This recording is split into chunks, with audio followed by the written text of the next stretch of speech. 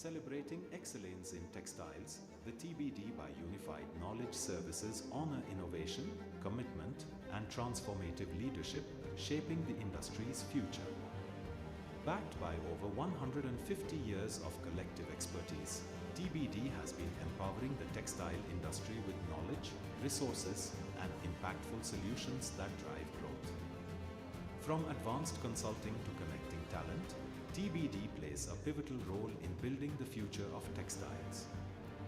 TBD Magazine is your go-to source for textile and apparel industry insights, offering market analysis, emerging tech, and process strategies to help businesses stay ahead.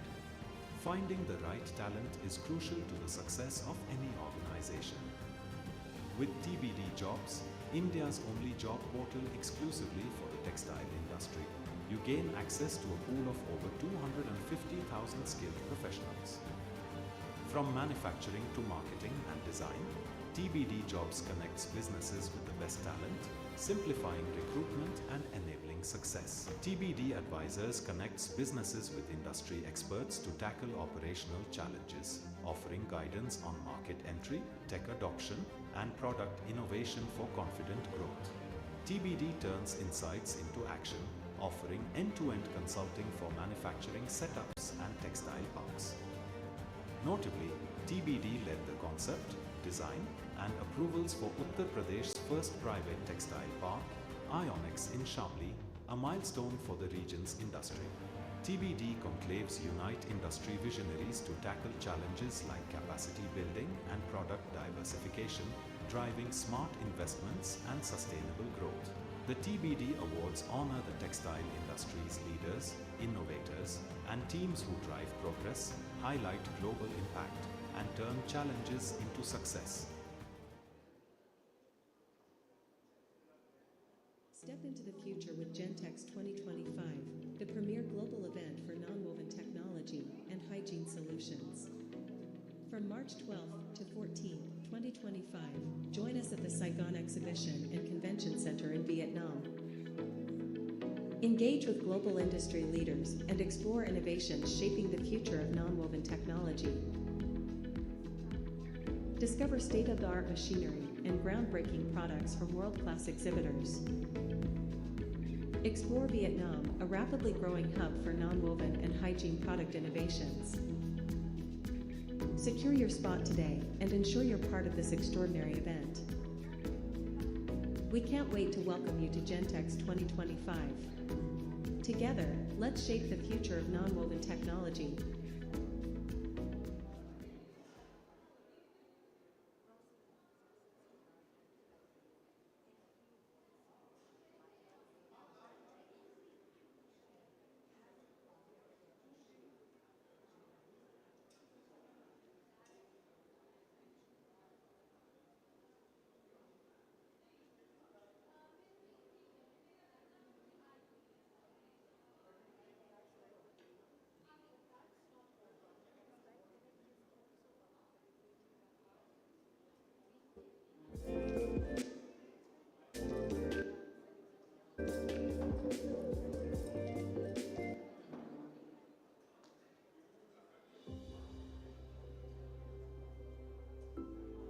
Welcome to Ionex Textile Park, Uttar Pradesh's first integrated private textile park.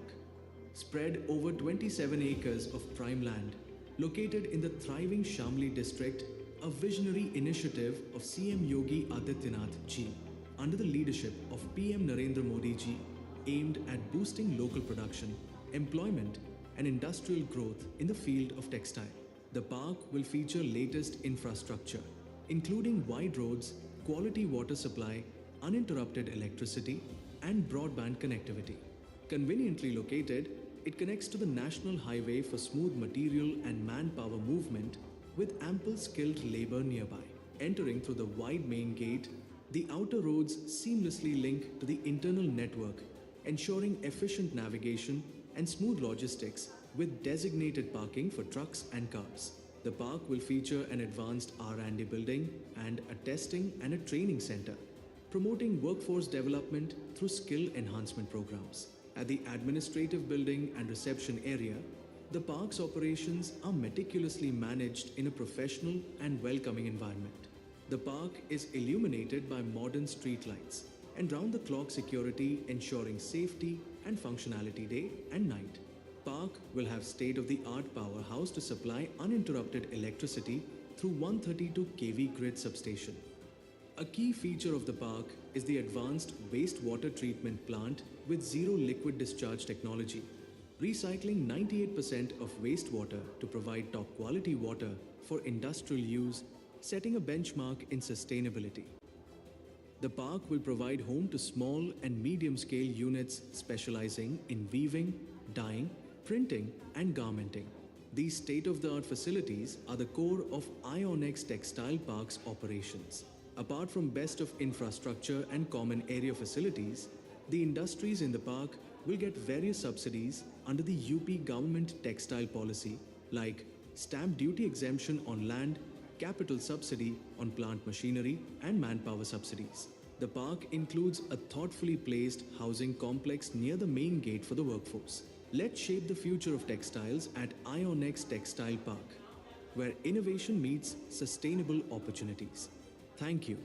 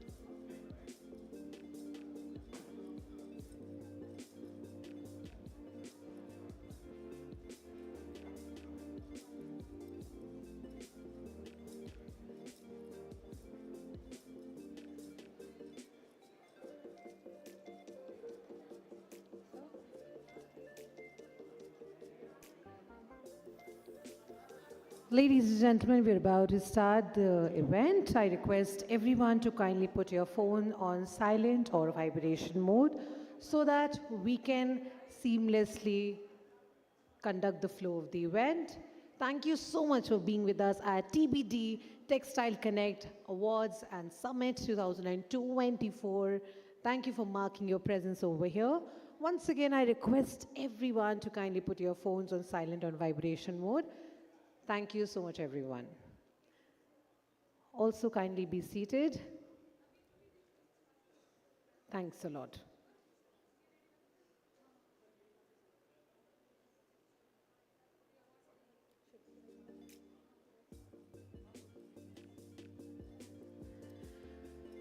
All right, good afternoon, ladies and gentlemen. Welcome to TBD Textile Connect Summit and Awards 2024, an event where innovation meets collaboration and the threads of excellence come together to weave a brighter future for the industry of textiles. My name is Amisha Gupta, your MC for today, and it gives me immense pleasure to welcome you all to this incredible day. Can we start this event with some energy into the room by putting our hands together for ourselves, for our folks, and of course the incredible team before TBD Textile Connect? Can we do that? Lovely. Thank you so much once again, everyone. And talking about TBD Textile Connect, today we are not just attendees, but contributors to this initiative supported by the Ministry of Textiles. And also, there have been so many events and platforms which we see, but this particular platform is created to brainstorm solutions, address challenges, and of course, from small businesses to large enterprises, every voice here matters. And every idea has the power to shape the future of the industry of textiles, everyone.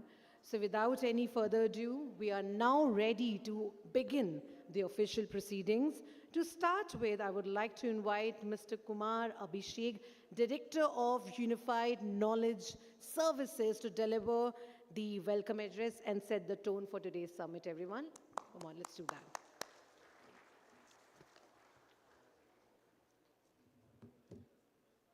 Thank you, and a very warm welcome to all of you here to TBD Textile Connect, India's first textile and apparel industry-centric HR Summit and Excellence Awards.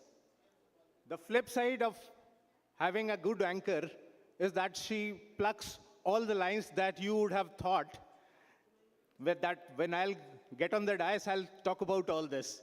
So she has already explained all that. This is our maiden attempt, and this will be an annual event going forward. The focus on HR is something which is very critical to the success of an organization and an industry. So we meet here all industry leaders, experts. We meet and brainstorm today to get to a solution which is kind of going to push the industry forward, push the way forward for the textile as well as the apparel industry. So I thank you. I thank all of you once again for joining us here, and hand it over back to Mosmi. Celebrating excellence in textiles, the TBD by Unified Knowledge Services honor innovation, commitment, and transformative leadership, shaping the industry's future. Backed by over 150 years of collective expertise, TBD has been empowering the textile industry with knowledge, resources, and impactful solutions that drive growth. From advanced consulting to connecting talent, TBD plays a pivotal role in building the future of textiles. TBD Magazine is your go-to source for textile and apparel industry insights, offering market analysis, emerging tech, and process strategies to help businesses stay ahead. Finding the right talent is crucial to the success of any organization. With TBD Jobs, India's only job portal exclusively for the textile industry, you gain access to a pool of over 250,000 skilled professionals. From manufacturing to marketing and design, TBD Jobs connects businesses with the best talent, simplifying recruitment and enabling success. TBD Advisors connects businesses with industry experts to tackle operational challenges, offering guidance on market entry, tech adoption, and product innovation for confident growth. TBD turns insights into action, offering end-to-end consulting for manufacturing setups and textile parks. Notably, TBD led the concept, design and approvals for Uttar Pradesh's first private textile park, Ionics in Shamli, a milestone for the region's industry. TBD conclaves unite industry visionaries to tackle challenges like capacity building and product diversification, driving smart investments and sustainable growth. The TBD Awards honor the textile industry's leaders, innovators, and teams who drive progress, highlight global impact, and turn challenges into success.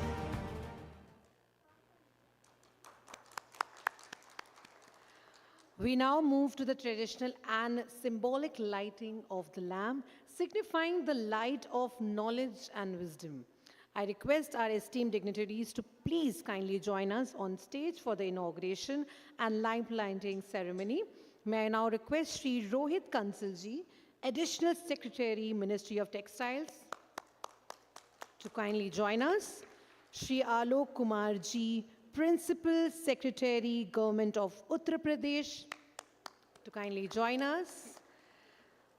Mr. H.K. Chatterjee, Director General WRA, to kindly join us. Sri Ravi Bhushan, Sri Alok Satyadevaji, Sri Ravi Bhushan Arora and Sri Kumar Abhishek to light the lamp and inaugurate TBD Textile Connect, India's first textile and apparel industry HR summit. Ashtavinayak नमो नमः गणपति बप्पा मोरया मंगल मूर्ति मोरया ओम गणपतिये नमो नमः श्री सिद्धि विनायक नमो नमः अष्टविनायक नमो नमः गणपति बप्पा मोरया मंगल मूर्ति मोरया ओम गणपति नमो नमः श्री सिद्धि विनायक नमो नमः अष्ट विनायक नमो नमः गणपति बप्पा मोरया मंगल मूर्ति मोरया ओम गणपति नमो नमः Shri Siddhi Vinayak Can we have a photo opportunity?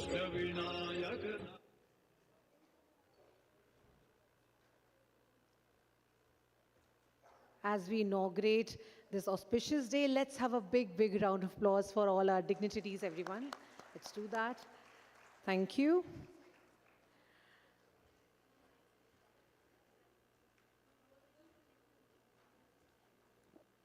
Next, we have a very insightful presentation on the future of employment and the textile industry by 2030, 6 years from now.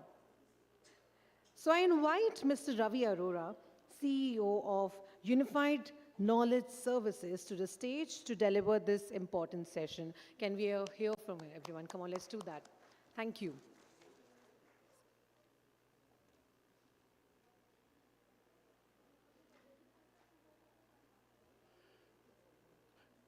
A warm welcome to all industry fellows. Special welcome and thanks to Alok Kumarji and Rohit Kansalji to accept our invitation and join this first ever HR Summit on Textiles.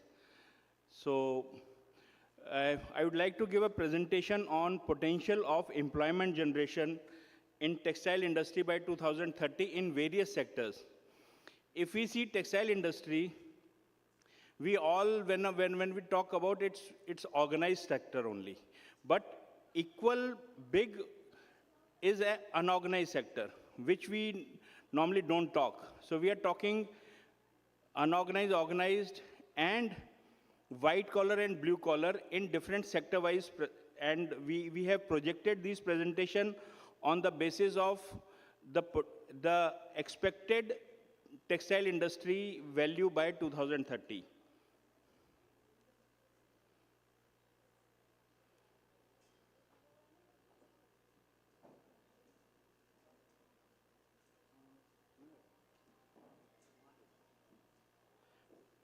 Basically, UKS is promoted by IT textile graduates and IIM alumni, having a more than 150 years of cumulative industry experience. We're basically analytical people. We try to analyze people behavior and both data and situations. We are trying to create world's largest knowledge repository with about 32 sector and process type knowledge portals. Basically, if you see textile industry, everybody works in silos. Spinning is working in silo, knitting, weaving, processing. So everybody wants to have their own detail at their own area rather than trying to dig in a big portal. So we are developing sector-specific and process-specific different portals. And we are giving all kind of comprehensive knowledge solutions to textile and apparel value chain. These are our total scope of supply or our offerings. We have 4 monthly publications which are sector specific: sports textile, home textile, non-woven, and 1 tabloid, Project Times, which is journal specific, not specific to any one industry, but overall on any current topic. Apart from that, we are doing textile conclaves on different sectors, different topics. Like this is on HR, we do capacity building conclaves and other conclaves also.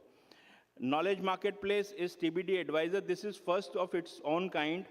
It's a marketplace for industry and advisors to meet and do a matchmaking, because there are lots of freelancer advisors who want to do their own, but they don't have any platform to do, to reach to industry.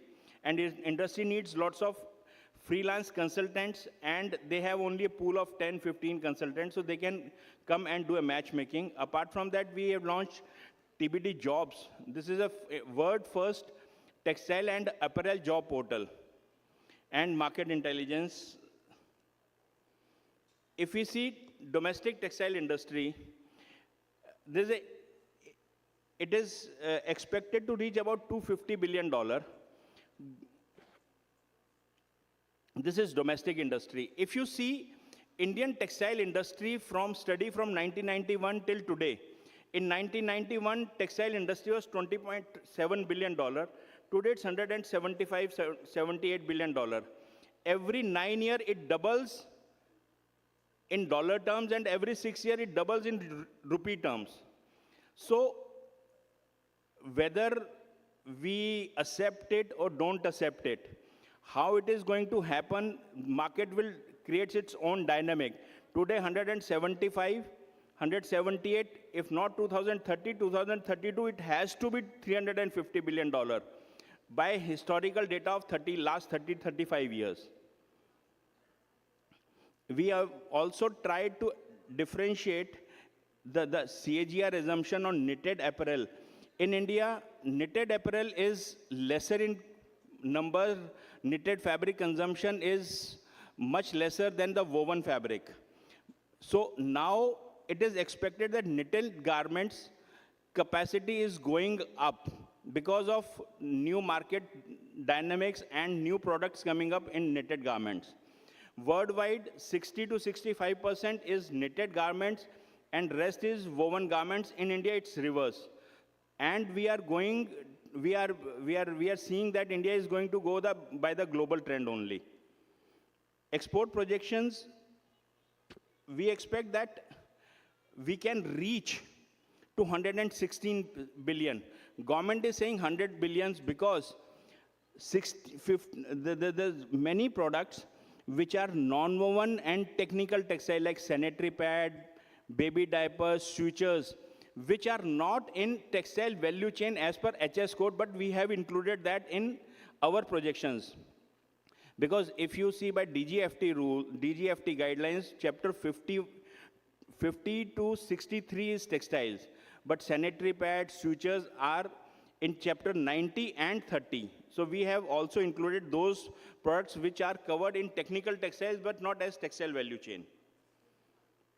If you see total additional employment generation, in garment, we expect about 192 lakh, about 1 crore 90 lakh employment generation would be there in garments. Home textile about 13.38, technical textiles about 17 lakh, fabric preparation 31 lakh. This include woven fabric as well as knitted fabric. Yarn and preparatory about 6.54 lakhs. Other allied activities means textile accessories, spinning accessories, weaving accessories, knitting accessories. And there's going to be a big increase in number of retail, which is about 1.5 crore. Retail can be organized, can be unorganized, large format, which we are going to discuss later. Additional employment generation, if we see, approximately in garment and home textile, there are about 2 crore employment generation would be there, and approximately equal amount of generation would be in organized and unorganized.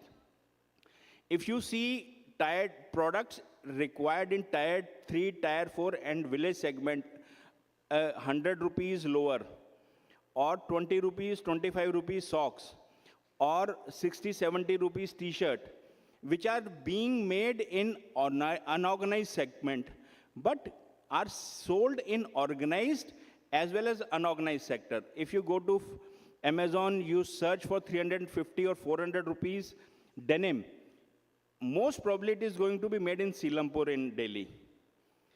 It's an unorganized manufacturing, but sold in organized format. Similarly, Saharanpur is one of the largest for knitted undergarments, knitted t-shirts, and kids garments.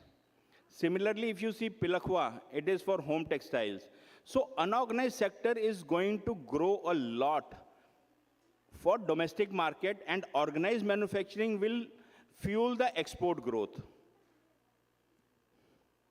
Additional employment in textile retail. In retail also, if you see, we have projected that about 48 lakhs would be street shops. Street shop means about 80 square feet to 100 square feet, which is sold, which are there in maybe Lajpat Nagar or Jwalahedi market or in rural areas. Then you have a textile mom and pop store where you get not only one product, and street shops are mostly high fashion or fast moving fashion items, mostly for ladies and maybe 30% for gents. Large format stores. Large format store, you have a store where you have all kind of garments available, from kids to gents or old age people. Then fast fashion store. Fast fashion store today employs about 10 lakh people. It is expected that additional 39 lakh people would be employed in fast fashion store. Like you have a Zudio, we have other all fast fashion moving, Justa is there. So these formats are going to increase. Like there's a rural chain by the name of Rosanna. They are trying to venture into fashion store at each tehsil level.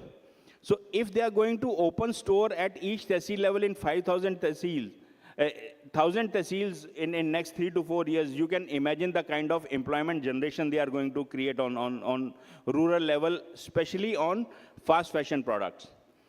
Online retail is going to also employ a huge number of people. Then allied manufacturing, support and logistics is also going to play a large role in getting the more employment in textile sector. Now, if we see total, out of total manufacturing areas, 15% are white collar people, but in retail about 70 to 75% people are white collar people, and blue collar people are only for the logistics and back office logistics and store operation.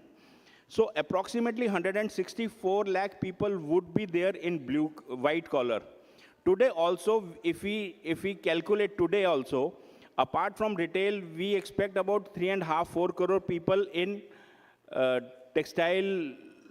total textile value chain employment. Out of this 15%, this means we already have more than 60, 65 lakh people. Irony is, out of this, 80% are non-textile graduates who are being promoted and trained at industry level to do white collar job. There's no skill benchmarking of these white collar people. All students who are graduating from textile and fashion, they are not joining textile industry. If we see Vardhman Group, Welspun Group, Trident, they give 5 lakh or 6 lakh rupees GTE. But students prefer to join TCS at average 3 lakh rupees or 2.6 lakh rupees or 4 lakh rupees. But net saving is more in textile industry because expenses are less where they are employed. But still students are not joining industry, and even students are not joining colleges also. In GCTI this year I was told by Dr. Ishtaq that only 43 students have joined in 4 courses. So if we don't have good manpower, white collar people, how we are going to grow industry? So this is our effort to sensitize industry about importance of structured HR and HR practices which are very much required at industry level, so that industry can employ good white collar people and be conscious and progress by having the expertise. Another problem we are trying to see is there's no industry institute collaboration. Institute is teaching maybe 2 generations back. In institute, we don't teach warp knitting or flat knitting. While this is fastest growing segment in industry. So how this bridge to be gapped, this gap to be bridged? So we are going to have a panel discussion on this. And this is going to be our regular effort now, how to include institute in overall scheme of our planning which we are offering. Blue collar, obviously about 3 crore people. Now, if we have a champions who at white collar who can train our blue collar, so our dependency on outside agency will reduce drastically, and white collar can train blue collar people as per their own culture, as per their own expectations.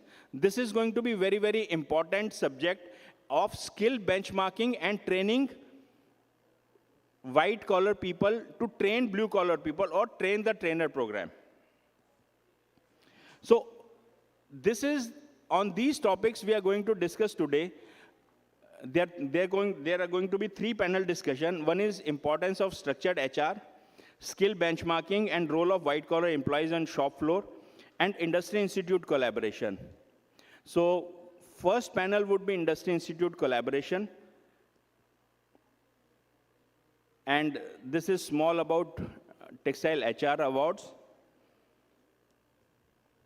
Thank you very much.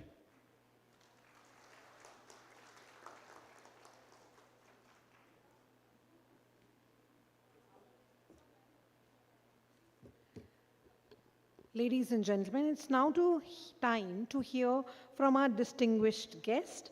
Please join me in welcoming Shri Rohit Kansalji, Additional Secretary, Ministry of Textiles, Government of India, for his address.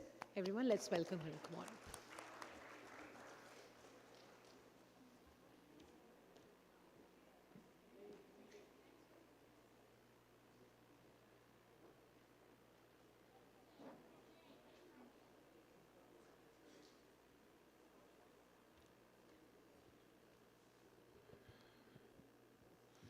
Shri Alok Kumar ji, Principal Secretary Industries, MSME Skill Development, Government of Uttar Pradesh, Shri Ravi Arora ji from TBD, Dr. Ishtiaq from IIT, distinguished textile industry professionals, organizers of this event, ladies and gentlemen. Let me begin by complimenting TBD for organizing this HR conclave, HR award show, and shining the spotlight on an area which, although the most important, also sometimes finds itself neglected when we talk of the overall textile sector. And I am referring to skills, HR, personnel, people. I compliment TBD that they have chosen to focus on this particular area, while of course looking at the overall context of the textile sector. I am both honored and delighted to speak to you at a time which in many ways represents a sweet spot, a period of optimism, not just for the country as a whole, but for our textile sector in particular.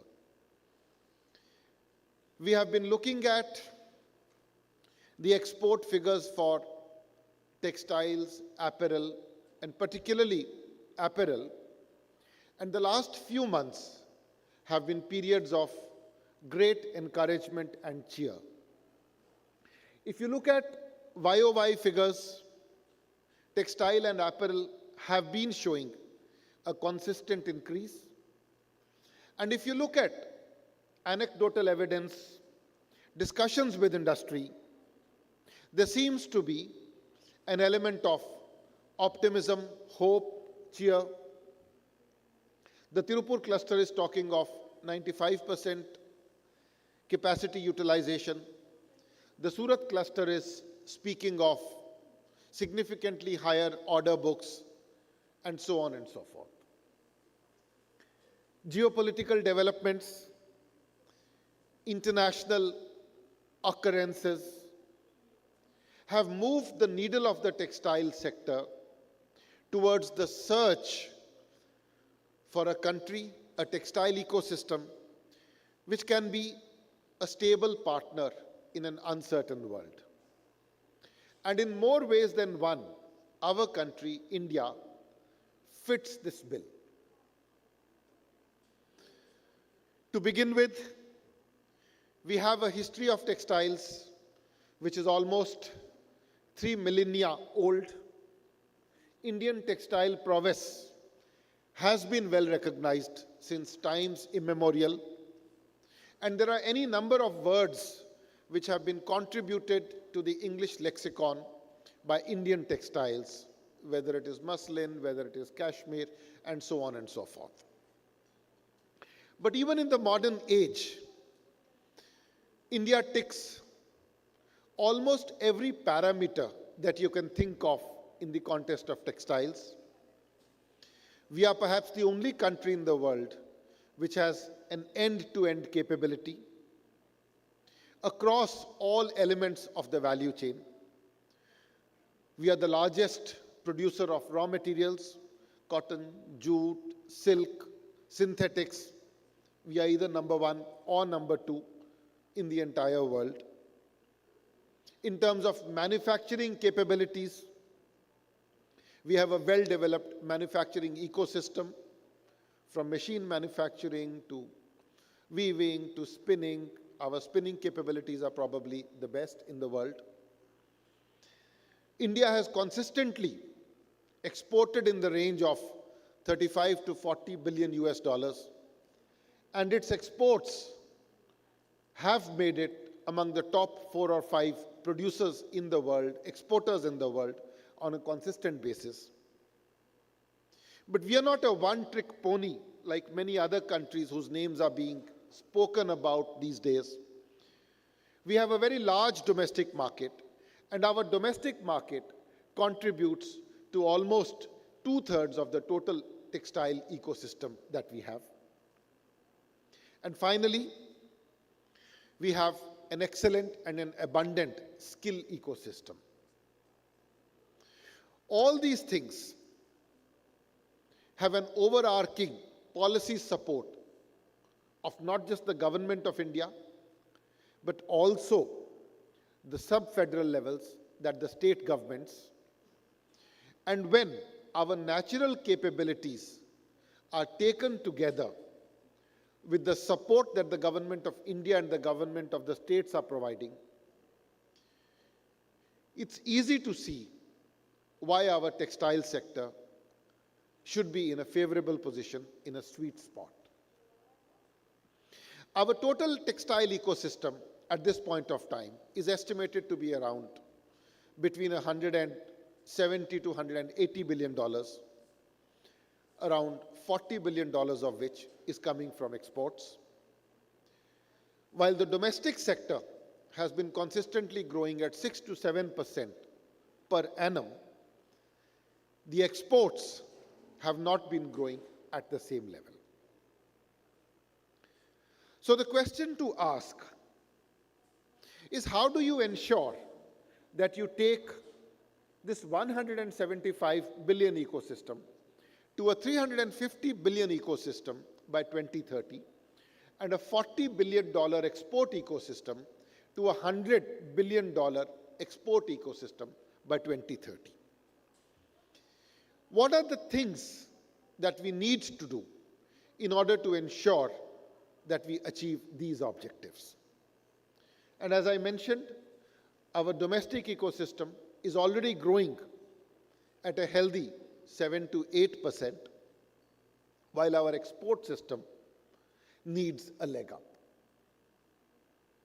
The supporting policy environment that I spoke of a short while ago has been manifested in a few flagship schemes of the Government of India, whether it be building infrastructure through the PM Mitra Parks, cutting down logistics costs, developing an integrated ecosystem, bringing all industry together at one place, or the PLI scheme, which is targeting growth in the man-made and the technical textile sector.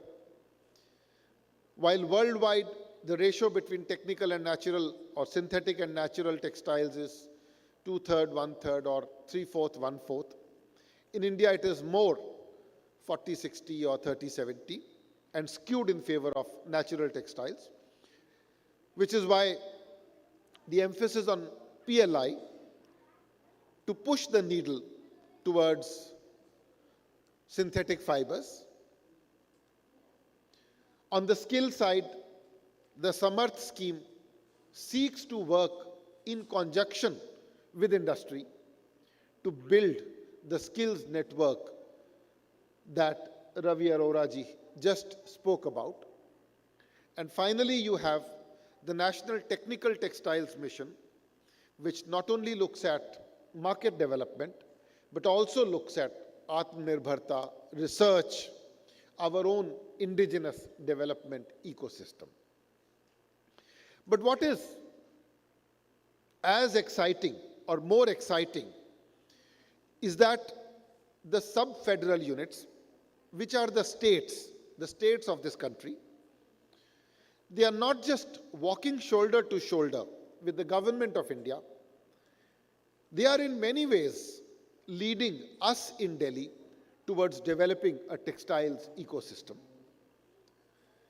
And this is manifested through the various policy initiatives. I was pleasantly surprised to read a research paper which was titled, "Which State is Winning the Investment Race?" So we have reached a situation where the states are actually positively competing with each other to attract investments, whether it be Uttar Pradesh's textile policy, or Bihar's policy, or Maharashtra and Gujarat, which have come up with new policies, or Karnataka, which is currently working on a new policy. If you look at any major textile state in the country, you will find that each state positively competing with each other to build, enhance, improve textile ecosystems. And I was pleasantly surprised this morning to hear from Mr. Alok Kumar his vision of developing smaller parks in conjunction with PM Mitra parks so as to build an entire textiles ecosystem. So in the light of a favorable global situation, a positively inclined geopolitical situation, as we saw from the recent developments in our neighboring country, and a favorable policy environment, both at the central and the state level, I am positively convinced that there cannot be a better time than this to actually double our textiles output and to increase our exports output from $40 billion to $100 billion. And as we walk along this path, we will have to face challenges, whether it is in terms of skilling, whether it is in terms of availability of raw material, whether it is in terms of improving processing capabilities, whether it is in terms of developing an indigenous machine ecosystem. I am sure none of us is oblivious to these many challenges that we shall have to encounter along the way. But I am also very sure that with the resilience we have, with the capabilities we have, with the heritage we have, this is not just possible, but eminently doable. And when we add on to it the position of global respect in which India is now being held, and the keenness and sincerity with which India's voice is now being heard on global fora, I think a lot of this positivity will rub on to our textile sector as well. I will only conclude by talking about the immense employment potential which textiles have. Oftentimes, in this talk of billions of dollars and billion meters of fabric, the human element of textiles gets missed. Many like you have estimated, and many people in the industry have told us, that every 1 crore of investment in the textile sector, and especially in the apparel sector, leads to the generation of anywhere between 40 to 70 jobs, as contrasted with some of the capital-intensive sectors which lead only to the generation of 5 to 10 jobs. So therefore, for every rupee invested in the textiles and apparel sector, there is far more bang for the buck. And as I heard TBD's presentation on how we can add anywhere between 2 to 3 crore jobs by 2030, simply on the strength of textiles and apparel, this was music to my ears. For every 10 million people which are being added to our workforce annually, I think it is employment-intensive sectors like textiles who are going to share the burden of moving our population from agriculture into manufacturing. I only want to say that the stars are positively inclined. The government policy is positively inclined to facilitate growth and development in this sector, and we in the Government of India are open to suggestions, guidance from you in academia, in industry, in consulting, and we are very happy to speak to you and make any modifications any improvements in policy that may be required to make the sector grow even faster.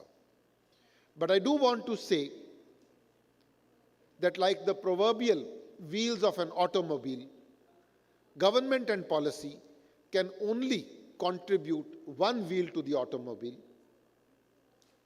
Academia, industry, consultancy constitute the other four wheels, other three wheels, and we have to all move in tandem to ensure that our dream of $100 billion of exports gets fulfilled by 2030 and certainly earlier.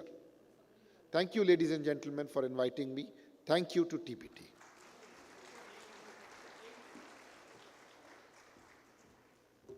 Thank you so much, sir, for all the insightful insights.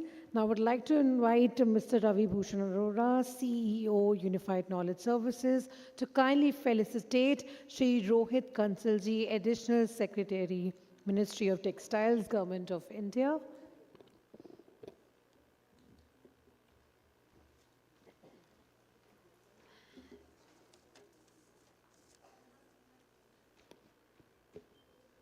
Ladies and gentlemen, a big round of applause.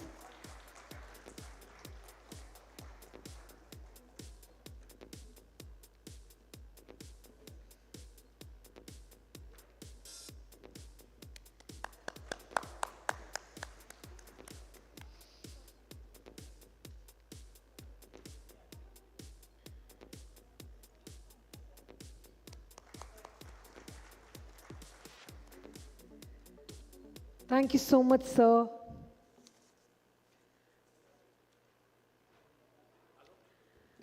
All right, ladies and gentlemen.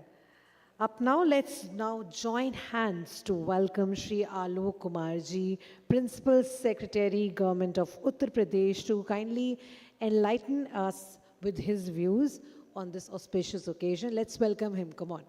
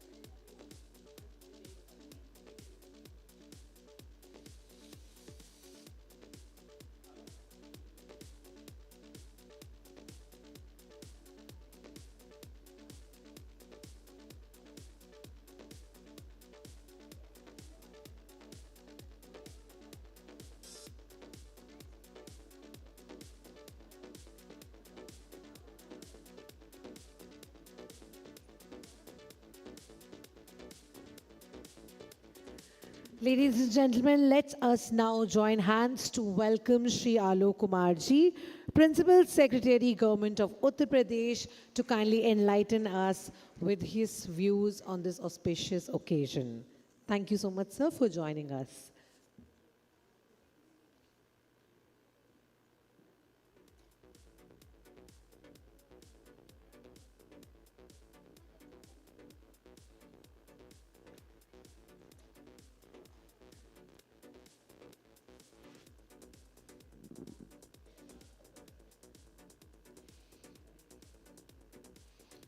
Thank you so much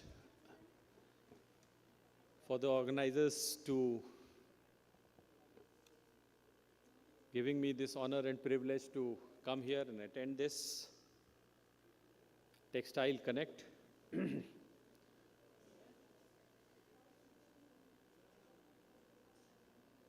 I would like to, on behalf of the government of UP, welcome all the distinguished guests who are there as a part of this audience today, ladies, gentlemen. So I think, अगर आप उचित समझें तो मैं हिंदी में बोलना ज़्यादा पसंद करूँगा। रोहित ने अभी आपको टेक्सटाइल सिनेरियो के बारे में और जो अवसर उपलब्ध हैं इस समय इंडिया के लिए और इन पर्टिकुलर उत्तर प्रदेश के लिए, being the most populous part of India, उसके बारे में आप लोगों को बताया, तो मैं उसके ऊपर ज़्यादा रिपीट नहीं करना चाहूँगा।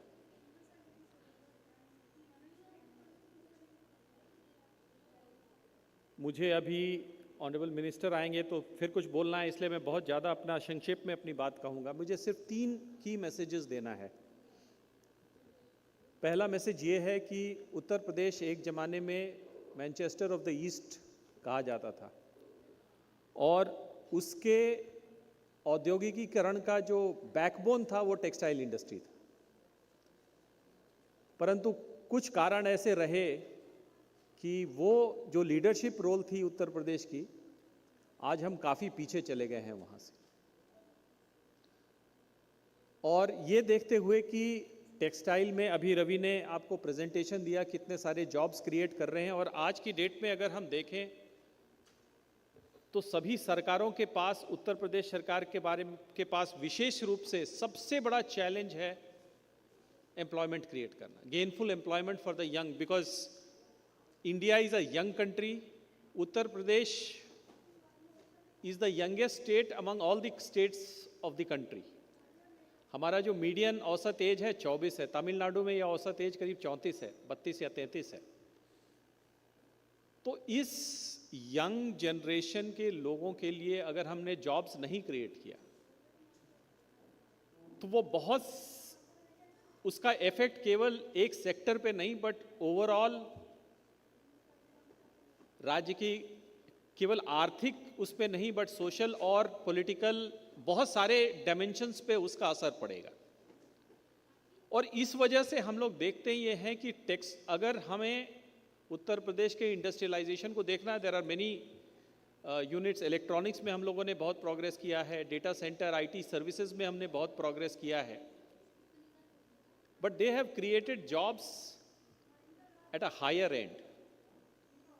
जिस यूथ को और जिस डेमोग्राफी को अभी हम देख रहे हैं उसके लिए सबसे उपयुक्त अगर कोई सेक्टर है तो वो टेक्सटाइल सेक्टर। और टेक्सटाइल सेक्टर के अक्रॉस दी वैल्यू चेन की हम बात कर रहे हैं, वो स्पिनिंग हो, वीविंग हो, निटिंग हो, गारमेंटिंग हो, डाइंग हो, बहुत सारी उसके अलग अलग आपके विधाएं हैं, सभी विधाओं में देख रहे हैं। तो जो हमारे यूथ को खपा सके, ये एक उद्योग ऐसा है जिसमें हम लोग हैं, और इसके लिए हम लोगों ने तमाम नीतियां भी लाई हैं, काफ़ी इन्वेस्टमेंट्स भी आए हैं। पिछले 5 साल में एक गारमेंटिंग पॉलिसी हमारी 2017 में आई थी और उस पर काफ़ी लोगों ने इन्वेस्टमेंट किया है, वैल्यू एडेड टेक्सटाइल्स में भी किया है, टेक्निकल टेक्सटाइल्स में भी किया है और ट्रेडिशनल टेक्सटाइल और गारमेंटिंग में भी किया है।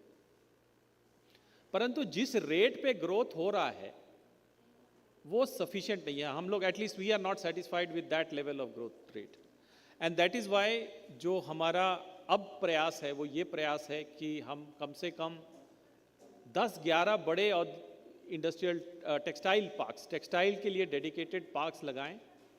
और हमारा आग्रह है, हमारा आमंत्रण है कि आप लोग सब आएँ, देखें, क्योंकि अभी मैं देखता हूँ बहुत सारे जो टेक्सटाइल हब्स हैं वहाँ पे लेबर अमूमन यूपी और बिहार से ही जा रही है, और अगर आप देखें वो अपने घर के पास रहेंगी तो at a lower rate they will be happier, because बहुत सारे उनके living expenses will be taken care of. वो अपने गांव में भी देख लेंगे, अपने बूढ़े माँ बाप का केयर भी कर लेंगे, कुछ खेती पाती भी कर लेंगे और साथ में आपका जॉब भी कर लेंगे। तो चैलेंज ये है कि हम एक कंड्यूसिव वातावरण दें इंडस्ट्री को, और इंडस्ट्री के लिए चैलेंज ये है कि जो यूपी का एक परसेप्शन पहले बना हुआ था, जो कि अब धीरे धीरे मैं देखता हूँ चेंज हो रहा है, उस परसेप्शन से बाहर निकल के वो रिस्क लें कि साहब हम यहाँ पे लार्ज स्केल इन्वेस्टमेंट्स लेके आएँ और आप भी प्रोग्रेस करें, आपका भी लाभ हो और स्टेट का भी लाभ हो। अंत में मैं एक और बात कहना चाहता हूँ कि ये जो I also happen to be principal secretary, एक तो एमएसएमई और टेक्सटाइल्स तो भाई है, साथ में मेरे पास टेक्निकल एजुकेशन और वोकेशनल और स्किल एजुकेशन भी है। तो अभी जो रवि ने बताया कि इतने सारे जॉब्स इतने सारे जॉब रोल्स पैदा होंगे, तो उनके स्किलिंग के लिए, चाहे आप हमारे आईटीआई में, चाहे हमारे पॉलिटेक्निक्स में, इंजीनियरिंग कॉलेजेस में, टेक्सटाइल कॉलेजेस में, if there is a willingness of the industry to take part, we would be very happy to partner with the industry because they know what are the kind of job roles they require. वो आएँ, हमारे यहाँ लगाएं, production lines लगाएं और mini production line लगाएं और लोगों को असेंबली लाइन की तरह ट्रेन करें और फिर अपने इंडस्ट्री में एब्जॉर्ब करें. ऐसे कोई पार्टनरशिप अभी हम लोगों ने अलग सेक्टर की मैं एग्जांपल दूंगा, टेक्सटाइल में तो किसी से पार्टनरशिप नहीं हुई है, बट जैसे हमारी टाटा टेक्नोलॉजी से पार्टनरशिप हुई है on training people on industrial robotics, on 3D printing, on computer aided manufacturing. तो वो हम लोगों ने आईटीआई में 11 ऐसे ट्रेड्स, हर 150 आईटीआईज में लार्ज स्केल पे करीब 6-7 हज़ार करोड़ का इन्वेस्टमेंट के साथ हम लोगों ने खोला है. लेकिन टेक्सटाइल ट्रेड्स में अभी इस तरह की पार्टनरशिप नहीं है.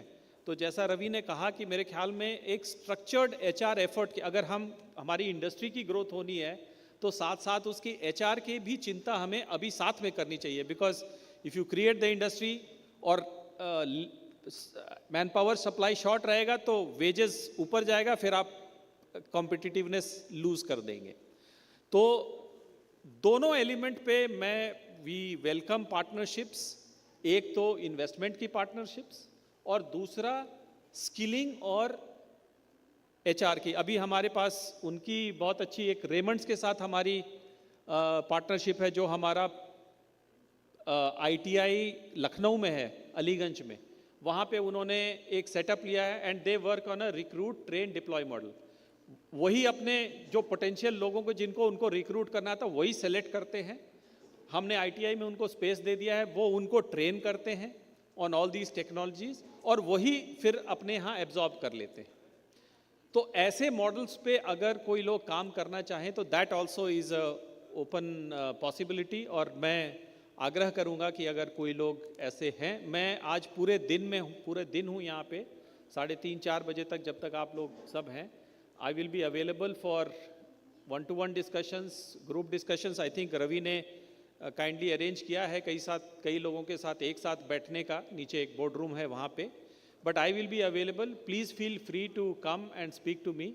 और अगर आपके पास कोई और बेहतर आइडियाज़ हों कि कैसे हम टेक्सटाइल इंडस्ट्री के ग्रोथ को यूपी में फ्यूल कर सकते हैं, तो please feel free to come and approach me. Thank you so much.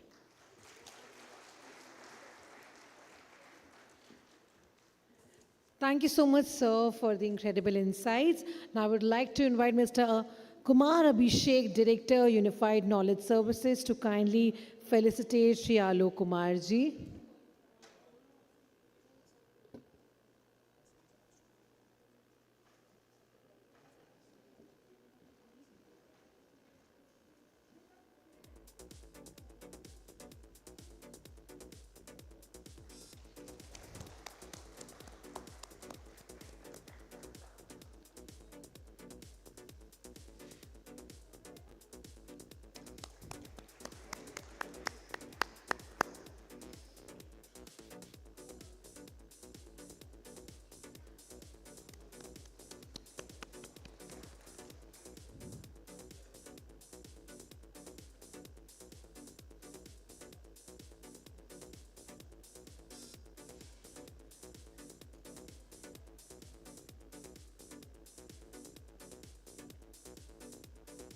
Thank you so much, sirs, for the incredible session once again.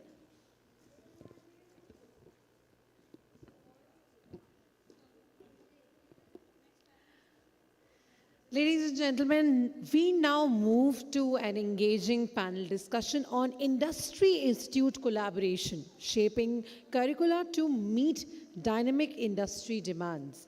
I would like to invite our chairperson for this session, Mr. Rohit Kansal, Additional Secretary.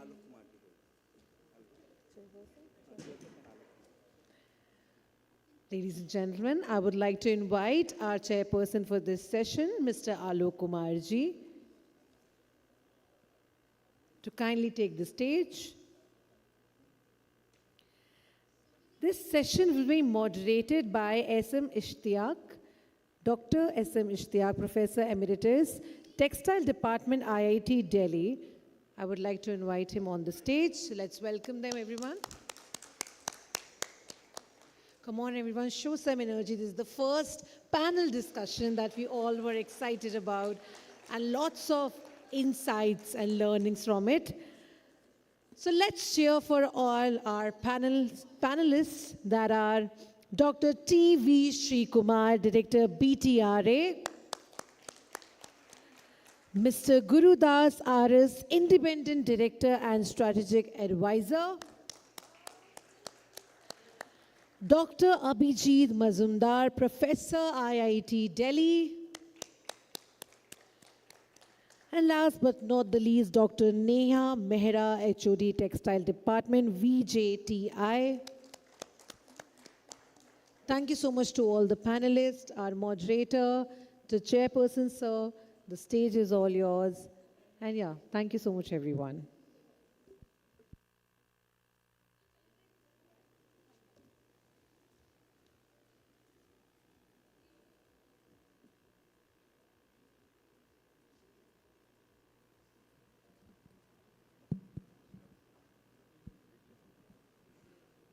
Okay, good afternoon to everybody. Without taking much time, we will immediately start this panel discussion.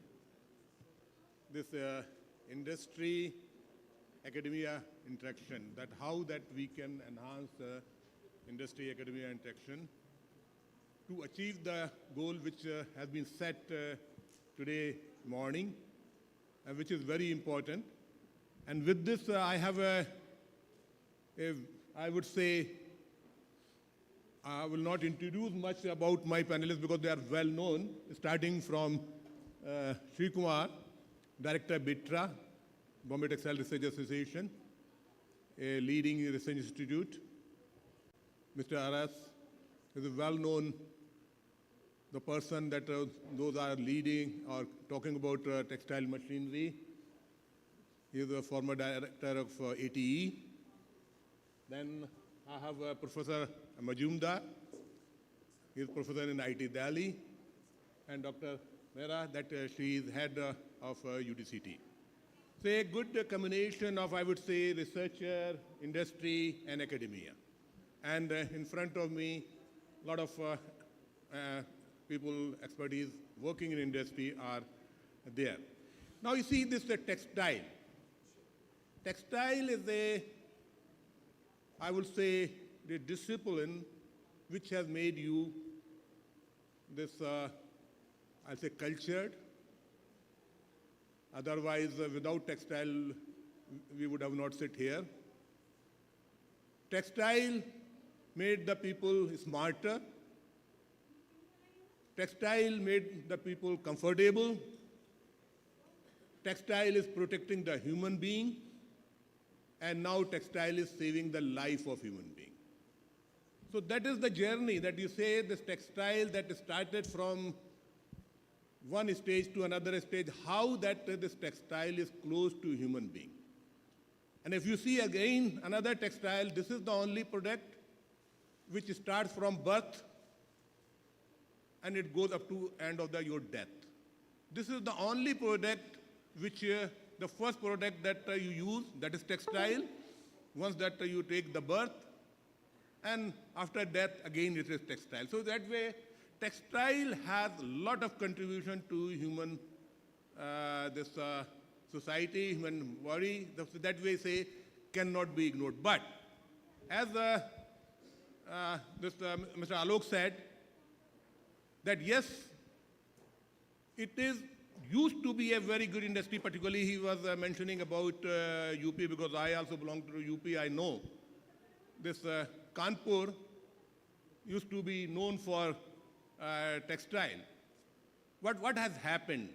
Why that the place like UP and even other states that we are trying to invest in the area of textile. So all these things, issues that we have, and we keep certain issues which Mr. Kansal has also raised to my panelists that they should also keep in mind. Now, the important issue is the moment that we say this HR role, one of the important issue is that keeping this industry requirement in mind, what type of students we have to produce and which is the role of the academia.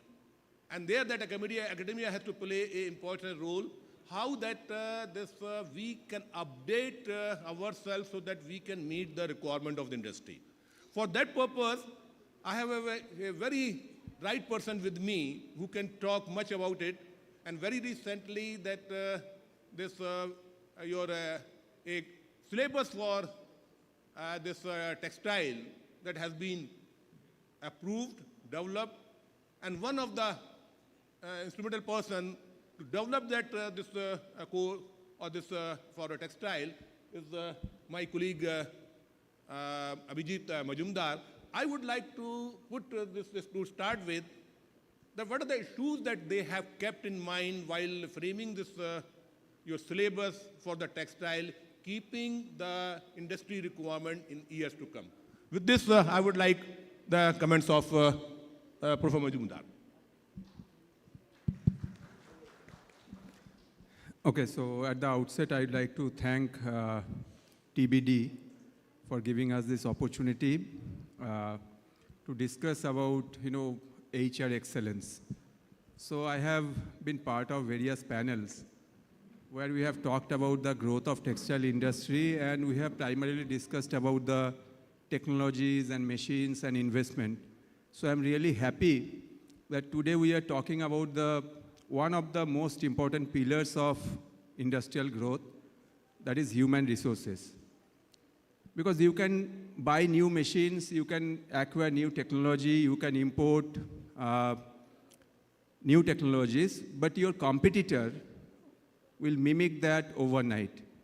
Human resource is the only resources which cannot be mimicked by your competitor. Because human resource will give you core competence, which cannot be copied.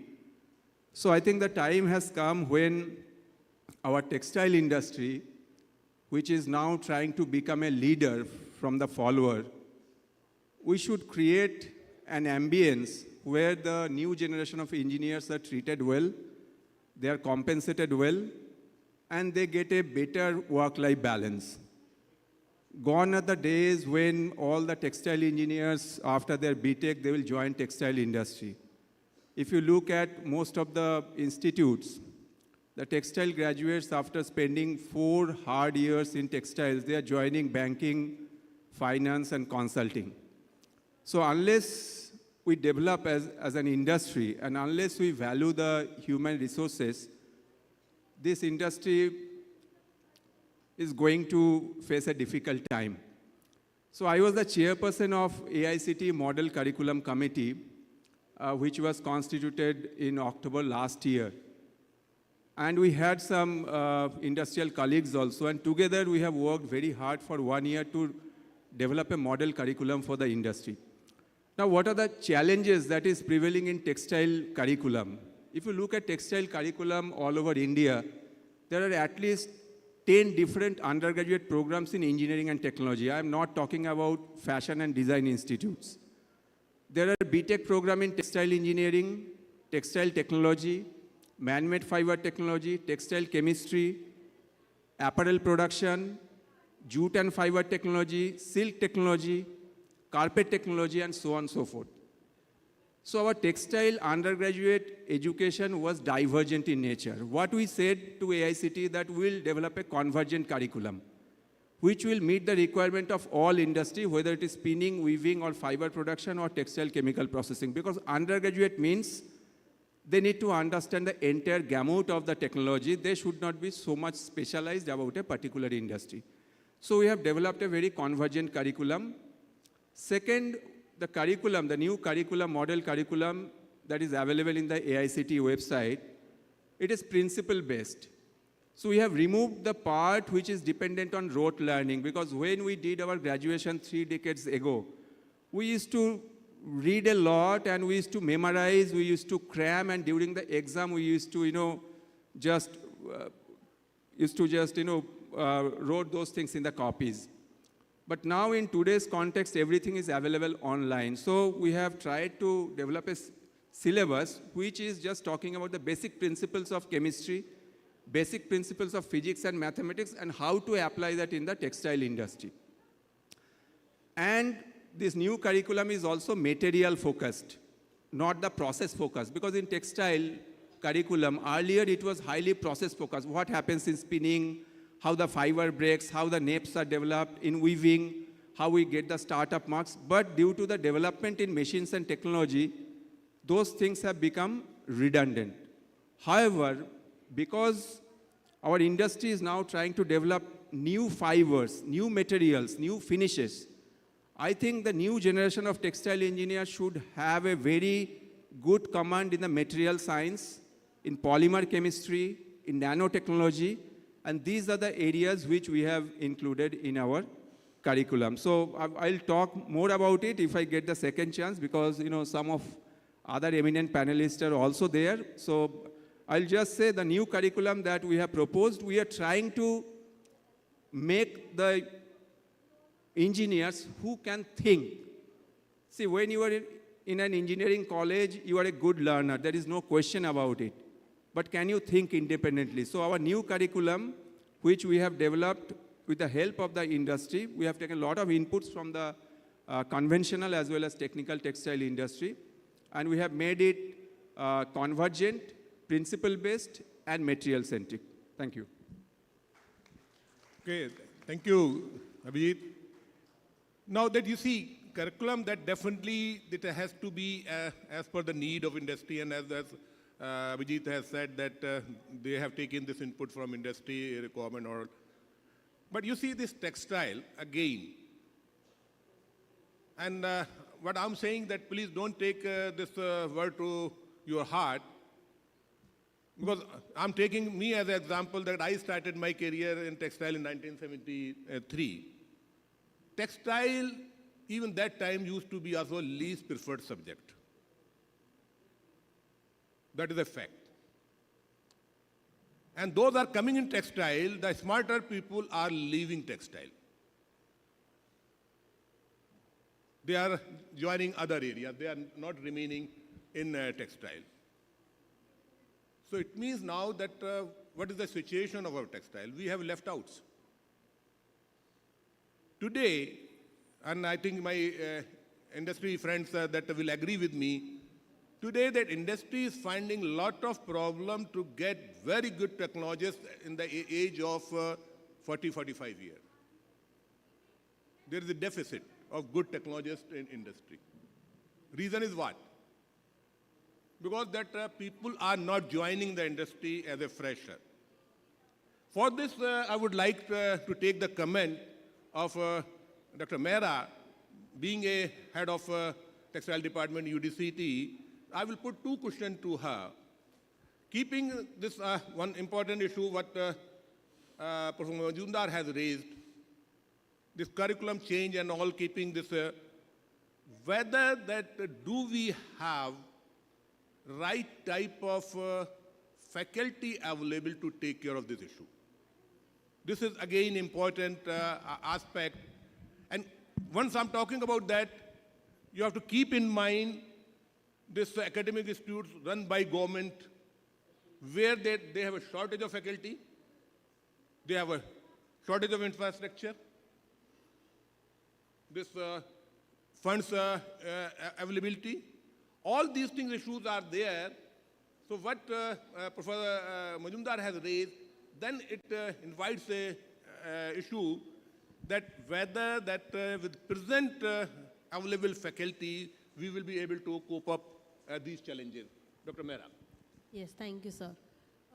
So, sir, as you said, we have gone through the curriculum, which is very well made by the team under AICT.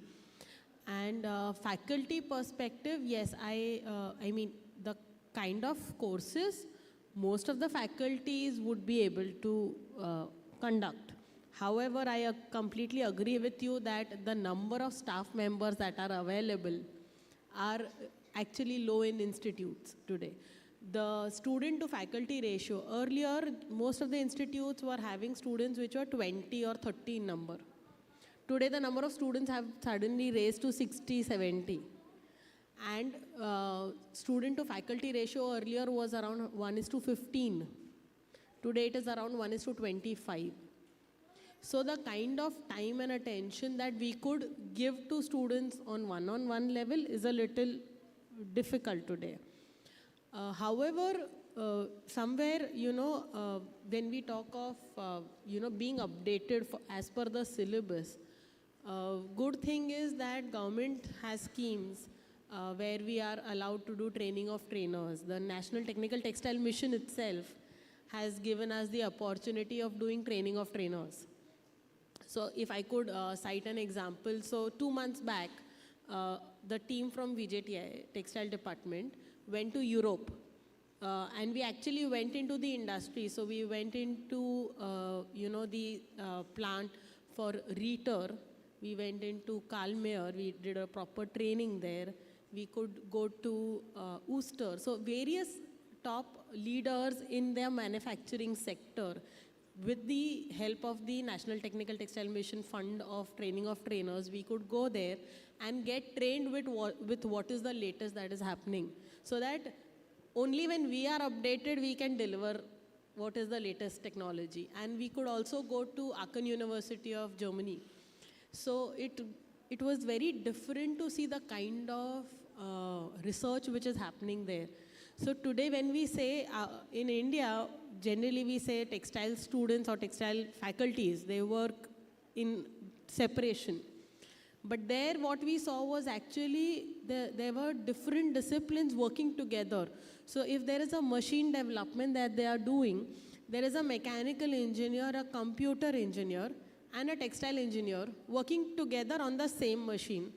Because only the parameters that will affect on the fiber, the textile engineer knows. What machine modification, as per the input from the textile engineer, the mechanical engineer will do. And the sensors or the, how the data collected is to be used for better machine learning, that the computer engineer was doing. So they were doing machine modifications by amalgamation, by a team of these 3 people on every machine that they were working with. And which is why the industry is adopting that technology. So somewhere that, what I agree is that when sir has added the artificial intelligence and machine learning in the syllabus, it is very important that even a textile engineer today understands, because not the old machines are available and all machines are updated today with automation, which is why that also becomes a part, and and the different disciplines to work together becomes an important thing. Great. Thank you, Dr. Mehra. Now that I have one question to Mr. Aras, that because Mr. Aras has worked more than 40 years, if I'm not wrong, that in textile industry and particularly textile machinery. Why we are lacking in manufacturing textile machinery? Where that we are failing? How long that we will import the machine? This is a major issue that what we are facing. And I can tell you, today, unfortunately, in India, none of the textile institute is giving focus on textile machine and design. None, including IT Delhi. This area is totally neglected from education point of view, and which is very important, again, that I say that how long that we will import the machine. I would like to get the views of Mr. Aras on that, where we are lacking.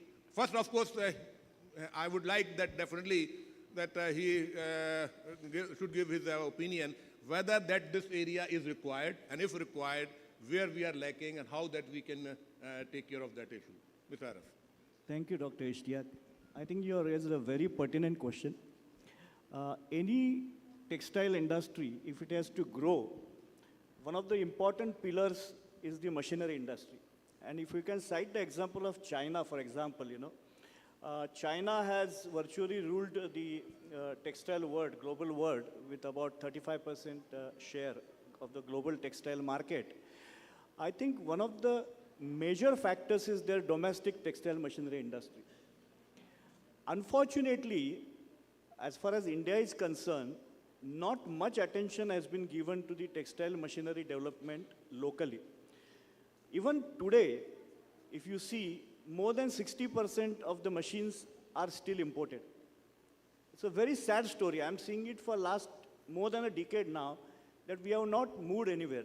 And I raised this many a times in Textile Machinery Manufacturers Association's meetings, that it's shame on us. Now, I'll tell you the reasons why it has happened.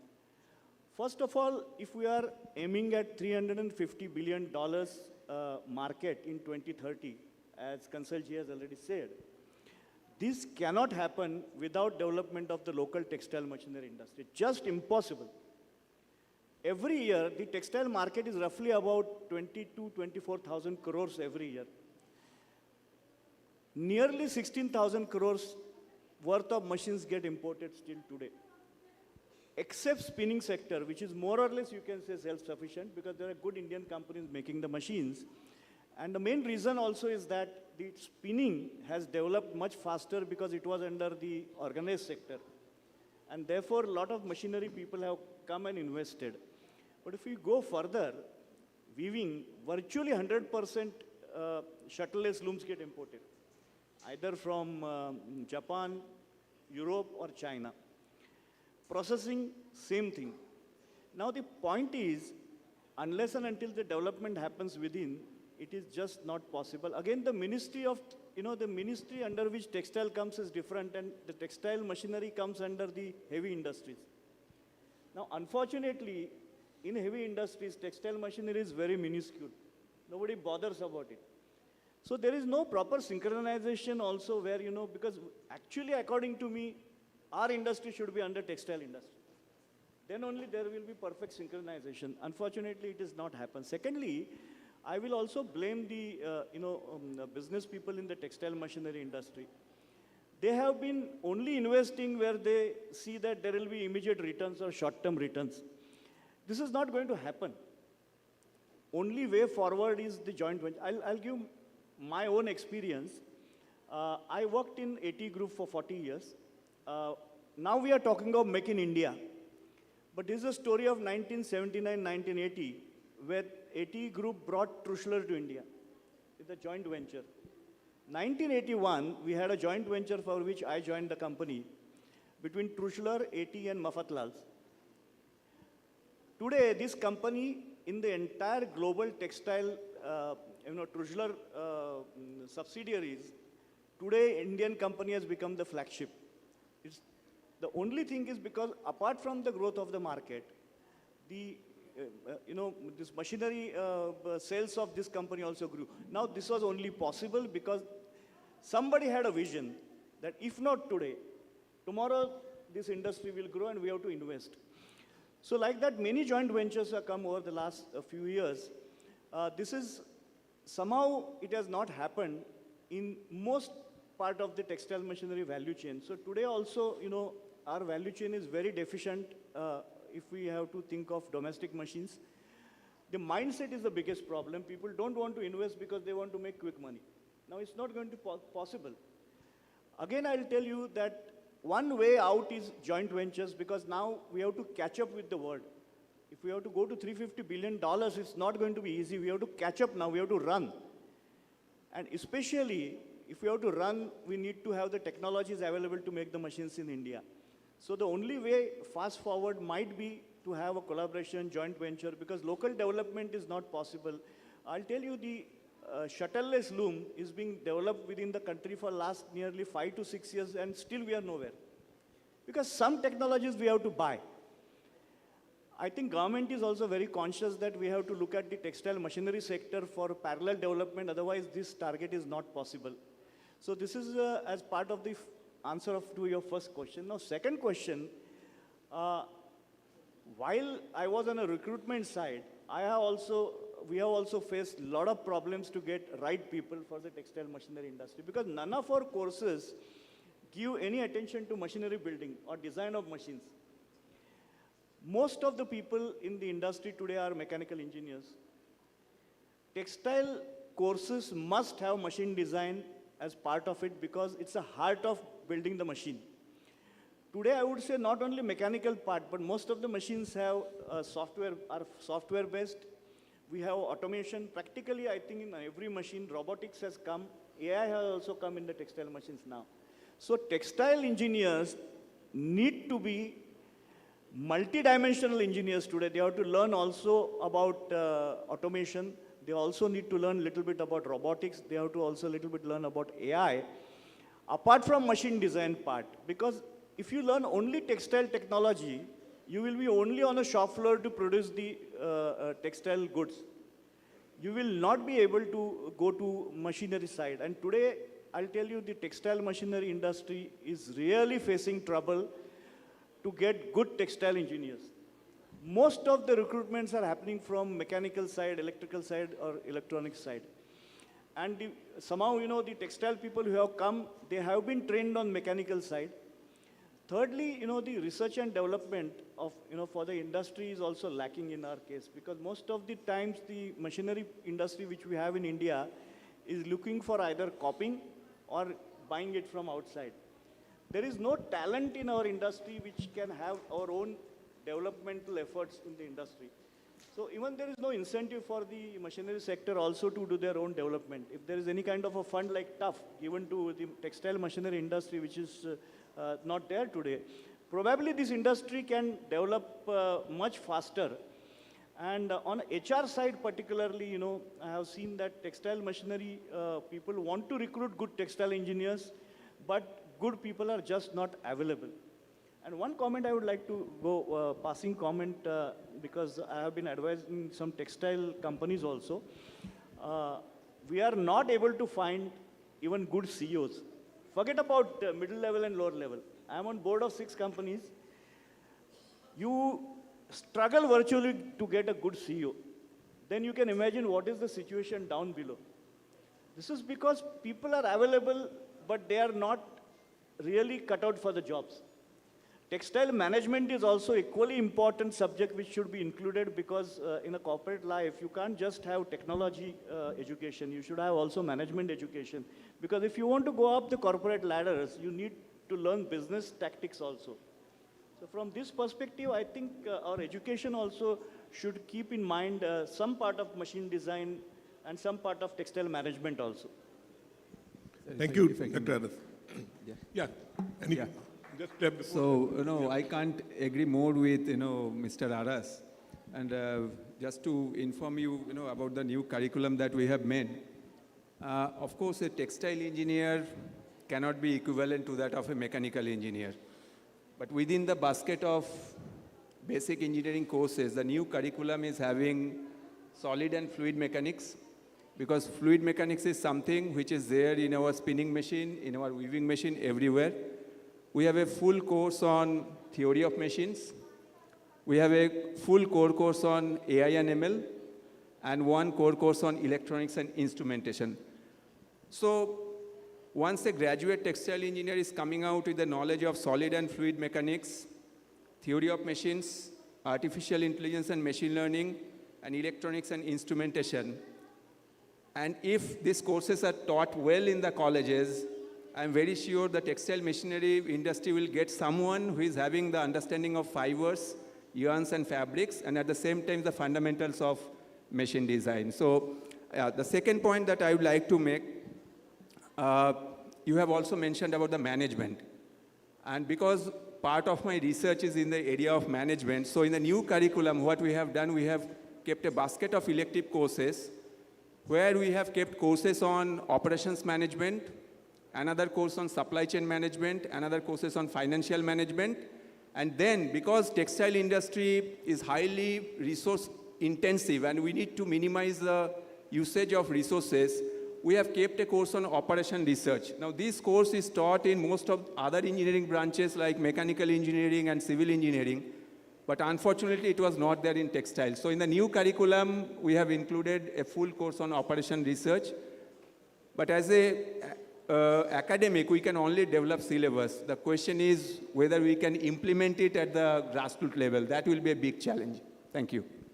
Okay, I'm happy because these are all the needs of the industry today. And so the textile engineers, when they come out, they're educated but not employable today. If we, with this new course, I'm very, very hopeful that I think we will get really right people for the right job. Thank you.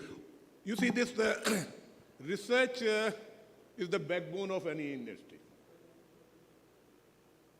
And I have an issue, how much research that textile industry is involved, how much research that we are doing. For this, I have a very right person, Dr. Sri Kumar. He is heading one of the research institute. I would like to your comment on your experience, why that industry is not going, or they have put research at the back seat. What is the reason of that? And do you think that without research, and particularly now that we are talking about technical textile, do you think this technical textile without research that we will be able to achieve the target? Because I always say for a technical textile, we don't have the technology for technical textile. We don't have the raw material for technical textile. We don't have know-how for the technical textile. We don't have the marketing for the technical textile. Keeping our background and this our shyness towards the research, whether that this area where that the government is promoting, we will be able to achieve the target. For this, I would like a comment of Dr. Shri. Yeah, thank you, sir. Industry is doing research, of course. It's not that industry is not doing research, but, academic, it's all the priority of the industry and academics. Academics mostly look for, academic research, long-term, research. Their vision is for the long-term kind of research, which is new. And because they should get the academic benefit out of it. Suppose, for example, once I was discussing with National Chemical Laboratory to one scientist that, when I was in DRDO, so we want to develop PBO. PBO is a technical textile. So they were mentioning what is academic benefit to me that, because PBO is already something which is already made. It is there, it is published, it is all in the literature. So if I do research on the same thing, if I repeat the same thing, so I'm not getting any academic benefit. So it's all the kind of mindset, what they really want. And what industry want is something like, it need to have an immediate result, an immediate, benefit to the existing problems which they have. So like companies like I was in Reliance, where most of the focus used to be that, if there is a problem with the spinnerite, if there is a filament on the floor, so we want a solution quick response to that. So that research may not be a big academic research, but it resolves the problem. And at the same time, whenever we do a research in the existing plant, they don't want to sacrifice the production, or they don't want to sacrifice anything, or they don't want to add any hardware. So whatever research has to be done, that has to be in the existing hardware. So, so that kind of research definitely happens. But at the same time, what I have seen that industry is not supporting academic research much. And one of the reasons to that is that it is the confidence that industry should have that, if I collaborate with this particular academic institute, I am going to get an immediate, or at least to some extent, an immediate result. Another thing is that in industry and academics, they have some sort of issues related to IP, for example. Like if I collaborate with industry, so what will the IP will be with the industry, or whether it will be with the academics? So these are some of the things which need to be understood. Recent time as National Technical Textile Mission, we all know that we have an industry collaborator in all the National Technical Textile Mission project, but how many industries putting money to that? Nobody is ready to share any, a fund. They're ready to support, okay, if you want to do a trial in the industrial level, we are ready. They're not putting the money in that. Even if we say that, okay, there will be an equity, we can give. So now I think the government has come up with a process that if industry is putting some money into that, they will get 5 years of kind of, stake to convert that into a product. But I think what I feel is that, like corporate social responsibility of the industry is there. So government is telling that, you have to put that much for CSR activities. So the CSR activity, part of the money should be, definitely should go to research. So like 10% of the CSR benefit, that should be given to the academics for collaborative academic research. Then I think something collaborative definitely will come up. This is what my feeling is. Thank you. Okay, thank you. Sir, Now that I will if go, I may. just a minute, I will go this second round and I will come back to you. This, whatever that we got, this inputs that from this first round of this discussion, one of the important issues which Professor Majumdar has raised and Mr. Aras has complimented that, my issue is, the moment that you see that you are going to introduce the areas which Professor Majumdar was talking about, yes, it is need of today, industry needs it.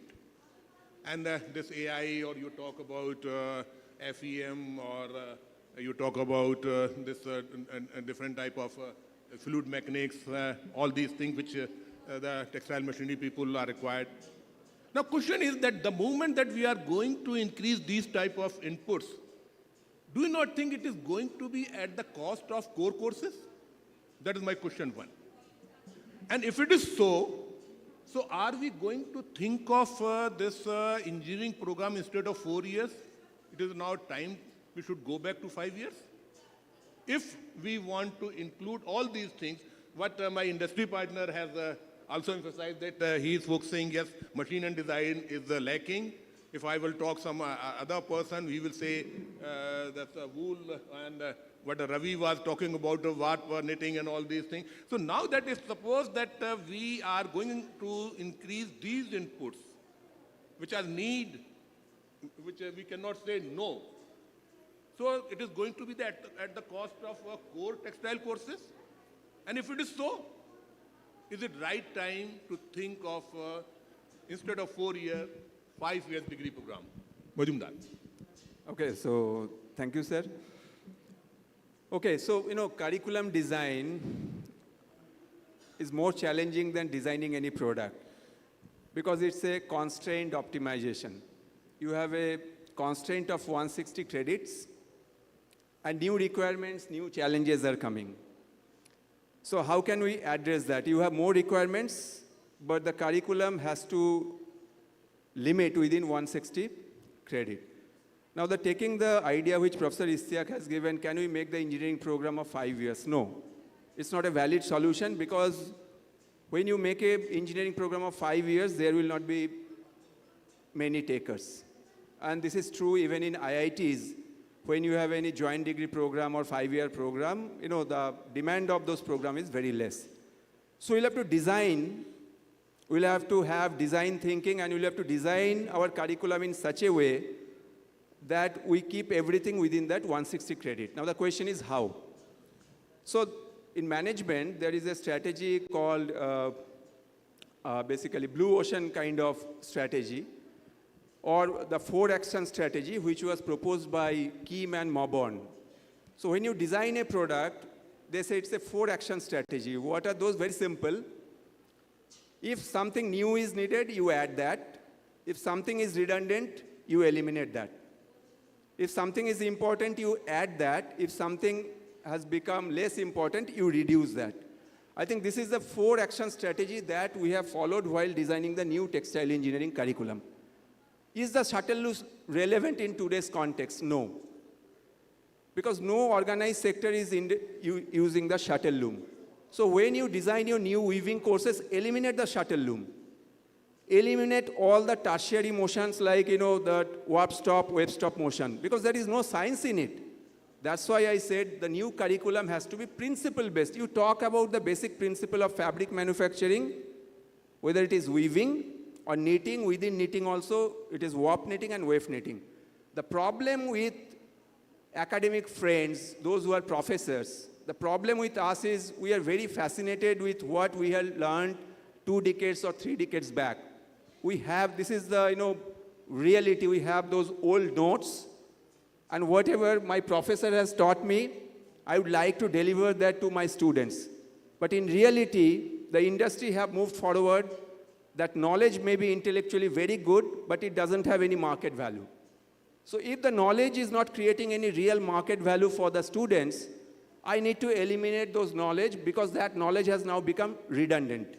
Intellectually, it may be very good. It may be teasing my brain. That is fine. But does it create market value? If it doesn't create market value, we need to either reduce it or eliminate it. So in the new curriculum, what we have done, we have eliminated many redundant things. For example, if you go to the spinning industry, the old concepts of porcupine opener, Kastner beater, and then the scratcher, mechanical scratcher is no longer existing. Piano feed mechanism, very interesting mechanism. However, that is no longer used in the spinning industry. So why to teach those ancient things to our new generation of engineers? So it is very well possible to design a fantastic engineering program, textile engineering program, within the limit of 4 years and within the limit of 160 credits. Bring the new things. The world is moving ahead.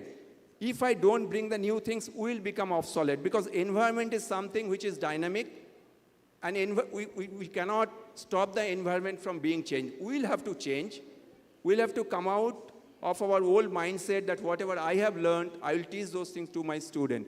So it is very well possible if we follow the 4-action strategy, the add, subtract, raise, and lower. I think we can make a very good engineering curriculum within the limit of 4 years. So that is my viewpoint.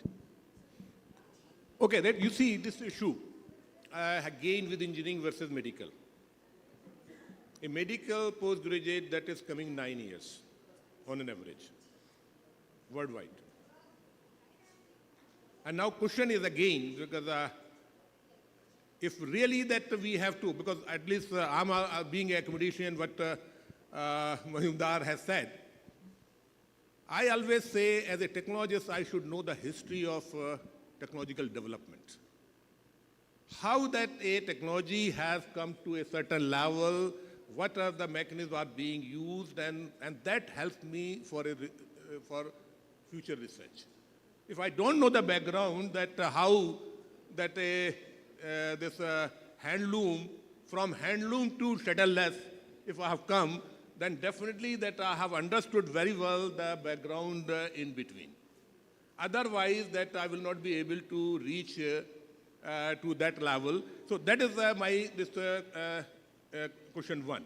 And at the same time, that you see this type what we're talking, that again, because my fear is that after 4 years, whether I'm producing a textile engineer or not, that is my worry. With this, I would like this comment, what Professor Majumdar has said, if you want, you would put your comment. And at the same time, I will put another point to you. Why that students are not interested in textile? Sure.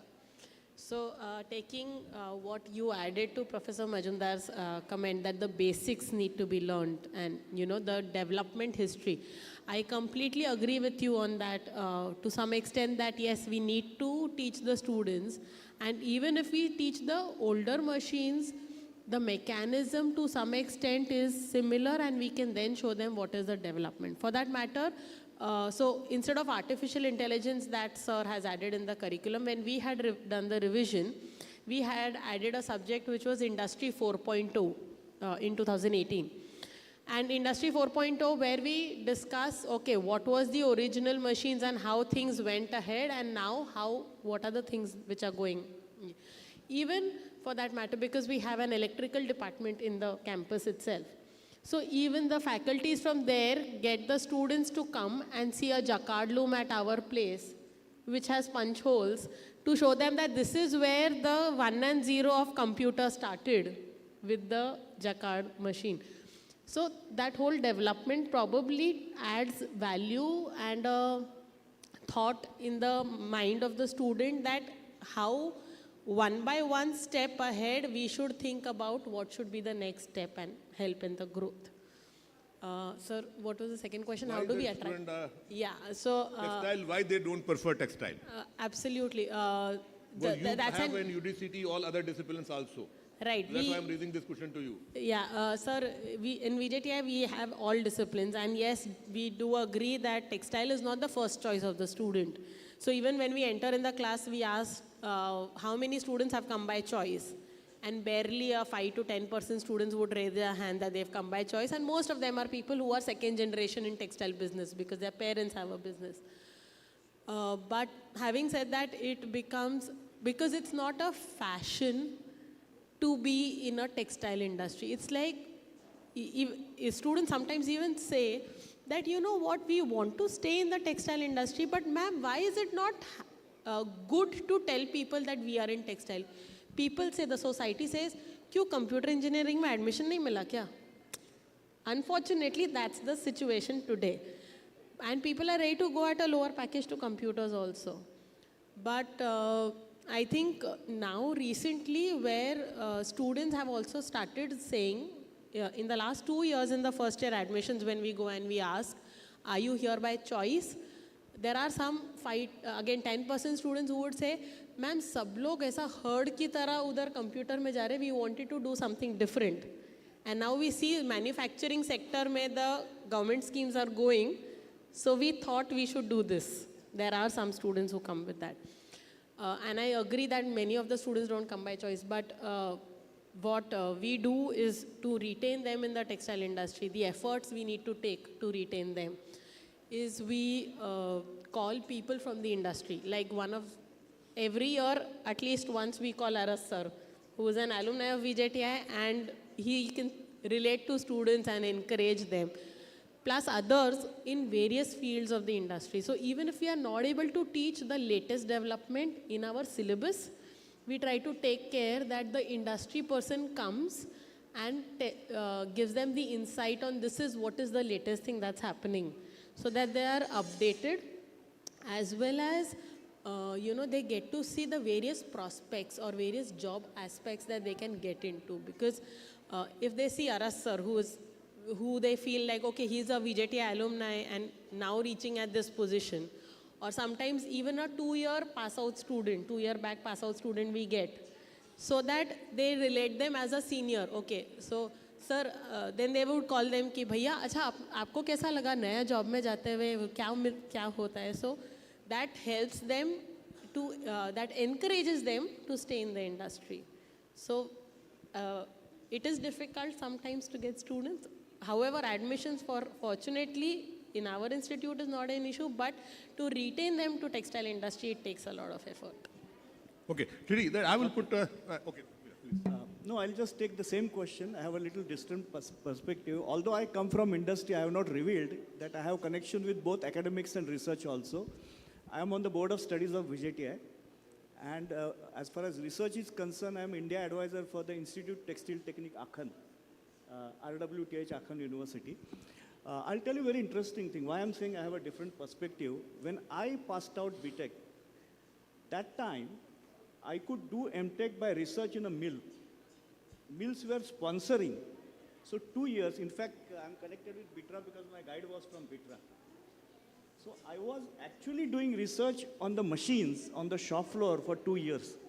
And sometimes if my, study or my, synopsis is not up to the mark, I was told you have to continue further. So sometimes people took 3 years and 4 years to complete even. But that time, those 2 years were perhaps the best years of my academic career, because apart from academics, I learned a lot of things on the shop floor by actually working in the machines, running the samples. So it was a mix of academics and research. Unfortunately, this scheme was discontinued. And again, now it has gone to classroom MTech. So, my personal view is that if at all, we need specialized people for different segment of the industry, like textile machinery, polyester industry, or research.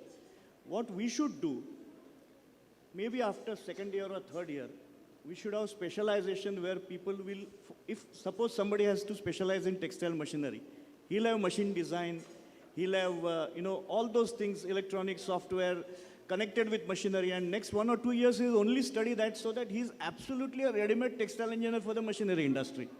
Same way, man-made fiber industry is very big and it's going at a very high speed. After second or third year, this person will have specialization in man-made fibers, and he'll get into all the nitty-gritties of the man-made fiber industry, filament fibers, all types of fibers. He'll be ready-made candidate for this, and employability will not be a question at all. In fact, I will say industry will queue outside to take these people. Similarly, research, because we are only talking from the perspective of employability. But as Prime Minister has said, we want more entrepreneurs who can employ more people. Now, after technical textile advent, there is a lot of possibility of entrepreneurship in our industry. But unfortunately, the present syllabus, of course, I'm not referring to the new syllabus, but the syllabus I have come across does not give that kind of confidence for a person to start a business in technical textile. So if someone wants to do in technical textiles, either entrepreneurship or get into industry, I think you will have a specialization in last 1 year or 2 years in technical textiles. Today, technical textile industry is really struggling to get specialized people. They get normal textile engineers and then they train them on technical textiles. One more aspect I would like to say, especially citing example of Institute of Textile Technique. Post-graduation, they give a research project, which is many times also supported by the industry. And many of these people, some of the Indian students have seen, they come back and from the research they did, they started their own companies here, entrepreneurship. Many of them have started in Germany itself. So that research which they do in the post-graduation, that gives them enough confidence to have a startup. So that actually really puts the seeds of entrepreneurship in the students. Now this kind of education, if we have what I have seen so far, I think some of the industry problems will definitely be taken care of, if not all. Okay, I'm coming to you only. You see that we are talking about technical textile. Thank you Now, so much, question sir. is, Sorry, I'm really sorry to interrupt you. Due to some time constraint, can we wrap up this session in the next just some. 2-3 minutes? Thank So you. this, Thank you. we're talking about technical textile. You see today that we see last, if I see the figure of last 10 years, in technical textile that people that those have entered, their volume is very less. Very, I would say that manufacturing from that point of view, the volume is very less. And keeping that this background of technical textile, that is, as I say, it is R&D is the backbone. And they are not able to afford the R&D cost.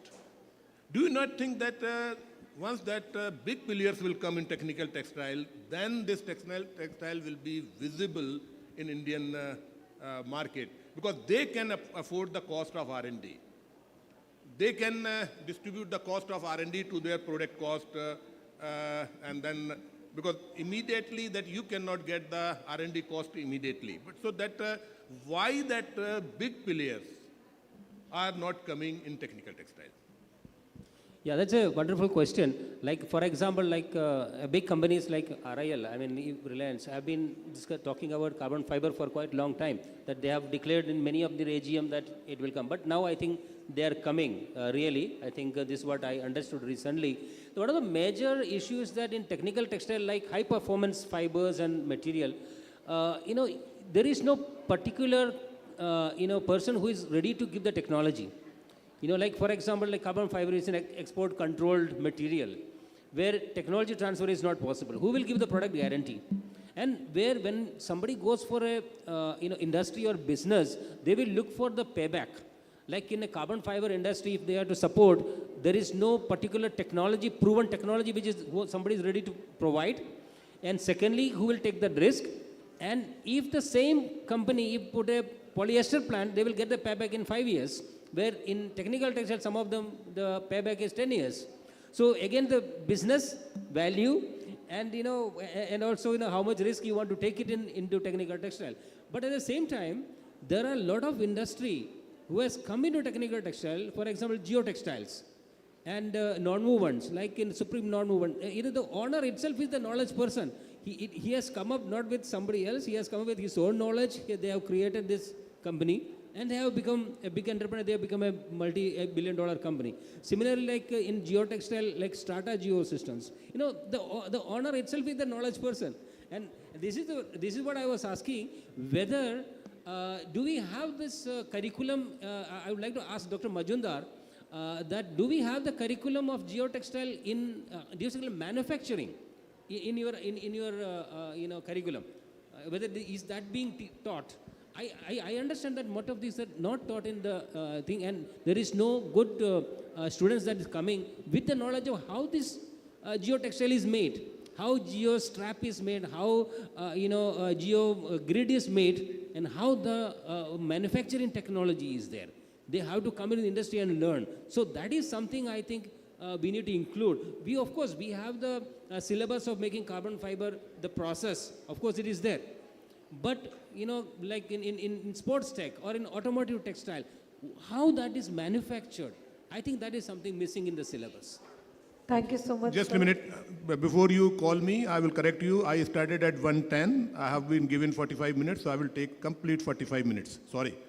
Now that this, I will like to invite a question from the audience.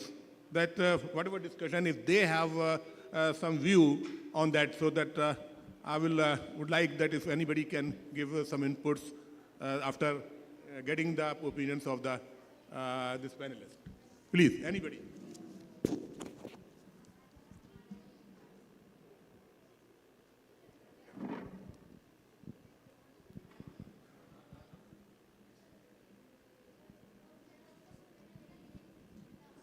I am PC Thakur, Deputy Commissioner from Directorate of Textile, Kanpur. अभी कुछ दिनों पहले हमारे श्री आलोक कुमार जी, प्रमुख सचिव government of UP, उन्होंने कहा था कि जैसे हमारे कुछ इंस्टीट्यूट्स हैं टेक्सटाइल के, उसमें एडमिशन्स नहीं हो रहे हैं, उसमें मतलब प्रमुखता यूपी टीटीआई कानपुर, जिसकी इतनी सारी चर्चा हो रही है कि कानपुर मैनचेस्टर था, ये था, वो था। तो सर के कहने पर हम लोगों ने अभी एक स्टेट हैंडलूम एक्सपो किया था। गवर्नमेंट ऑफ इंडिया की एक स्कीम है, कानपुर में ही इसका आयोजन किया गया था और उसमें हम लोगों ने 15 से 20 स्कूल के बच्चों को बुलाया था। उसमें कुछ इंग्लिश मीडियम के स्कूल थे, कुछ हिंदी मीडियम के स्कूल थे और कुछ ग्रामीण क्षेत्र के स्कूल थे। उसमें हम लोगों ने जो है करियर इन टेक्सटाइल्स पर, जो अभी हमारे सम्मानित पैनलिस्ट डिस्कशन कर रहे हैं, बिल्कुल उसी को जो है हम लोगों ने स्कूल के बच्चों को बताया था। Ladies and gentlemen, एक बार बहुत सारे आपको बच्चों बताना को चाहेंगे, इसकी कोई जानकारी नहीं है। तो हम लोगों ने जब बच्चों को बताया, जैसे हमारा एक इंस्टीट्यूट है, Indian institute of Sir, 1 handloom minute. Technology, Varanasi. I think that we will end here. That Sir, now our honorable minister is here, and so that we will एक बार welcome आप our सभी से निवेदन करना honorable चाहेंगे कि minister, आप लोग अपनी सीट पे खड़े हो and जाएं। we will end this It's discussion an at this honor end. for Thank all you. of us to welcome to this event a visionary leader, a star world champion of India's textile sector, the Honorable Minister of Textile Government of India, Shri Giriraj Singh। एक बार please जोरदार तालियों से उनका स्वागत करते हैं। Sir, अब बहुत बहुत आपका वेलकम है TBD टेक्सटाइल कनेक्ट में। Of course, under his guidance, the industry has seen remarkable strides in innovation and growth, paving the way for a sustainable and prosperous future. Ladies and gentlemen, once again, join me in welcoming Honorable Minister Sir Shri Giriraj Singh.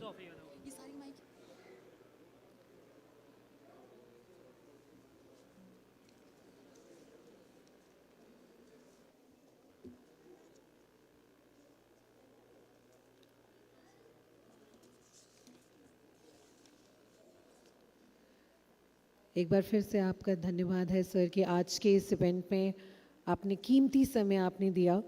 And to welcome you I would like to invite on stage mister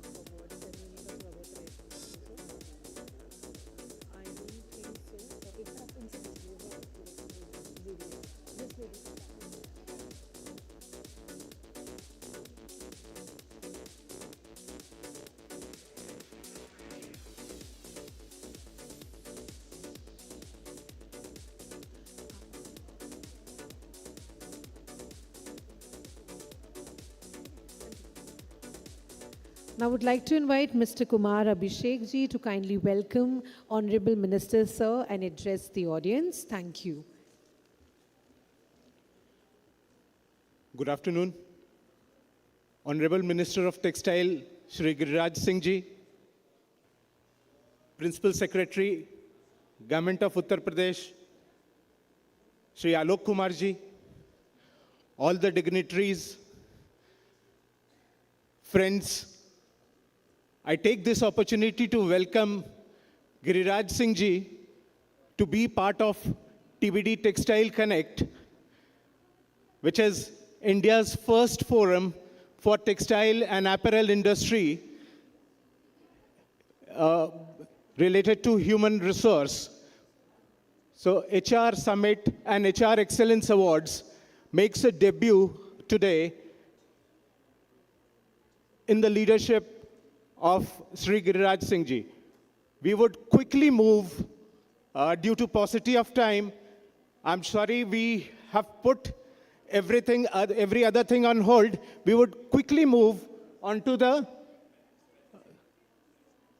felicitation of Mantri ji and then move forward from there.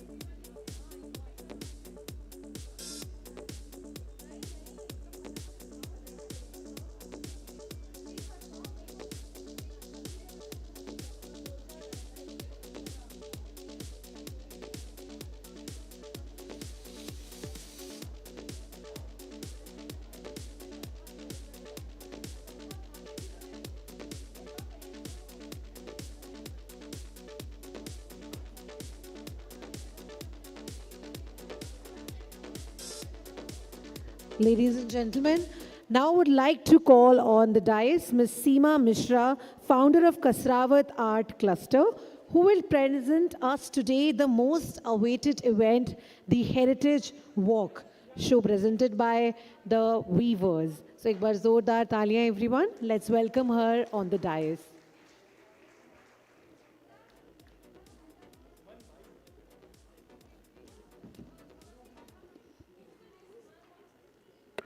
Namaste and a very good afternoon to everyone here. माननीय मंत्री जी आपका सम्मान करते हैं, स्वागत करते हैं और आज हम प्रेजेंट करेंगे विरासत की लहर। ये लहर जो बनारस की गंगा से लेकर महेश्वर की नर्मदा तक बुनकर बहनों और बुनकर बेटियों को आपके सामने प्रेजेंट करने जा रही है। ये वो लहर है जिसमें आप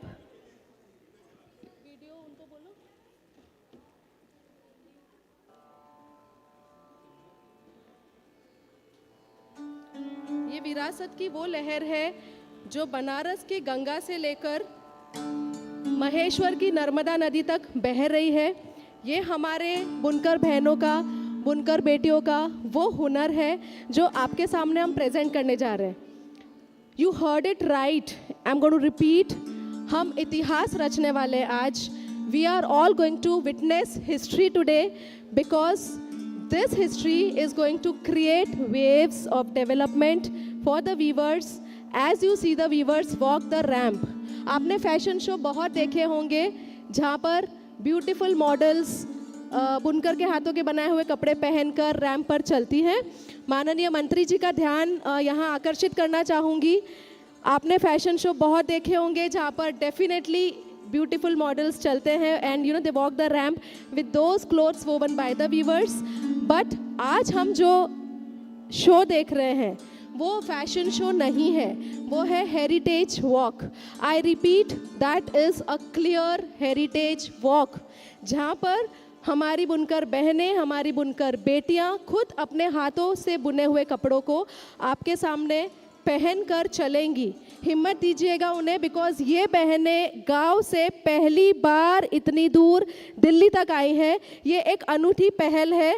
हिम्मत दीजिएगा, तालियों के साथ इनका उत्साहवर्धन करिएगा, मनोबल बढ़ाइएगा, बिकॉज अब thank you so much. And अब ये लहर यहाँ रुकने वाली नहीं है। ये लहर जो आज शुरू हुई है टीबीडी के तत्वाधान में, ये लहर विरासत की हर स्टेट में, हर राज्य में, हर बुनकर तक जाएगी। तो मैं रिक्वेस्ट करूँगी टीम से कि वो म्यूज़िक प्ले करें and we will start the heritage walk. ये बुनकर बहनें हैं जो आपके सामने मंच पर चलकर आने वाली है। रिक्वेस्ट करूँगी इनका मनोबल बढ़ाते रहिए आप। 9 साढ़े 9 मिनट तक इन्होंने बहुत दिन प्रैक्टिस की है, लेकिन 9 साढ़े 9 मिनट आपके सामने प्रेजेंट करने वाली है। मैं शुरू करना चाहूँगी विरासत की लहर। So please a big round of applause मेरी बुनकर बहनों और बेटियों के लिए।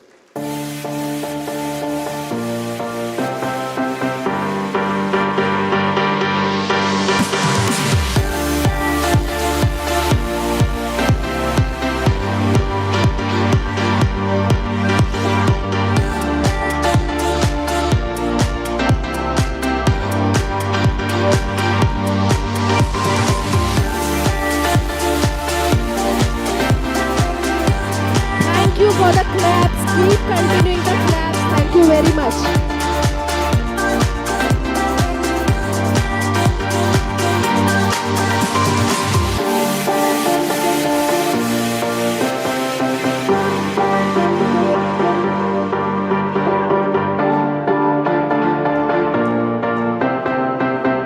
चरखा इनका भगवान है, इसलिए चरखे की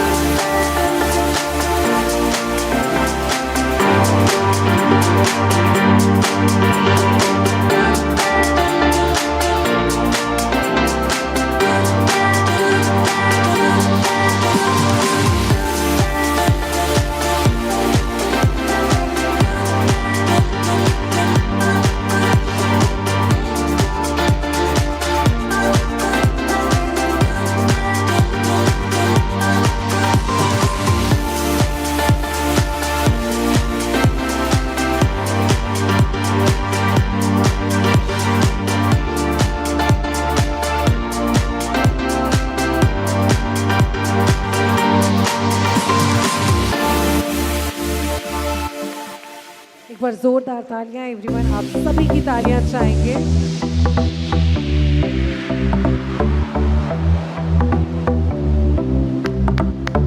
ये बुनकर की बेटियां हैं, इन्होंने साड़ी खुद बुनी है।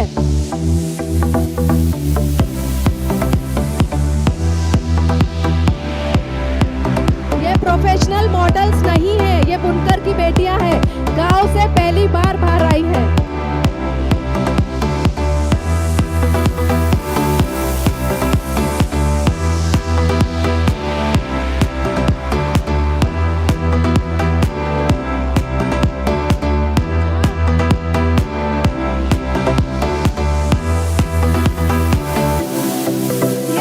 कभी स्कूल नहीं गई है, इसने सिर्फ बुनाई की है।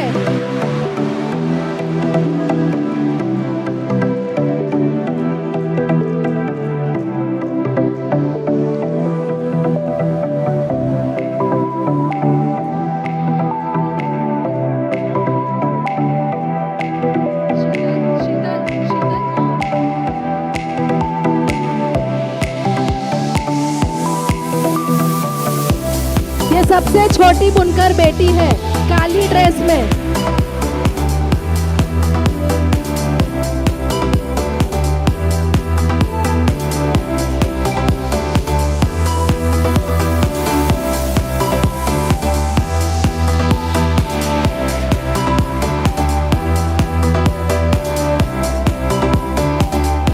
ये बनारस की वीव्स है, बनारस।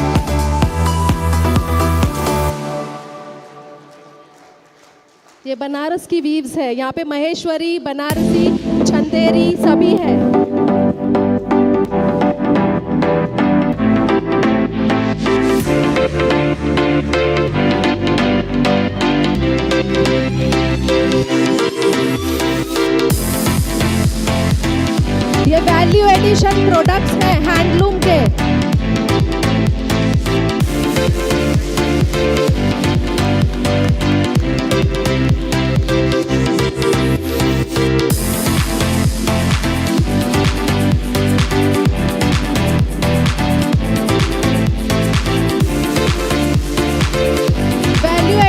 प्रोडक्ट्स है, जैकेट है।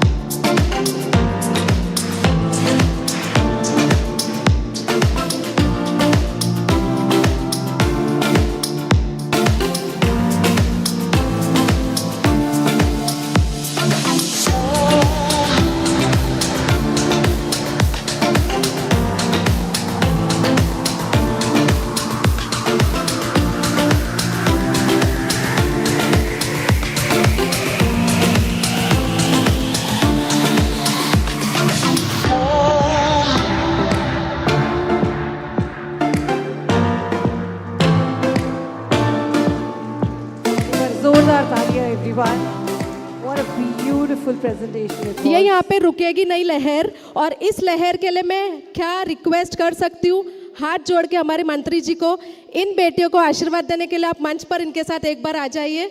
गांव से पहली बार दिल्ली तक आई हैं, इनका आना सफल हो जाएगा अगर आप इनको आशीर्वाद दे देंगे। ये बस निवेदन कर सकती हूँ भाई साहब आपको, बस मंच पर एक बार बेटियों के साथ आप, आपके लिए वो जगह बना रखी है, यदि कोई दिक्कत ना हो। आपने बहन की बात मान ली, बहुत बहुत धन्यवाद। तालियों से धन्यवाद करो मंत्री जी का।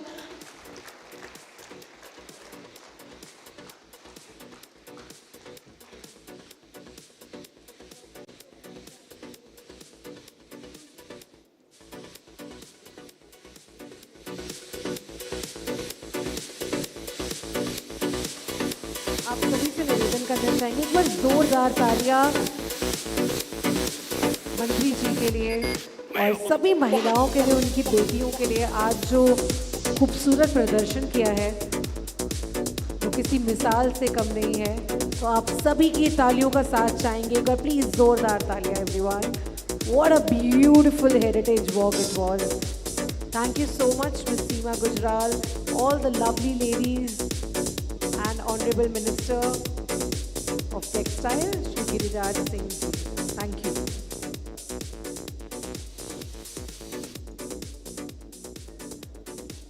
बहुत बहुत धन्यवाद भाई साहब, आपने टाइम दिया, आप हमारी बेटियों के साथ आए, इनका यहाँ आना सफल हो गया। अब गांव में एक इतिहास रच जाएगा कि बेटियां दिल्ली तक गई जो पहली बार आई है। धन्यवाद। आशा है आप सभी को पसंद आया होगा। तालियों के साथ एक बार इनका मनोबल बढ़ा दीजिए। थैंक यू वेरी मच, धन्यवाद। चलो दुपट्टा लेके आओ।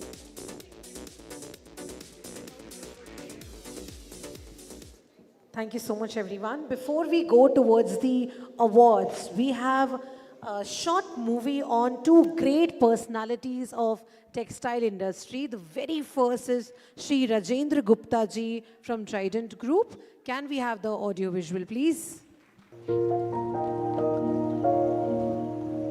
आजी We were looking for you. What are you looking at? Oh, I'll tell you. Sorry. You know, have you seen this campus?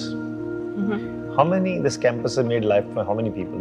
The philosophy what we took many years before, maybe 10 years or 15 years, earn, learn and grow, getting the youngsters who are not able to find or afford their education for any various reasons. They are either from this economical backward families or they are from villages. So we opted a policy which is earn, learn and grow. And I think now we had completed almost 15,000 young boys and girls who had passed, and they find they're doing very well. They're not doing very well in the corporate world, they're doing very well even out of the corporate world. They went to government, they joined IAS, they went to international companies, they're doing for multinational, they're doing for AMCs, MNCs. And I was thinking that what best can be done in this new environment? Can we create a bigger campus? Can we do something more? How to really get more number of people, more number of students, youngsters, and youngsters, the new millenniums, has their own dreams. So how to impart more training which are more relevant to the given circumstances of the new ecosystem which is forming. Keeping in mindset the youngsters' emotional need, their economical need, and they want to move out to the larger organizations, and what kind of a skill set we change on their IT platform, on research, on data, and where they can really make the learning curve much better. I was feeling fulfilled today.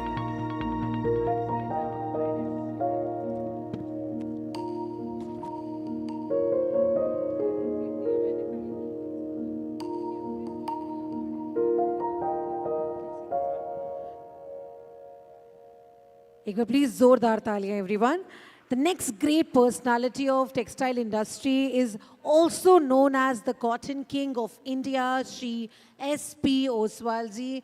एक बार उनकी झलक देखते हैं उनके सफर की.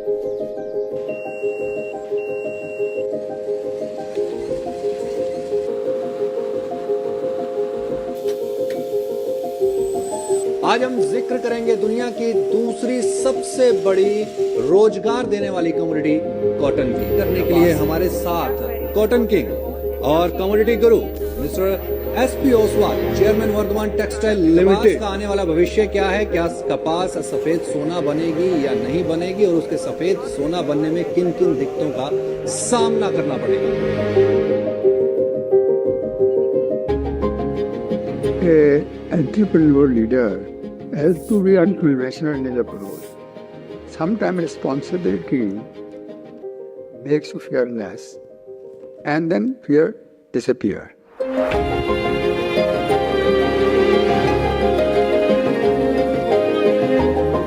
Vardhaman as a company, I feel, is an embodiment of Chairman. It has his essence and his DNA running through and through. The amount of knowledge he carries is enormous, and someone who is truly a visionary looks forward and looks at the big picture. The roots of Vardhaman is in cotton. That is why the main tagline of Vardhaman is rooted in values, creating world-class textile.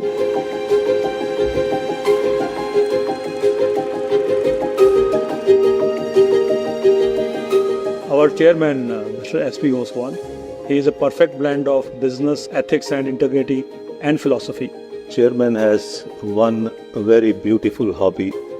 That hobby is problem solving. He loves problem and he loves to defeat problems. मैं तो ये कहूँगा कि वो हमारे एक मार्गदर्शक हैं.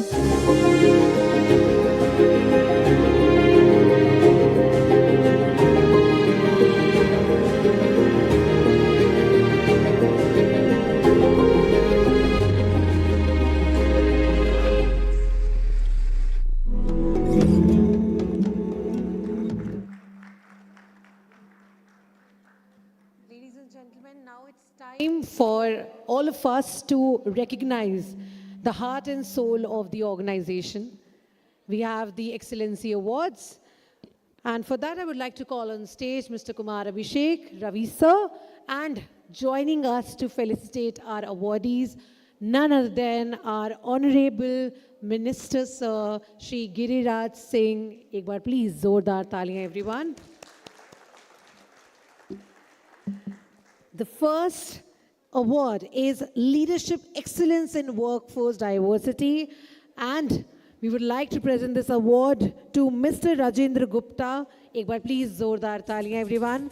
And on behalf of Mr. Rajendra Gupta, we have Ms. Pooja Luthra, who is the CHRO of Trident Group. Come on everyone, let's cheer for one another. एक बार जोरदार तालियों से इस award ceremony की शुरुआत करते हैं.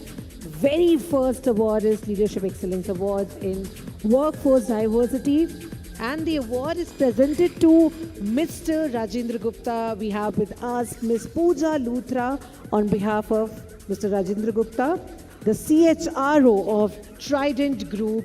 Many, many congratulations to the whole team of Trident Group.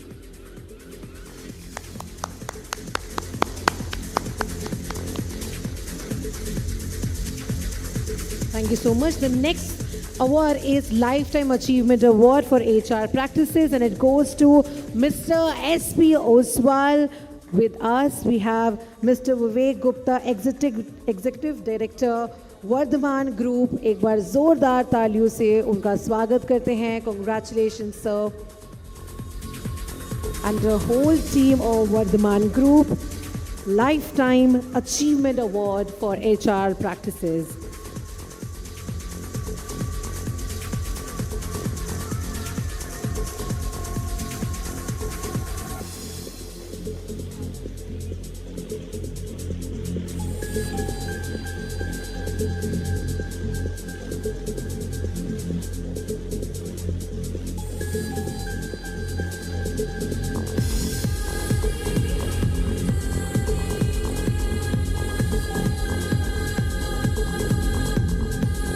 Thank you so much, sir.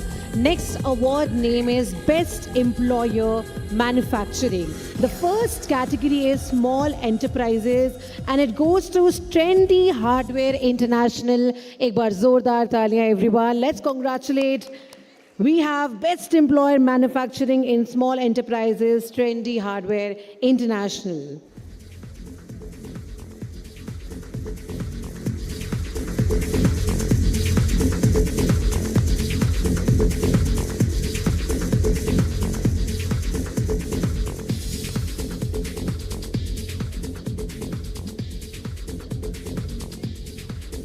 The next category is Medium Enterprises. The award goes to Revive Recycling India Limited. Congratulations. एक बार जोरदार तालियों से अभिनंदन करते हैं उनका स्टेज पे.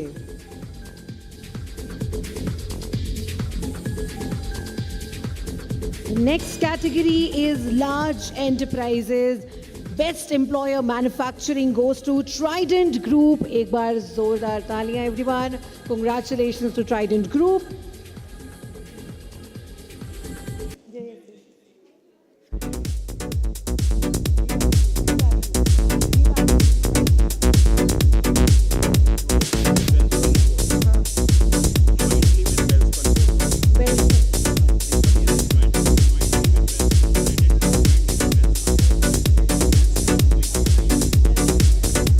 Trident Group and Wellspun Living Limited.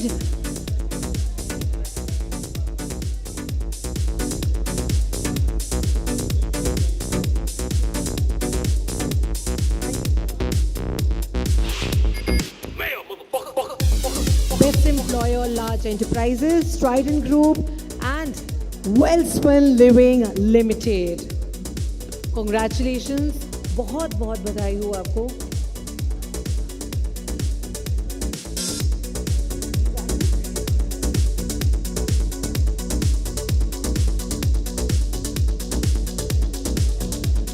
We have Revalue Recycling India Limited.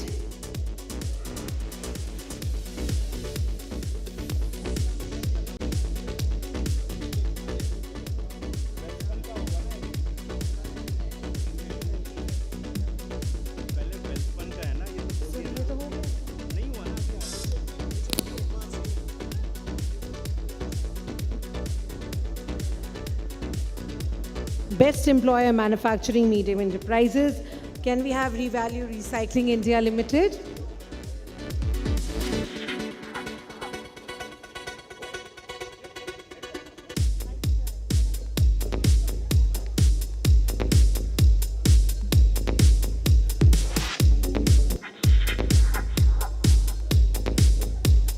एक बार जोरदार तालियां everyone. Let's maintain our josh for all the awardees and encourage one another. The next award. Next.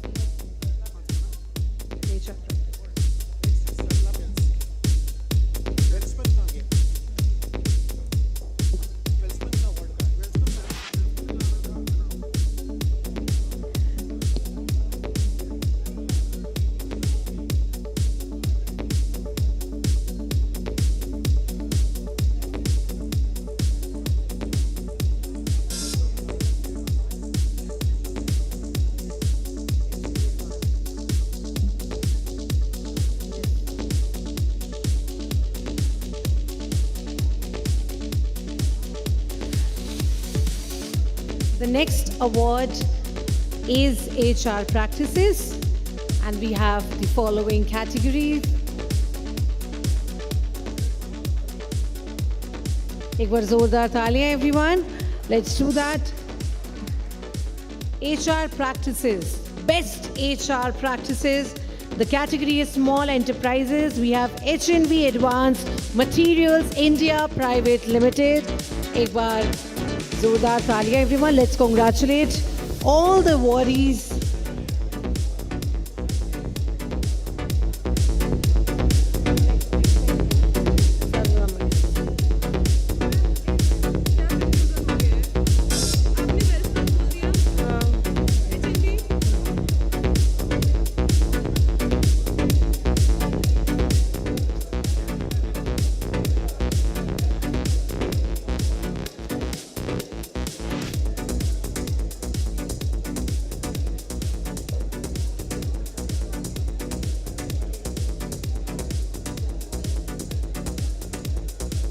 Best HR practices, medium enterprises, Sarla Mills Private Limited.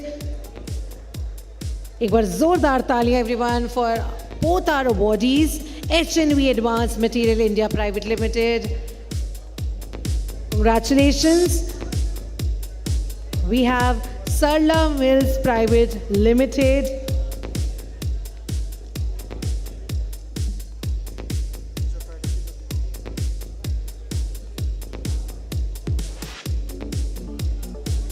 The next is large enterprises, and we have Trident Group in large enterprises. एक बार please जोरदार तालियां everyone. Come on, let's do that. Let's show some energy, show some josh, all the encouragement and motivation.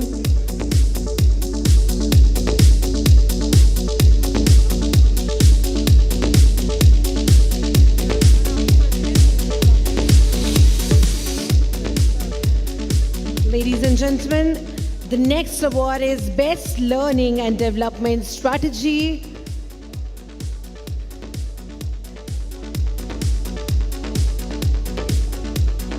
And we have with us the very first awardee, Small Enterprises में Zuico India Private Limited, Medium Enterprises, Mahajan Overseas Private Limited. Let's congratulate all the awardees. Come on, let's do that.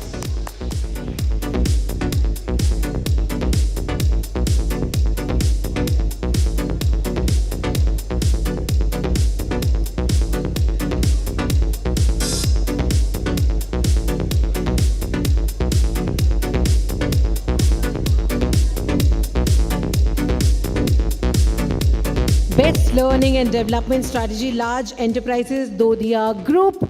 एक बार please तालियों से उनका स्वागत करते हैं everyone. Let's do that.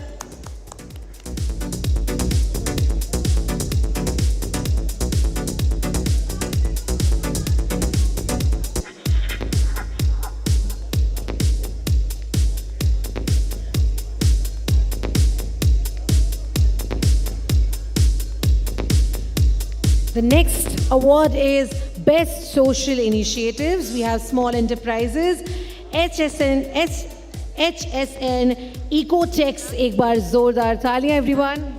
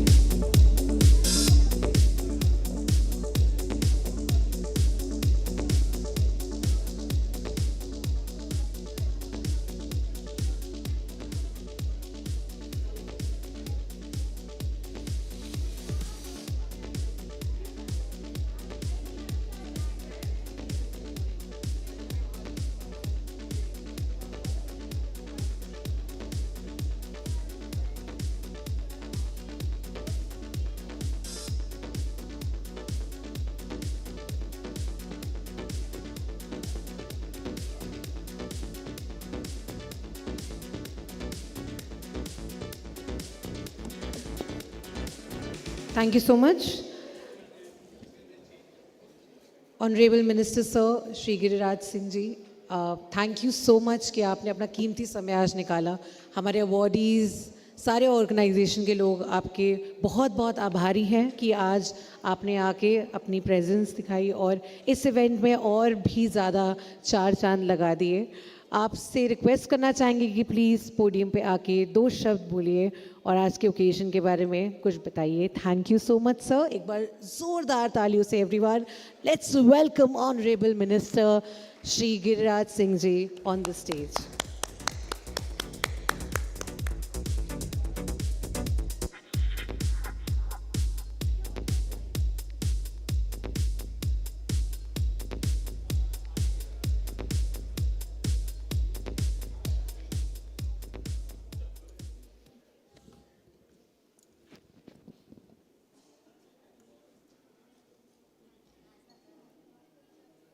आज इस कार्यक्रम में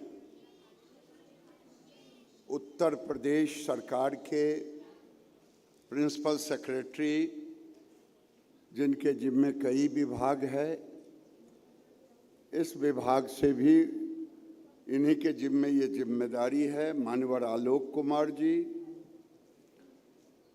राकेश जी, जिन्होंने एक ऊंचाई पर ले जाने का काम किया हैंडीक्राफ्ट को और इस स्थल को भी. मैं उनका भी ईपीसीएच के चेयरमैन के रूप में हर पद का, हर व्यक्ति का कभी कभी पद की पहचान व्यक्ति से होती है, तो राकेश कुमार से इस पद की पहचान बन रही है. ये इनकी अपनी एक खासियत है. हमारे कुलदीप बट्टल जी, जो chairman carpet export promotion council के अध्यक्ष हैं, चेयरमैन हैं, और ये ग्रामीण रोजगार में एक बड़ी भूमिका है. और सबसे बड़ी बात है कि 90 के दशक में कश्मीर से निकल कर के कश्मीर में भी अपनी पहचान रखे हुए हैं और देश के अन्य भाग में भी. मैं इनका धन्यवाद करता. प्रणव महाजन जी,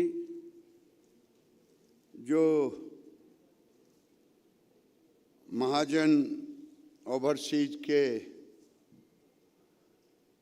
सब कुछ के रूप में काम धाम देख रहे हैं, देख ही नहीं रहे हैं, बल्कि मैं गया था इनके फैक्ट्री पर और कई चीज़ देखने को मिला. अच्छा लगा. टेक्नोलॉजी को साथ लेते हैं. मैं इनका भी धन्यवाद देता. मैं विजय गुप्ता जी को,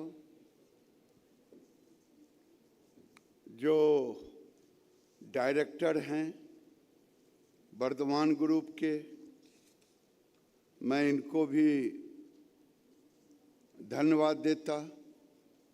और अंत में मैं रवि अरोड़ा जी को, कि रवि अरोड़ा जी एक तरह से टेक्सटाइल सेक्टर में साइक्लोपीडिया के रूप में काम कर रहे हैं, और हमारा मानना है कि इनकी ज़रूरत है देश के अंदर। मित्रों, मैं टेक्सटाइल के 6 महीने से ऊपर कुछ दिन हो गए मुझे काम करते हुए। जब मैं एमएसएमई में मिनिस्टर था 14 से 19 वाली फर्स्ट में, तो मुझे टेक्सटाइल का एक छोटा सा भाग खादी दिखने को मिला। डाई, फ्रेमिंग, लूम, ये सारी चीज थोड़ा थोड़ा समझने का मौका मिला। लेकिन जब मैं टेक्सटाइल मिनिस्टर के रूप में आया तो प्रधानमंत्री जी ने कहा था कि एग्रीकल्चर के बाद अगर सबसे ज्यादा देश में रोजगार देता है तो ये टेक्सटाइल ही देता है। टेक्सटाइल में मैंने रवि अरोड़ा जी से डिस्कस की कि ब्लू कॉलर को भी हम ट्रेनिंग तो इंडस्ट्री देती है, स्किलिंग तो सिखाती है, लेकिन मुझे लग रहा है कि अब कई जिनको आज आपने अवार्ड दिया, हम सब ने मिलकर के कुछ अच्छे काम कर रहे हैं और भी कुछ अच्छे काम कर रहे हैं जो यहाँ तक हम नहीं पहुँचे हैं। लेकिन टेक्सटाइल सेक्टर में ह्यूमन रिसोर्स प्रैक्टिसेस जो हैं, और इसको हमें और ज़्यादा एक तरह से स्केल अप करना होगा, क्योंकि अब कॉम्पिटिटिव हो गया। मार्जिन को भी कॉम्पिटिटिव बनाना पड़ता है और उसमें बहुत बड़ा, तो हमें ब्लू कॉलर में तो भी और देना है, टेक्नोलॉजीज जोड़ना है, लेकिन less than blue collar, supervisor to board. आप कहेंगे बोर्ड पर आपका क्यों गया? क्योंकि बोर्ड तो अपने आप में जो लोग होते हैं वो अपने स्किल के कारण, अपने बुद्धि के कारण अपनी कंपनी को ऊंचाई तक ले जाते हैं। लेकिन मुझे लगता है सबसे बड़ा है एमएसएमई सेक्टर में इसकी ज्यादा उपयोगिता है, क्योंकि हमारा सेक्टर 80-85% एमएसएमई ही है।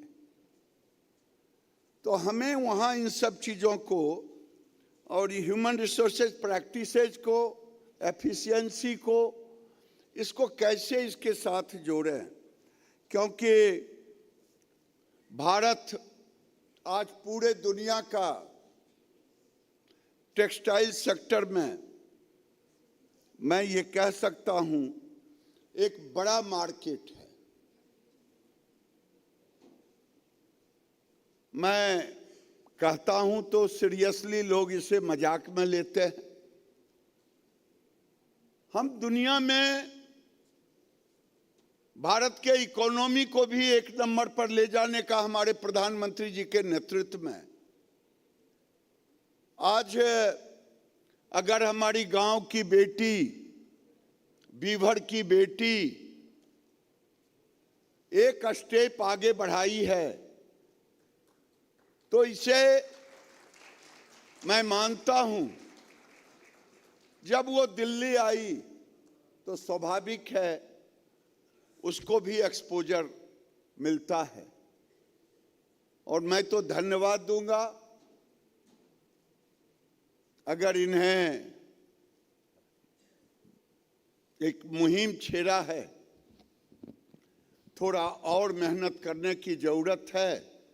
झारखंड का एक निफ्ट का लड़का, 2 लड़कों ने मिलकर के झारखंड आदिवासी बहनों को, बेटियों को उन्होंने मॉडल के रूप में प्रस्तुत किया है।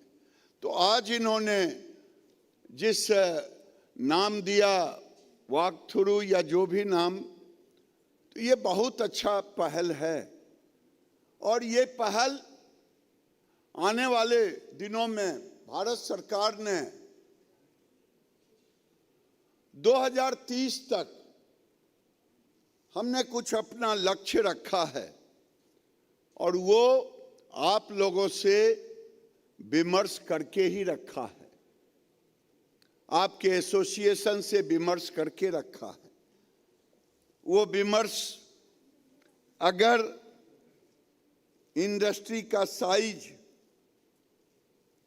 हम 11-12 में हम देखते हैं, वहां से जब हमारी जर्नी 10 साल का होता है तो हम लगभग $170 बिलियन के मार्केट साइज पर होते हैं। लेकिन हमने एक लंबा, आपके सहयोग से, $350 बिलियन का मार्केट साइज को हमने लिया है। और ये कोई मैजिक नंबर नहीं है। ये मैजिक नंबर इसलिए नहीं है, भारत अपने आप में एक बहुत बड़ा बाजार है। हम प्रतिवर्ष 2 करोड़ से ऊपर लोग हमारे यहाँ पैदा हो रहे हैं। भले आपके घर में बच्चे ना हों, लेकिन ये 2 करोड़ बच्चे, जब मैं आया इस विभाग में तो मैंने 10 साल में पॉपुलेशन कितना बढ़ा, 21 करोड़ पॉपुलेशन बढ़ा। ठीक है, 9 करोड़ लोग हमसे जुदा भी हुए, लेकिन वो कौन लोग जुदा हुए? एक्सेप्शनल यंग हमारे भाई निकले, लेकिन 19%, 99% तो वो गए जो मोर देन 70 थे, मोर देन 80 थे। तो आज पूरे दुनिया में हम जब देखते हैं जहां लेबर इंसेंटिव होता है, वहां आज हम किसी देश को, ठीक है मैं मानता हूं चाइना की तरह, लेकिन चाइना और इंडिया को, चाइना की जर्नी देखेंगे, 1979 से जर्नी शुरू हुई। एक तरफ पॉपुलेशन को रोका, दूसरे तरफ टेक्नोलॉजी को लाया। भारत के अंदर अगर ड्रामेटिक चेंज अगर आया है, ये 2014 से लेके 2024 में हम कहां से कहां निकल के आए। ये बात अलग है कि अटल बिहारी वाजपेयी की सरकार थी, उन्होंने 20वें नंबर से उठा करके 11वें नंबर पे लाया था भारत की इकोनॉमी को, और आज नरेंद्र मोदी ने 5वें नंबर पर इकोनॉमी को ले जाने का काम किया है, वो भी इंग्लैंड को पीछा छोड़ करके। ये सबसे बड़ी बात है। आज अपॉर्चुनिटी भी है। मैं $100 बिलियन का एक्सपोर्ट का मार्केट रखा हूं, और उसमें सारे चीज हैं। मैं अगर सबसे बड़ी चीज है कि भारत ने टेक्निकल टेक्सटाइल 2014 के पहले हम नहीं थे, नहीं के बराबर थे। आज हम टेक्निकल टेक्सटाइल देखते हैं तो लगभग $3 बिलियन का मार्केट हो गया। जो हम कंजर्वेटिव नंबर रखते हैं एक्सपोर्ट के लिए, तो $8-10 बिलियन का ये मार्केट आने वाले दिनों में होगा। हम कार्बन फाइबर पर भी नरेंद्र मोदी जी ने पहली बार लगभग 1500 करोड़ रुपया हमें टेक्निकल टेक्सटाइल के लिए, R&D के लिए, मार्केट के लिए, डिजाइन के लिए मुझे दी है। काम चल रहा है। देश के IIT हों, देश के इंडस्ट्री हों, देश के अन्य इंस्टीट्यूट हों, उनके साथ जुड़ करके आप और हम काम कर रहे हैं। मैं इतना ही कहूँगा कि आज इस कॉन्फ्रेंस में हम टेक्सटाइल ह्यूमन रिसोर्स के क्षेत्र में जरूर कहूँगा कि रवि जी एक बड़ी टीम बननी चाहिए जो एक नए स्टैंडर्ड को, एक पैरामीटर को, हम दुनिया के पैरामीटर पर नहीं चलना चाहते हैं साहब, हमारी अपनी पैरामीटर हो। नरेंद्र मोदी जी ने हर चीज के, अभी हम आपको बताएं कि डिजाइन और में हम फैशन के दुनिया में, डिजाइन में हम यूरोप के और अमेरिका के फोरकास्टिंग डिजाइन का हम लेते थे, लेकिन आज माननीय प्रधानमंत्री के नेतृत्व में उन्होंने चैलेंज दिया और उस चैलेंज को हम और आप मिलकर स्वीकारने का काम किया और निफ्ट ने विजन नेक्स्ट करके दिया है। मैं इंडस्ट्री को कहूंगा, मैं पानीपत गया था, यहाँ डीजी मैम नहीं है, लेकिन मैं इंडस्ट्री से भी कहूंगा कि विजन नेक्स्ट को हर सेक्टर, चाहे वो हैंडलूम हो, हैंडीक्राफ्ट हो, कारपेट हो, हर सेक्टर में इसकी जरूरत होती है। तो आप जुड़ें। 31 मार्च तक हमने कहा है विजन नेक्स्ट को एकदम लोगों के लिए दरवाजा खोल के रखो। जो ऐप लेना चाहे वो जाए साइट पर ले। ये नरेंद्र मोदी की देन है। आप देखें, आप कपड़े पहनते हैं, आप लोग हमसे ज्यादा। हम तो आज ये जैकेट इसलिए पहन के आए, ये मिल्क बीड निट्रा ने उसकी फिलिंग किया हुआ जैकेट है। हम अपने लिए नहीं पहन के आए, हम आए कि इंडस्ट्री को मैं बताऊंगा कि ये मिल्क फीड, मिल्क बीड एक ऐसा है, मिल्क बीड, जिसे अब अभी तक टेक्सटाइल इंडस्ट्री में ना उसके प्रति लोगों का आकर्षण है, ना नॉलेज है, ना उसके प्रति। हम उसे अब इंट्रोड्यूस कर रहे हैं। जब आप देखेंगे तो मिल्क बीड के फाइबर इतने सॉफ्ट हैं कि अभी मैंने ICR के एक जीन बदलने के लिए कॉटन के सीड और मिल्क बीड के सीड को क्रॉस करके एक नए प्लांट, जिसके कारण मैंने साइंटिस्ट से पूछा क्या असर आएगा। कहीं कॉटन में चिकनापन आ जाएगा और मिल्क बीड में अगर हम करेंगे हैं तो उसमें कुछ रुखरापन आएगा, जिससे उसमें ट्विस्टिंग आ जाएगा। अभी हमने उसके फाइबर को वूलन के साथ गंगा एक्रेलिक करके लुधियाना में है, उन्होंने 28 माइक्रोन के यार्न को, जो उलन से यार्न बनाते थे, वो रफ होता था, लेकिन उसमें ब्लेंड किया, थोड़ा सा मात्रा ब्लेंड किया है और वो इतना बढ़िया सॉफ्ट हुआ है।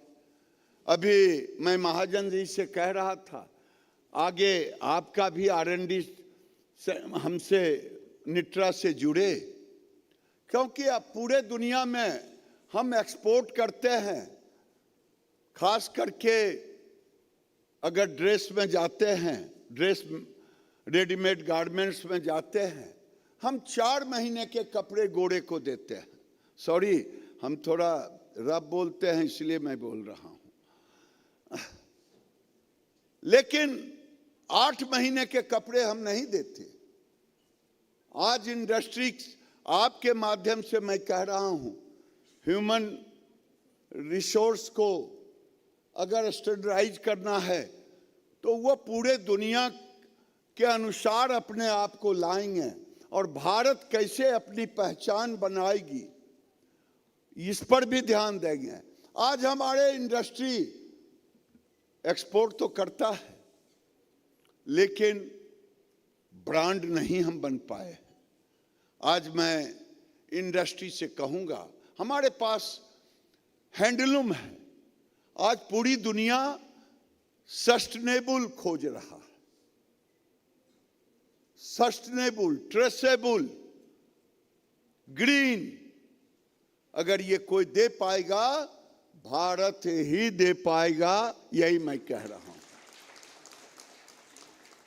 मैं ज्यादा कुछ नहीं कहते हुए, हमने तय किया है अभी 4.56 करोड़ इस इंडस्ट्री में हम लोग मिलके काम कर रहे हैं, जिसमें जूट भी है, सारे इंडस्ट्री मिला करके।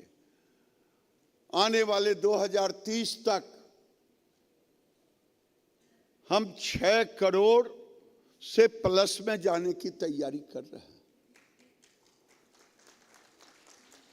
जब मैं पानीपत गया, रिसाइकिल एक ऐसा है, हमें लोगों ने कहा यूरोप बैन लगाएगा 27 के बाद। हम के किसी में दम नहीं है कि वो बैन लगाए। वो पहाड़ कहाँ रखेगा? सेग्रीगेट कौन से मशीन से करेगा? अभी तक तो कोई मशीन नहीं आया है जो ब्लेंडेड सिंथेटिक और टेक्सटाइल को अलग कर दे। मशीन से तुरंत उठाए, आ जाएगा तो देखा जाएगा, लेकिन अभी तो नहीं आया। अभी कौन करेगा? लाखों लोग पानीपत में लगे हुए हैं, मैं देखने तो नहीं गया, लोगों ने बताया। अब ये रिसाइकिल सिंथेटिक में पेट बोतल का, अब जो पूरे देश में हो रहा है, मैं जानने की कोशिश किया और ये भी सोचता हूं, अगर ये टेक्नोलॉजी हमारे यहाँ काम नहीं करता, हर गली, हर मोहल्ले, हर सड़क पर पेट बोतल का अंबार लगता। और नहीं तो एक टेक्नोलॉजी था, उसको गला करके आप डीजल बना रहे थे। वो टेक्नोलॉजी था, हो सकता है उसमें जाता, लेकिन आज टेक्सटाइल के सेक्टर में मैं जब उसके धागे को देखा तो लगा कि धागे का इस तरह कपड़ा बनाया है कि लग रहा था खादी का कपड़ा हो। मैं हैंडलूम में अगर सिंथेटिक ब्लेंडेड लेना है तो मैं कोशिश करूंगा कि वो recycle cotton with recycle pet yarn को उसमें, क्योंकि इससे बड़ा सस्टेनेबल कुछ हो नहीं सकता। मैं आपसे ज्यादा इसलिए कह रहा हूं कि आज कम से कम प्रतिवर्ष टेक्सटाइल सेक्टर में, लड़के आईआईटी में भी टेक्सटाइल है, कई कॉलेज में टेक्सटाइल की पढ़ाई होती है, लेकिन टेक्सटाइल इंडस्ट्री और वो लड़के केवल टेक्सटाइल में नहीं रह पाते। उनके पास और ज्ञान होता, उधर ट्रेवल कर जाते। आज 10,000 बच्चे से ऊपर, मैं इंस्टीट्यूट को गिनने की कोशिश किया, अगर निफ्ट के हमारे 19 कैंपस हैं और भी उसके पैरेलल में 50 तरह के कॉलेज हैं, पर्ल है, कई और हैं, तो ये बच्चे निकल रहे हैं। वहां भी मैं देख रहा हूं कोर्सेज बढ़ रहा है, केवल डिजाइन में ही नहीं, एसेसरीज में ही नहीं, टेक्सटाइल हर सेक्टर में, निफ्ट में भी अब उसके बदल रहे हैं। तो मैं तो चाहूंगा कि अब हमारी छवि ऐसा हो कि दुनिया हमारा कॉपी करे, हम दूसरे की कॉपी ना करें। हमारे यहाँ तो मैंने कोरोना जैसे काल में देखा कि पूरी दुनिया में नरेंद्र मोदी मैनेजमेंट गुरु के रूप में निकल करके कोरोना की लड़ाई को लड़ने का काम किया। मैं मैनेजमेंट गुरु, अगर मेरे शब्द सही हैं कि गलत, कोई नहीं समझ पा रहा था। दुनिया कह रहा था कि हमें इतने समय लगेंगे वैक्सीन लाने में, उन्होंने कहा कि मेरी जरूरत है। आज मैं उसी रफ्तार से चल रहा हूं। मैंने आपको बताया कॉटन और मिल्क बीट पे काम कर रहा हूं। मैं बैम्बू को नेचुरल फाइबर के रूप में, हम एक ग्रुप में गए, वेस्ट कोस्ट ग्रुप में, मैंने कहा नेचुरल फाइबर बैम्बू, कहा सर ये तो केवल चाइना के पास। हमने कहा वो पल्प के माध्यम से, हम पल्प में नहीं, हमें रोजगार भी चाहिए और फाइबर भी चाहिए। हम उस पर भी काम कर रहे हैं। हम 3 महीने और लगेंगे, मुझे उम्मीद है। हम जिस दिन से आए हैं नए फाइबर पर हम काम कर रहे हैं। मुझे लगता है कि हम और 3-4 महीने के अंदर ये मिल्क बीड पर काम तो अभी 2 एकड़ लगवाया हूँ। जब तक किसान को प्रॉफिट नहीं होगा तो जमीन पर कहाँ से लगेगा। हमारे कॉटन दुनिया में सबसे कम पैदा होता है, वो भी मुझे जो ब्राजील, ऑस्ट्रेलिया, चाइना, रूस, इनके 2000 के लगभग में हैं, 2200, हमारे 500 हेक्टर में। और मैं आपको विश्वास दिलाता हूं कि भारत के साइंटिस्ट, भारत के किसानों के साथ मिलकर के जिस कदम को हमने बढ़ाया है, वो कदम 2030 कौन कहे, उससे 2-3 साल पहले हमारा कम से कम एवरेज 1500 केजी होगा। हमें ज्ञान की कमी नहीं है, प्रैक्टिसेज को अब इंडस्ट्री के साथ जोड़ना। अभी जर्मनी की कंपनी ही है, यूनिक्लो जर्मनी का है, जापान का। वो कहा मैं किसानों के साथ 50,000 हेक्टर मैं टेक्नोलॉजी ये दूंगा। मैं कहा आप भी करो, हम भी हर स्टेट में कर रहे हैं। और उन्होंने जो अभी गुजरात में कर रहे हैं उससे हमारा कम यील्ड नहीं आया। तो हम सब मिलकर के इंडस्ट्री को भी कहते हैं कि आप अगर आप सिंथेटिक में हैं, जो डाउन लाइन है वो अपर लाइन के साथ कोऑर्डिनेशन, कॉटन में नीचे के लाइन फार्मर तक है।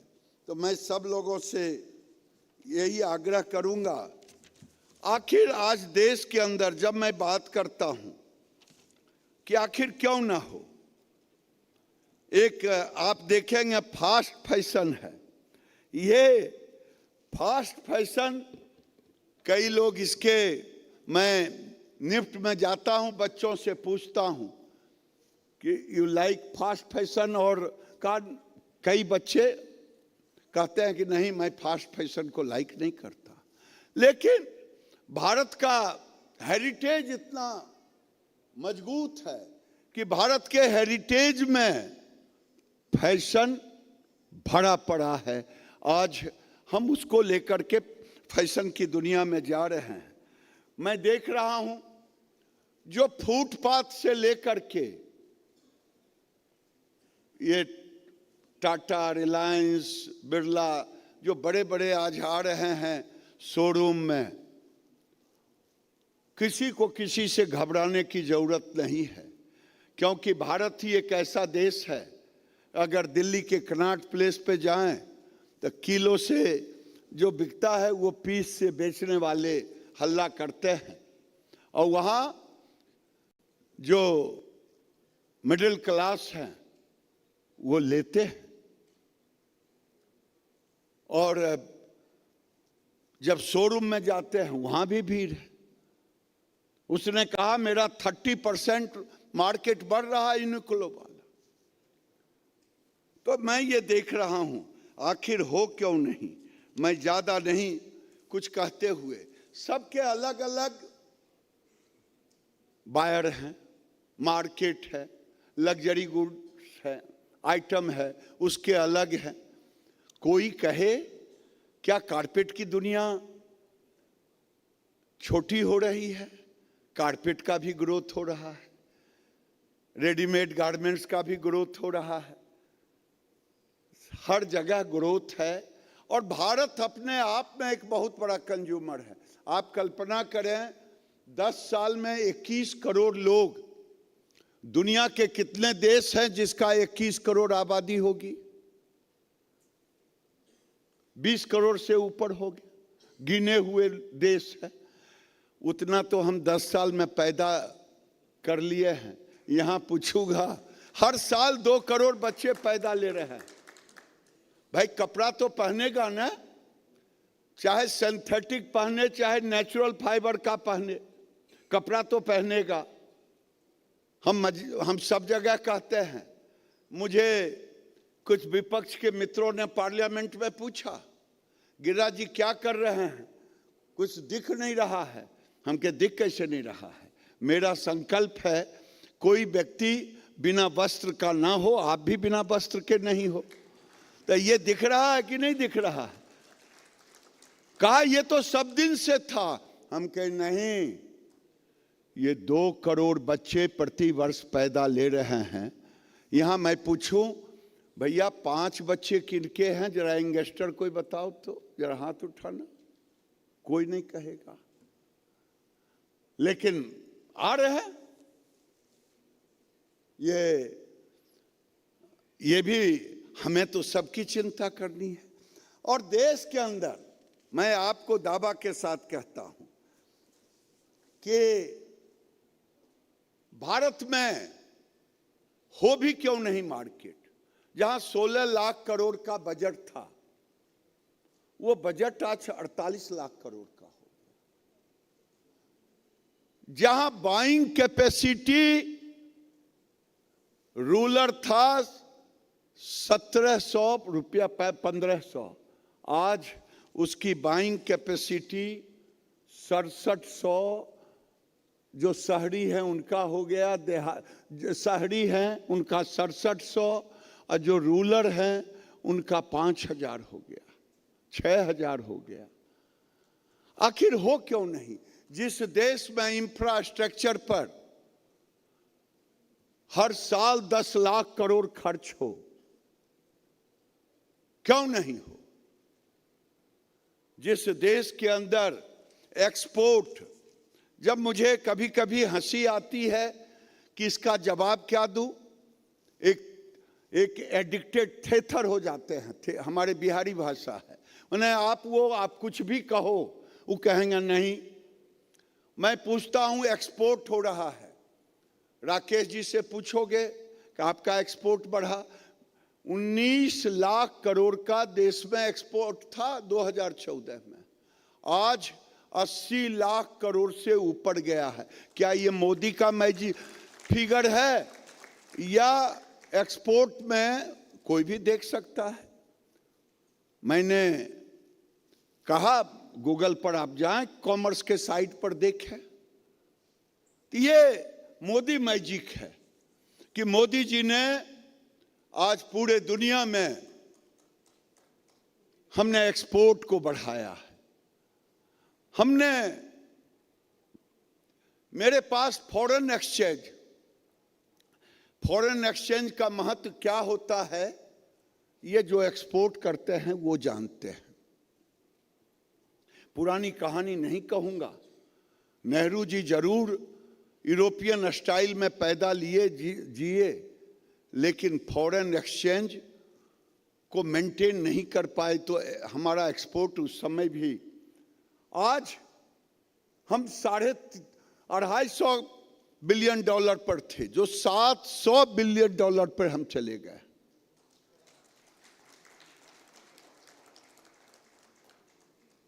तो ये भारत का एक जर्नी है नरेंद्र मोदी के कार्यकाल में, और इस जर्नी में सारे इंडस्ट्री हमारे पास यूजर भी हैं।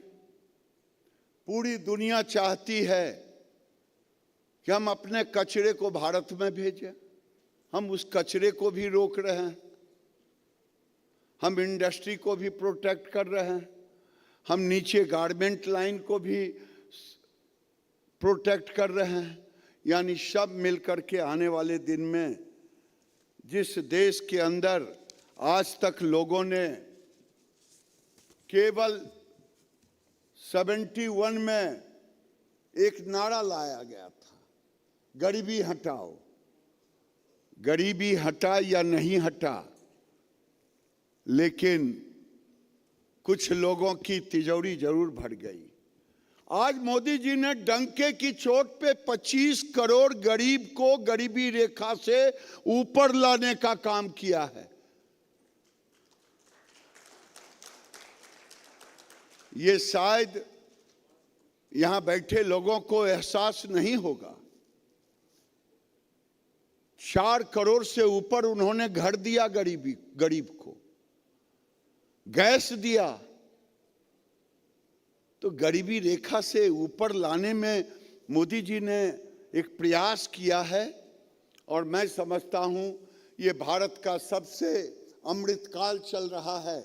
और टेक्सटाइल का सेक्टर, अभी आलोक जी कह रहे थे कि उत्तर प्रदेश में पीएम मित्र सज धज के तैयार है, मार्च तक उसको सब कंप्लीट कर लेंगे।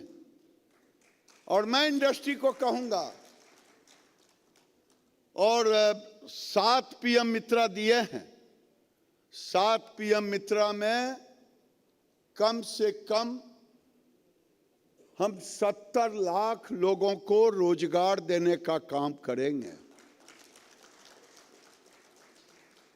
जब रोजगार देखते हैं तो मैं सबको कहता हूं कि भैया, कपड़े की दुनिया में जो बच्चे आज पैदा लिए हैं, उनको भी आधा मीटर कपड़ा चाहिए, 1 मीटर कपड़ा चाहिए, चाहे पुराना चाहिए चाहे नया चाहिए। जब पुराना जाता है तो नया उसके पीछे आता है। तो हमारा एक आत्मविश्वास है कि हम रिटेल के सेक्टर में, हम गारमेंट के सेक्टर में, हम इंडस्ट्री के फाइबर के सेक्टर में जो रोजगार सबसे ज़्यादा अगर देता है तो कारपेट दे रहा है, हमें गारमेंट सेक्टर दे रहा है, होम फर्निशिंग दे रहा है, सारे रोजगार दे रहे हैं। ठीक है, जिनिंग में रोजगार के अवसर कम है, कि स्पिनिंग में उससे आगे बढ़ेंगे तो वीविंग में। आज टेक्नोलॉजी फास्ट हो रहा है, एयर डाइंग भी टेक्नोलॉजी देश के अंदर में दुनिया ने किया है, देश ने भी किया है। हमारे यहाँ बड़ी समस्या होती है प्रोसेसिंग, क्योंकि एनजीटी का ऐसा लटका रहता है कि सारे लोग परेशान रहते हैं। लेकिन अब उसकी भी एक सलूशन के रूप में लोग धीरे धीरे ला रहे हैं। मैं रवि अरोड़ा के पूरे टीम को धन्यवाद दूंगा कि आज देश के अंदर ह्यूमन रिसोर्स को हम अप स्किल्ड करें। जितना हम सुपर स्किलिंग में जाएंगे, छोटे छोटे होल, बहुत ज़्यादा सीपेज होता है। मैं एक दिन किसी निफ्ट में गया, मालूम हुआ कि वहाँ कोर्सेज है टेक्नोलॉजी। हम के टेक्नोलॉजी में क्या करते हैं? मैंने मशीन पर एक सॉल्यूशन लाया है, लगा देते हैं, उसके आउटपुट बढ़ जाता है, क्योंकि उससे वो गाइड होता है जो स्विंग करता है। तो टेक्नोलॉजी को हम साथ लेकर के ही चल सकते हैं, टेक्नोलॉजी के बगैर हम नहीं चल सकते हैं। आने वाले दिन में आत्मनिर्भर भारत में हम अपना केवल विजन नेक्स्ट नहीं लाए हैं, हम साइज भी अपना साइजिंग वो तैयार है। प्रधानमंत्री जब भी मौका मिलेगा, चाहे भारत टैक्स में मिले या जहां मिले, क्योंकि दुनिया के कंपनी जब बाहर में के कपड़े आते हैं तो उनके साइज अलग होते हैं।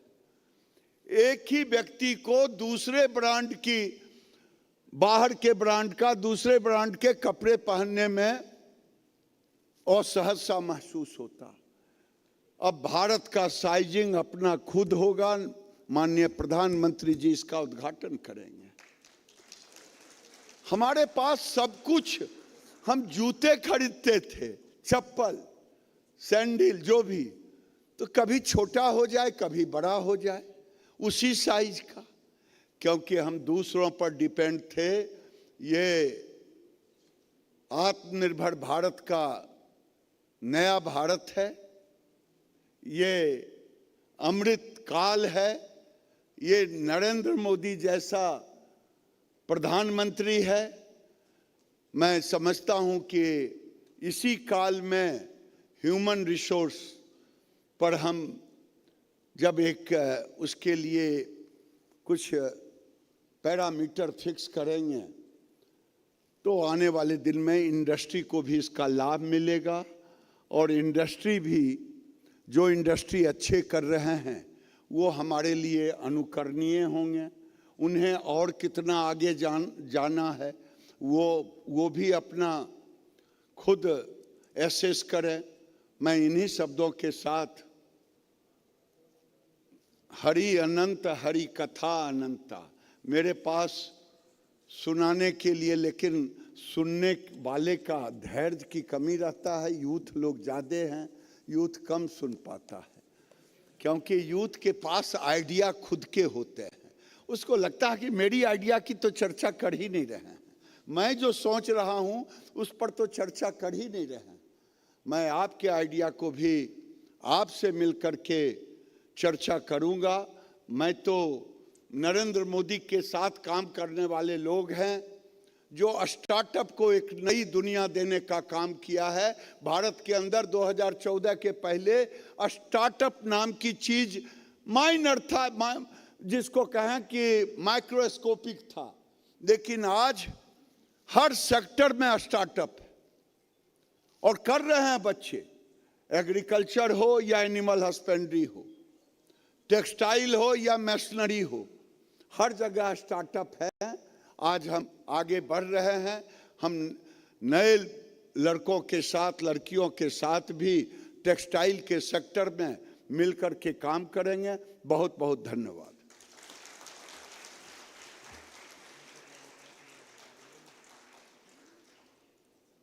ये कह रहे हैं पानीपत वालों को आशीर्वाद दे दें। हमके देश में 3-4 क्लस्टर हैं जो अपने बना है, पानीपत, सूरत, तिरुपुर। तो पानीपत के बगैर थोड़े ही टेक्सटाइल का पूर्ण होगा।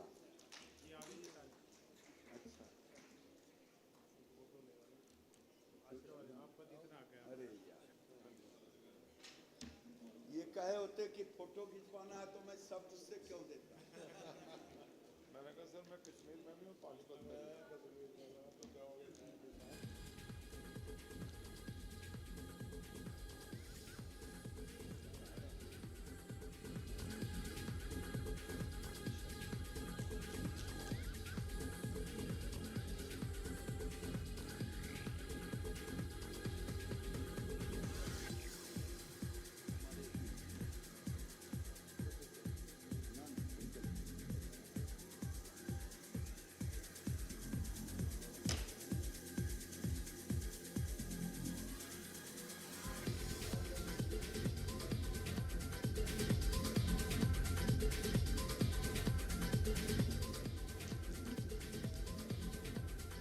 Please जोरदार तालियां everyone for Honorable Minister of Textiles Shri Giriraj Singh जी। आपका बहुत बहुत धन्यवाद दिल से सर कि आपने आज हमें इतना ज़्यादा करीब से टेक्सटाइल इंडस्ट्री कैसे काम करती है उसके बारे में बताया। हमारी सरकार कितनी मेहनत से इस इंडस्ट्री के बारे में सोच रही है आगे वाले सालों में। आपका बहुत बहुत धन्यवाद।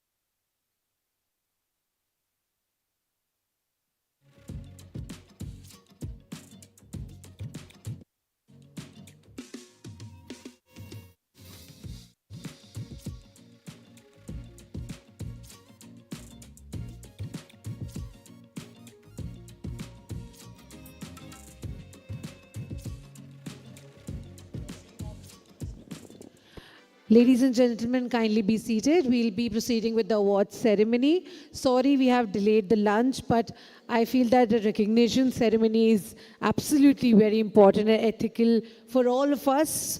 The Principal Secretary will join us. He's just be here in the next 2 minutes, so kindly be seated, all of you. All the attendees, awardees, thank you so much for being with us. We'll just have few of the awards left, and then we'll have lunch. Post that, kindly be seated. Sorry once again for delaying the lunch, but I think it's worth it. We are recognizing the heroes of the HR textile industry. So yeah, kindly be seated. Thank you so much for your patience, everyone.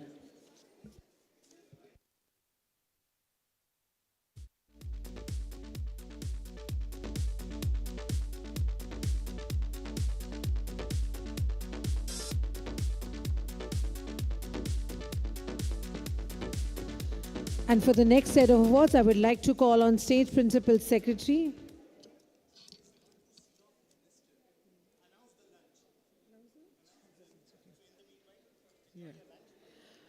All right, everyone, we'll proceed with the lunch, and post the lunch, we'll be having the awards ceremony, so you can proceed with the lunch, and in the next 45 minutes, we'll be having the next set of awards presented by Mr. Alok Kumar, Principal Secretary, Government of Uttar Pradesh. Thank you so much, everyone. Once again, I would like to announce that the lunch has started, so we can proceed for the lunch.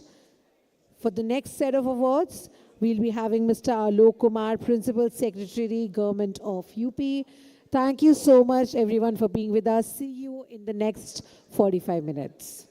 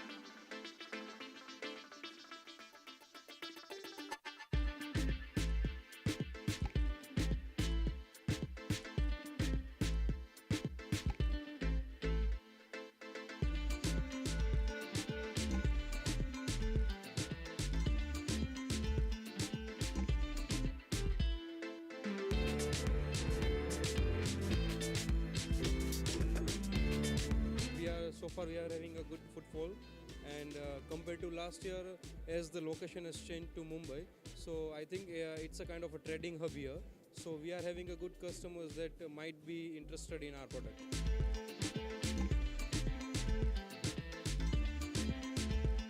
I want to thank to all exhibitor and Mr. personally Sanyal Desai ji, जो इतना हमारे लिए करते हैं, इतना समय देते हैं और एक मंच पर सभी को लाने का मौका देते हैं. इंडस्ट्री के लिए अच्छा है, कस्टमर अच्छा आ रहा है, कस्टमर परचेज करने वाला ही आ रहा है. This is the first time for us, and our company name Five Finger Exports is situated in Coimbatore, Tamil Nadu, and in this exhibition we have a great exposure of national international clients both. Footfall wise अगर मैं बोलूँ तो gathering सबसे ज़्यादा मुंबई में है. No doubt Delhi में भी थी, बट सन्याल साहब ने अच्छा किया कि अब की बार इन्होंने मुंबई में किया.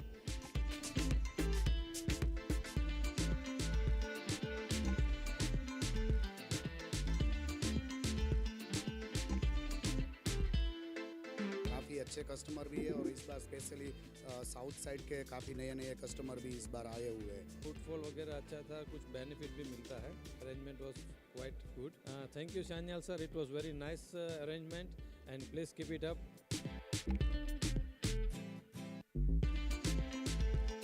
We are very satisfied with the show. It has been interesting customers coming inside having nice discussions with the customers. Every time we came with good results, we know more people. Also, new customers are coming to discuss with us about the business opportunity. So we had many new potential customers. Also, we had some communication with Indian customers through our platforms. Every year, I'm participating in many exhibitions all over the world. I can say that in this exhibition, is one of the most professional exhibitions for the preparation.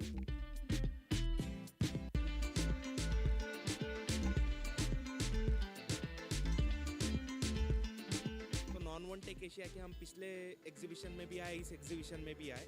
यहाँ पे हमें from starting machinery purchase से लेके raw material purchase और finish product कैसा होना चाहिए, कैसा दिखना चाहिए, वो सारा हमें यहाँ एक्सप्लोर करने मिला। यानी नॉन वन इंडस्ट्री का 360 डिग्री नॉलेज हमें यहाँ मिल गया। हमने ओयांग की मशीन बुक की है, ओयांग कंपनी की मशीन बुक की है जो fine one bag making machine है, और उनकी हमने और बाकी 3 मशीन्स भी बुक करी है जो फ्लेक्सोग्राफिक प्रिंटर है, ऑफसेट प्रिंटर्स वगैरह है, कटिंग स्लेटिंग मशीन है।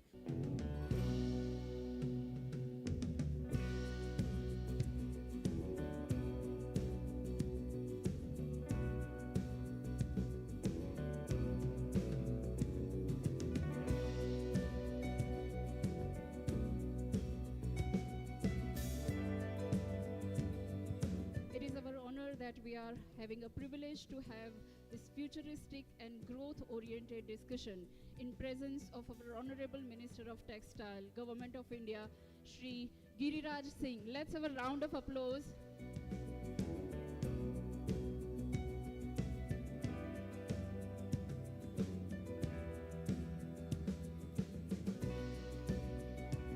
I'm here in the spirit of collaboration. So I grew up in Germany and I've worked in America and I've worked for 30 years in the non-woven and hygiene industry.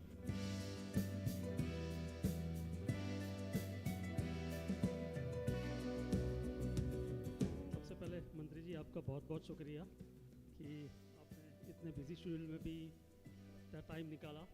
Itself is a very proud moment for us. Itself is a great thing. So let's clap for the minister, sir.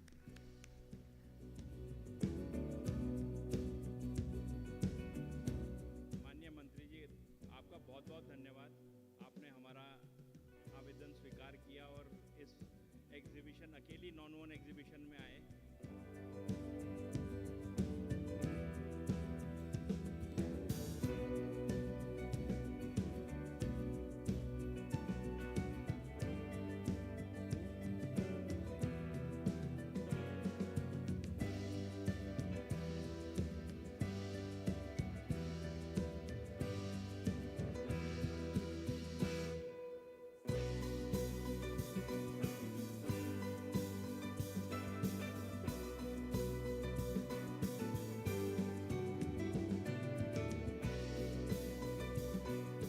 हमने PLI scheme इसीलिए लाया ही कि PLI scheme लाने से हमारे industry को कुछ support मिल सके, और जो नॉन वोवेन में मुझे समझने का मौका मिला और देश के लिए, हमारे लिए टेक्सटाइल के सेक्टर में हम मैन मेड फैब्रिक की बात करते हैं, हम नेचुरल फाइबर की बात करते हैं। हमारे CMD यहाँ बैठे हुए हैं कॉटन कॉरपोरेशन के। तो ये आने वाले दिन में केवल हाइजीनिक सेक्टर में नहीं बल्कि एग्रीकल्चर सेक्टर में एक क्रांति लाने का काम करेगा।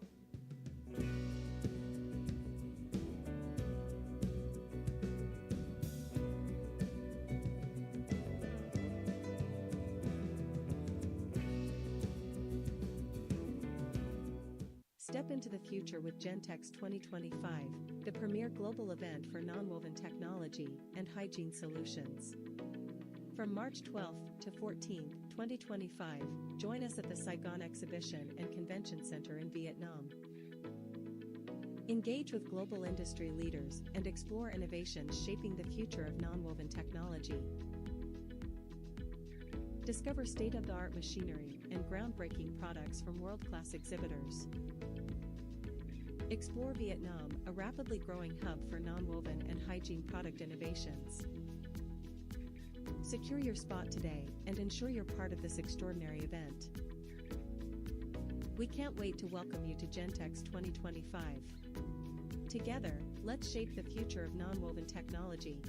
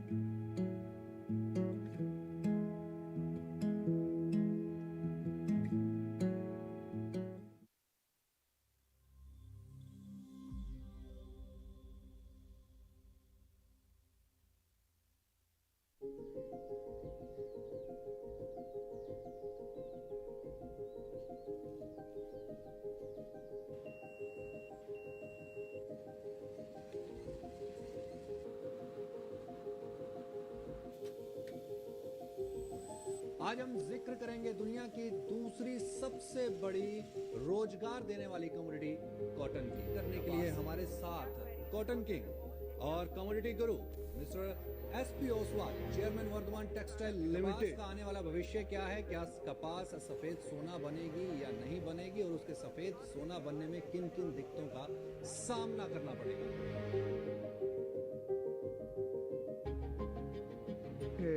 Entrepreneur leader has to be unconventional in his approach. Sometimes responsibility makes you fearless, and then fear disappears.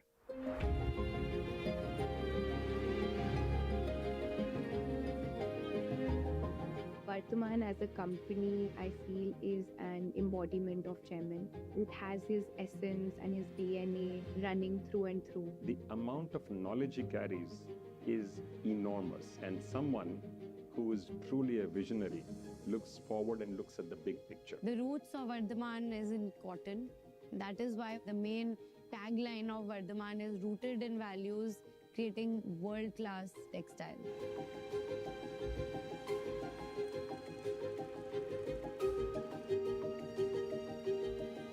Our chairman, Mr. S.P. Oswal, he is a perfect blend of business ethics and integrity and philosophy. Chairman has one very beautiful hobby. That hobby is problem solving.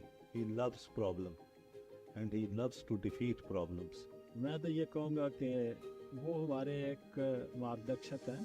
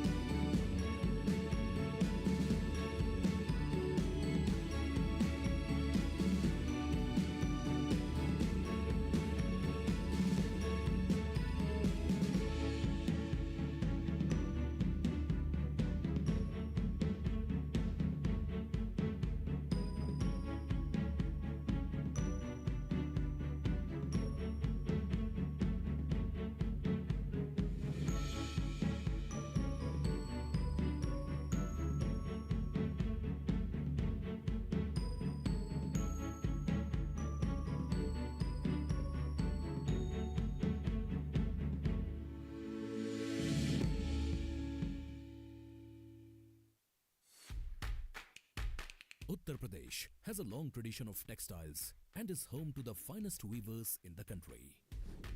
The silk saris from Varanasi, chikankari from Lucknow, carpets from Bhadoi, daris from Sitapur, and ready-made garments from Gautam Buddha Nagar and Kanpur are strength and pride of the entire country. Under the able leadership of Honorable Chief Minister Uttar Pradesh, Shri Yogi Adityanath, the government of Uttar Pradesh has approved the UP Textile and Garmenting Policy 2022 with the objective to attract fresh investments and transform Uttar Pradesh into a global textile manufacturing hub. The incentives under this new policy include subsidy of 25% of the land cost and up to 100% exemption on stamp duty. The government also provides capital subsidy up to 35% on cost of plant and machinery and interest subsidy of 60% of annual interest on loan for purchase of plant and machinery for 7 years. In addition, the policy provides following subsidies for infrastructure development. 50% subsidy for development of roads, power, drainage, water supply up to Rs 3 crore. 50% subsidy for development of effluent treatment plant and DG setup to Rs 5 crore. 25% subsidy for development of training facility, testing labs, R&D center up to Rs 2.5 crore. 25% subsidy for development of staff quarter up to Rs 5 crore. 100% exemption from electricity duty to all new units for 10 years, and open access to electricity will be permitted as per Electricity Act. A 1,000 acres integrated textile and apparel park will be developed in Lucknow Hardoi district under the PM Mitra Park scheme. The units setting up in this textile park will be provided power tariff subsidy of Rs 2 per unit for 5 years, maximum up to Rs 60 lakh per unit per annum. Employment subsidy of Rs 3,200 per worker per month to mega and super mega garmenting units for a period of 5 years, except in Gautam Buddha Nagar and Ghaziabad district. Subsidy for 50% of the project cost, maximum up to Rs 50 crore for developing integrated textile and apparel park with all amenities in a minimum area of 25 acres. The youth will be provided special incentives under this policy, which includes priority allotment of land from development authorities, 50% subsidy on rent of flatted factories, and 75% of the project cost for setting up handloom and power looms. Design studio, marketing company or export house, maximum up to Rs 60 lakh. In case any youth creates his own brand and opens its chain outlets, then incentives will be provided based on number of outlets opened, maximum up to Rs 10 crore. Additional incentives of Rs 2 crore on opening minimum 25 outlets outside the country. Honorable Prime Minister Shri Narendra Modi has described Uttar Pradesh as a state with potential to become India's growth engine. And under the leadership of Honorable CM Shri Yogi Adityanath, UP has emerged as the best destination for industrial investment in the country.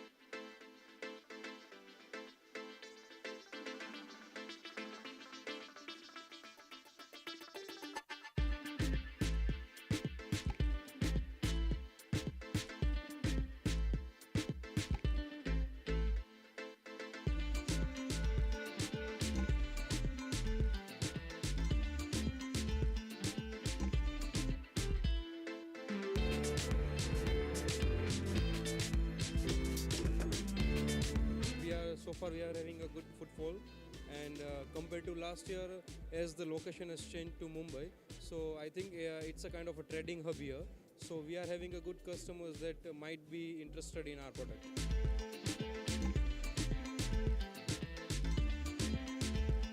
I want to thank to all exhibitors and mister personally Sanyal Desai ji जो इतना हमारे लिए करते हैं, इतना समय देते हैं और एक मंच पर सभी को लाने का मौका देते हैं। इंडस्ट्री के लिए अच्छा है, कस्टमर अच्छा आ रहा है, कस्टमर परचेज करने वाला ही आ रहा है। This is the first time for us, and our company name Five Finger Exports is situated in Coimbatore, Tamil Nadu. And in this exhibition, we have a great exposure of national, international clients both. Footfall wise अगर मैं बोलूँ तो gathering सबसे ज़्यादा मुंबई में है। No doubt Delhi में भी थी, बट सन्याल साहब ने अच्छा किया कि अब की बार इन्होंने मुंबई में किया।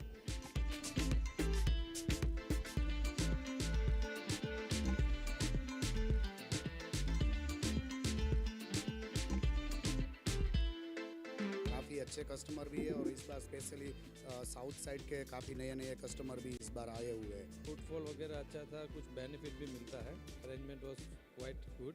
Thank you Sanyal sir, it was very nice arrangement and please keep it up.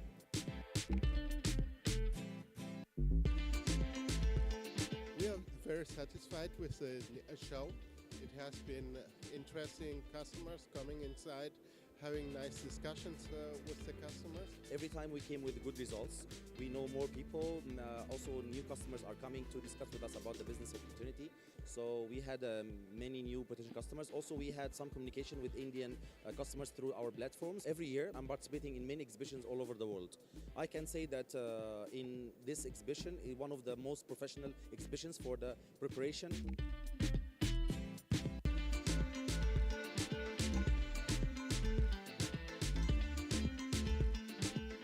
Non tech Asia के हम पिछले एग्जीबिशन में भी आए, इस एग्जीबिशन में भी आए। यहाँ पे हमें फ्रॉम स्टार्टिंग मशीनरी परचेज से लेके रॉ मटेरियल परचेज और फिनिश प्रोडक्ट कैसा होना चाहिए, कैसा दिखना चाहिए, वो सारा हमें यहाँ एक्सप्लोर करने मिला। यानी नॉन वन इंडस्ट्री का 360 डिग्री नॉलेज हमें यहाँ मिल गया। हमने ओयांग की मशीन बुक की है, ओयांग कंपनी की मशीन बुक की है जो fine one bag making machine है, और उनकी हमने और बाकी 3 मशीन्स भी बुक करी है जो फ्लेक्सोग्राफिक प्रिंटर है, ऑफसेट प्रिंटर्स वगैरह है, कटिंग स्लिटिंग मशीन है।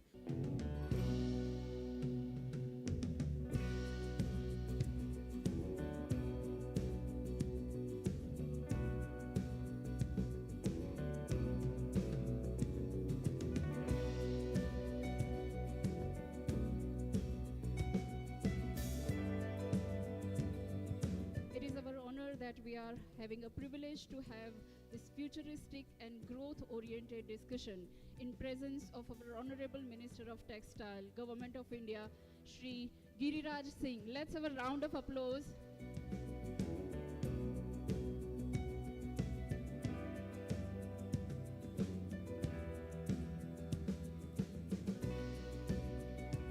I'm here in the spirit of collaboration. So I grew up in Germany and I've worked in America and I've worked for 30 years in the nonwoven and hygiene industry.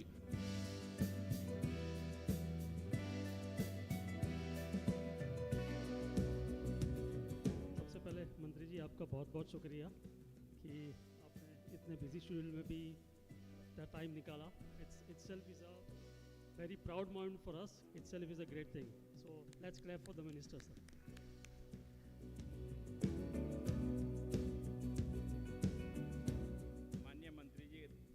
बहुत बहुत धन्यवाद, आपने हमारा आवेदन स्वीकार किया और इस एग्जीबिशन अकेली नॉन वन एग्जीबिशन में आए।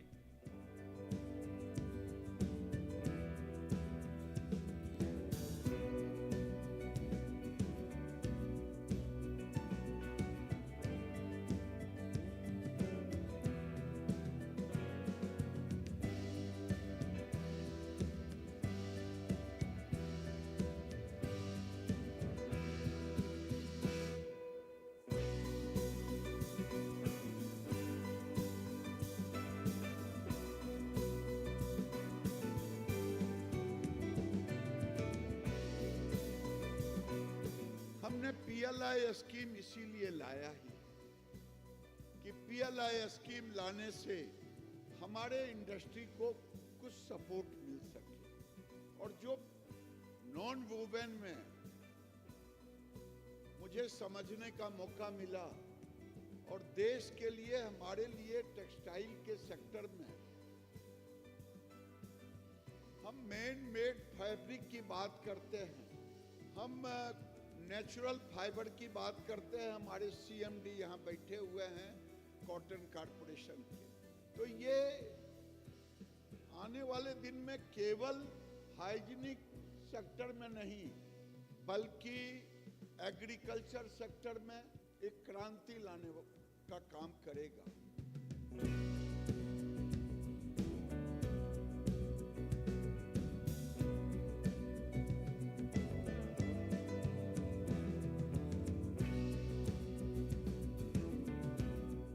Step into the future with Gentex 2025, the premier global event for nonwoven technology and hygiene solutions. From March 12th to 14th, 2025, join us at the Saigon Exhibition and Convention Center in Vietnam. Engage with global industry leaders and explore innovations shaping the future of nonwoven technology. Discover state-of-the-art machinery and groundbreaking products from world-class exhibitors. Explore Vietnam, a rapidly growing hub for nonwoven and hygiene product innovations. Secure your spot today and ensure you're part of this extraordinary event.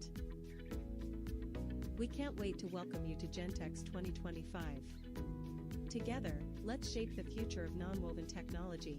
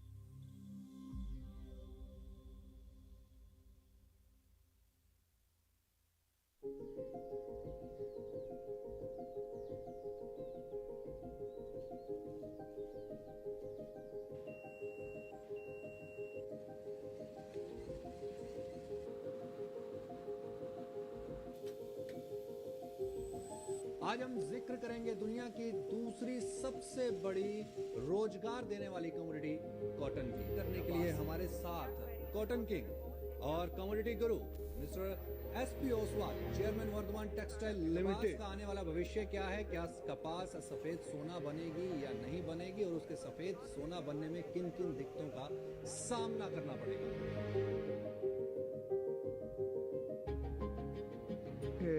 Entrepreneur leader has to be unconventional in his approach. Sometimes responsibility makes you fearless, and then fear disappears.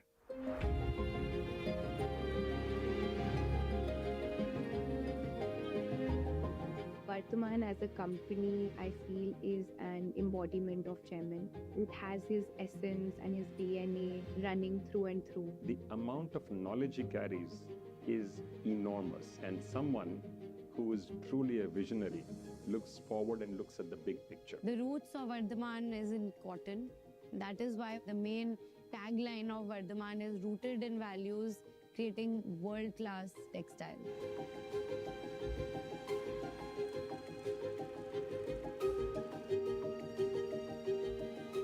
Our chairman, Mr. S.P. Oswal, He is a perfect blend of business ethics and integrity and philosophy. Chairman has one very beautiful hobby. That hobby is problem solving. He loves problem and he loves to defeat problems. मैं तो ये कहूँगा कि वो हमारे एक मार्गदर्शक हैं।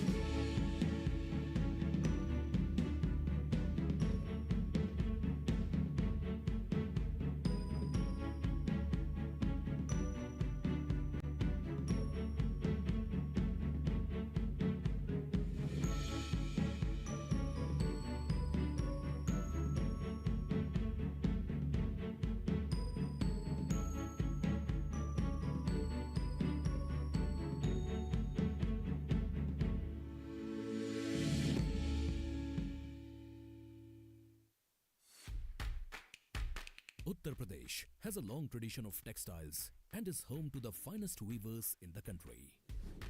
The silk saris from Varanasi, chikankari from Lucknow, carpets from Bhadoi, daris from Sitapur, and ready-made garments from Gautam Buddha Nagar and Kanpur are strength and pride of the entire country.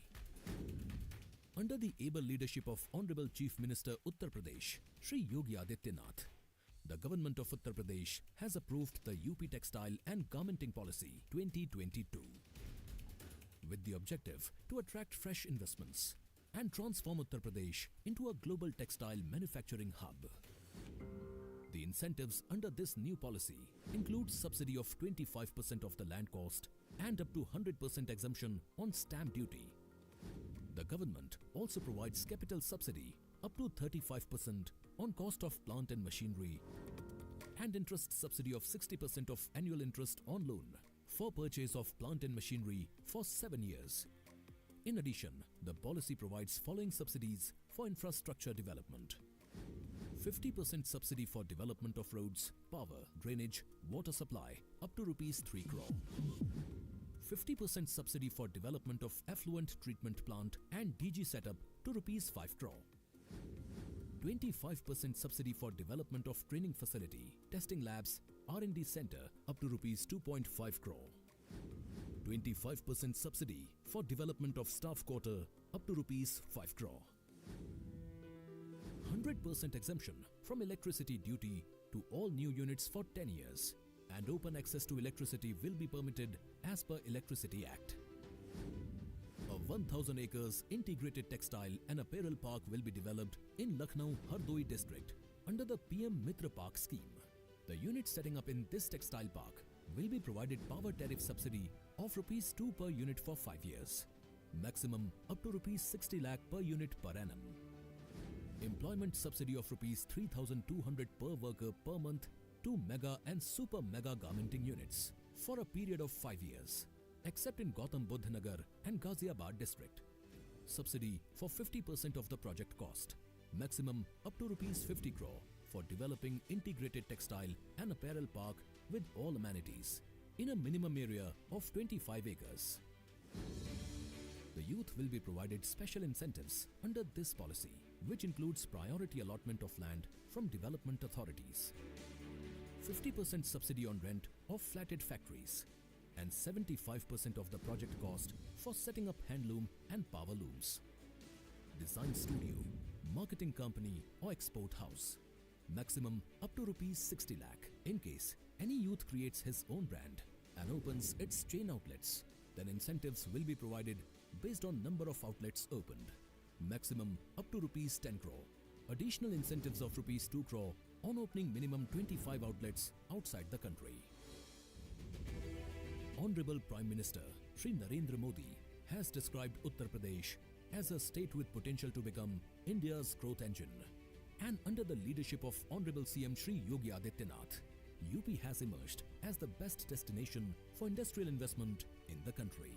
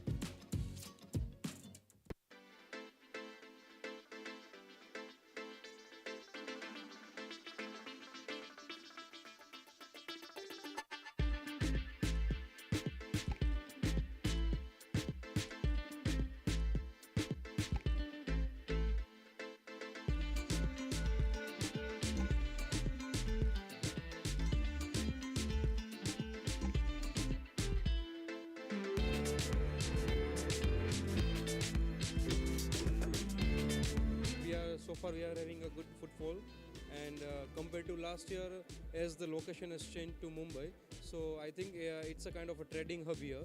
So we are having a good customers that might be interested in our product.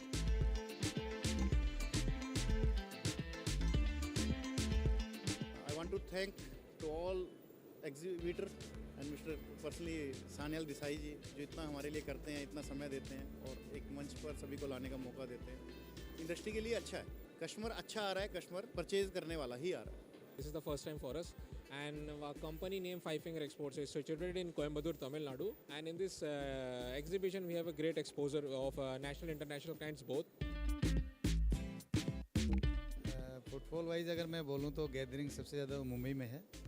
No doubt Delhi में भी थी, but Sanyal साहब ने अच्छा किया कि अब की बार इन्होंने मुंबई में किया.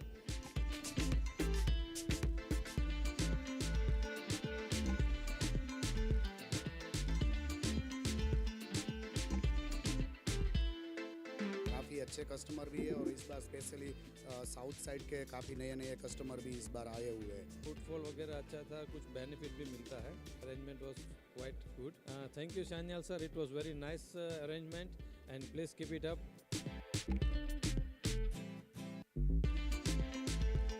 We are very satisfied with the show. It has been interesting customers coming inside, having nice discussions with the customers. Every time we came with good results, we know more people. Also, new customers are coming to discuss with us about the business opportunity. So we had many new potential customers. Also, we had some communication with Indian customers through our platforms. Every year, I'm participating in many exhibitions all over the world. I can say that in this exhibition, is one of the most professional exhibitions for the preparation.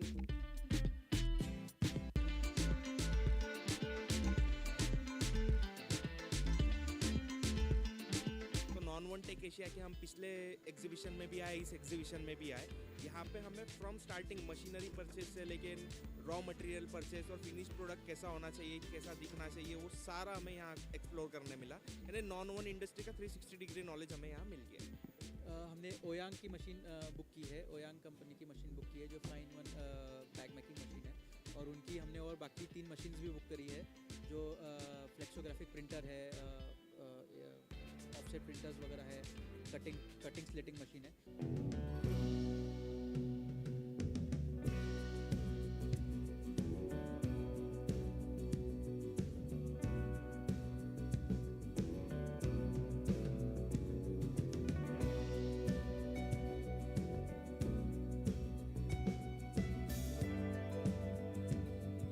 It is our honor that we are having a privilege to have this futuristic and growth-oriented discussion in presence of our Honorable Minister of Textile, Government of India, Shri Giriraj Singh. Let's have a round of applause.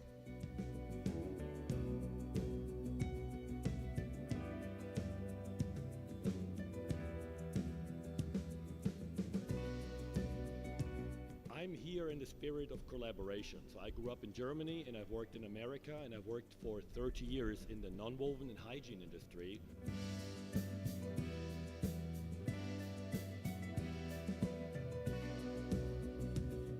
सबसे पहले मंत्री जी आपका बहुत-बहुत शुक्रिया कि आपने इतने busy schedule में भी टाइम निकाला. Itself is a very proud moment for us. Itself is a great thing. So let's clap for the minister, sir.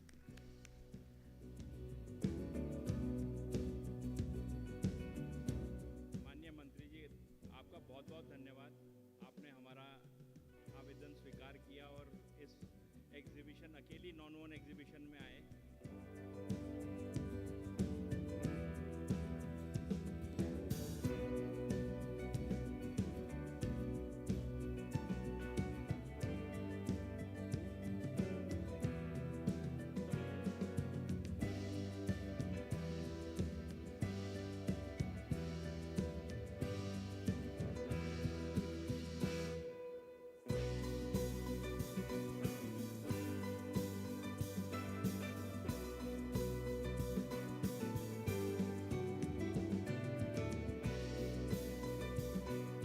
हमने PLI स्कीम इसीलिए लाया ही कि PLI स्कीम लाने से हमारे इंडस्ट्री को कुछ सपोर्ट मिल सके, और जो नॉन वोवेन में मुझे समझने का मौका मिला, और देश के लिए, हमारे लिए टेक्सटाइल के सेक्टर में हम मैन मेड फैब्रिक की बात करते हैं, हम नेचुरल फाइबर की बात करते हैं। हमारे CMD यहाँ बैठे हुए हैं कॉटन कॉर्पोरेशन के। तो ये आने वाले दिन में केवल हाइजीनिक सेक्टर में नहीं बल्कि Ladies and gentlemen, I hope that you're having your lunch. In the next 15 minutes, we'll be resuming with the award ceremony. Thank you so much. Kindly please have your lunch if you haven't yet. Also, please kindly be seated. Thank you so much. In the next 15 minutes, that is 4:20 from now, we'll be resuming with the award ceremony. Thank you so much, everyone. 2025, join us at the Saigon Exhibition and Convention Center in Vietnam. Engage with global industry leaders and explore innovations shaping the future of nonwoven technology. Discover state-of-the-art machinery and groundbreaking products. Explore Vietnam, a rapidly growing hub for nonwoven and hygiene product innovations. Secure your spot today and ensure you're part of this extraordinary event. We can't wait to welcome you to Gentex 2025. Together, let's shape the future of nonwoven technology.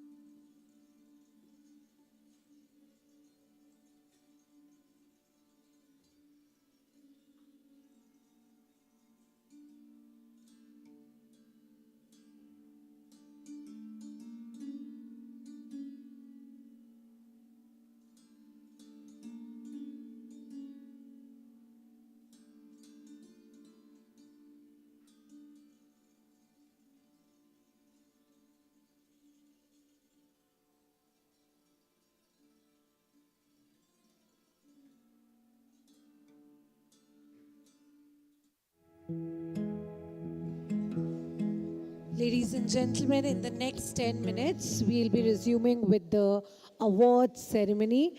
Kindly be seated if you had your lunch, and please kindly finish your lunch by then. In the next 10 minutes, that is 4:20 from now, we'll be resuming with the awards ceremony. Thank you so much for being with us. I request everyone to kindly finish your lunch, your breaks in between. Thank you so much for being with us, everyone.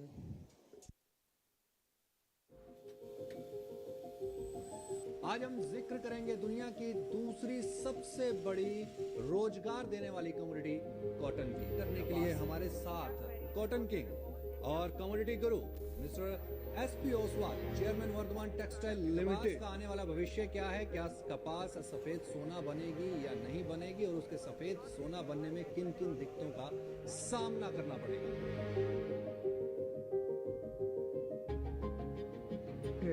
Entrepreneur leader has to be unconventional in his approach.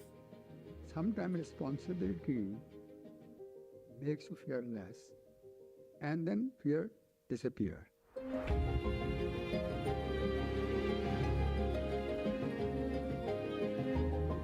Vardhaman as a company, I feel, is an embodiment of Chairman. It has his essence and his DNA running through and through. The amount of knowledge he carries is enormous, and someone who is truly a visionary looks forward and looks at the big picture. The roots of Vardhaman is in cotton. That is why the main tagline of Vardhaman is rooted in values, creating world-class textile.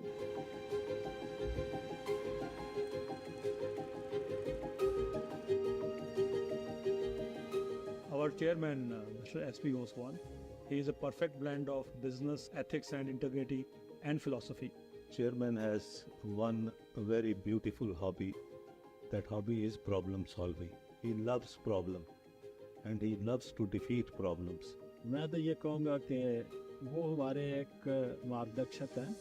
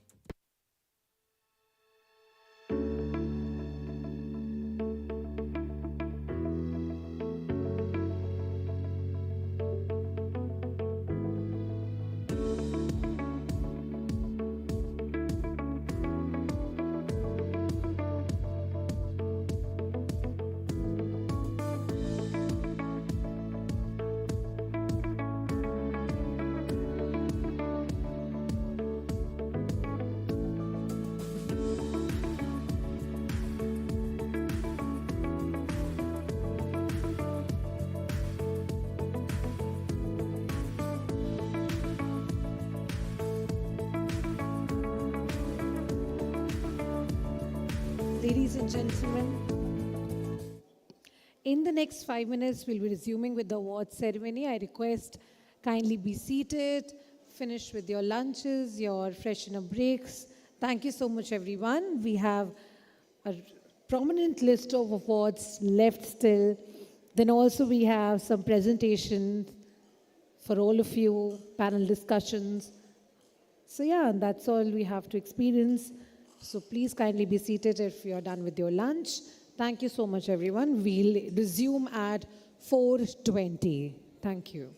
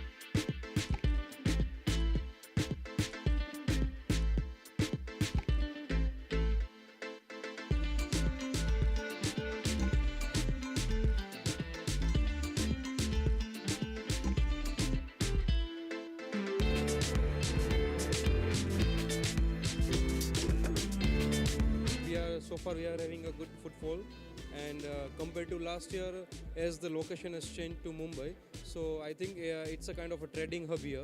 So we are having a good customers that might be interested in our product.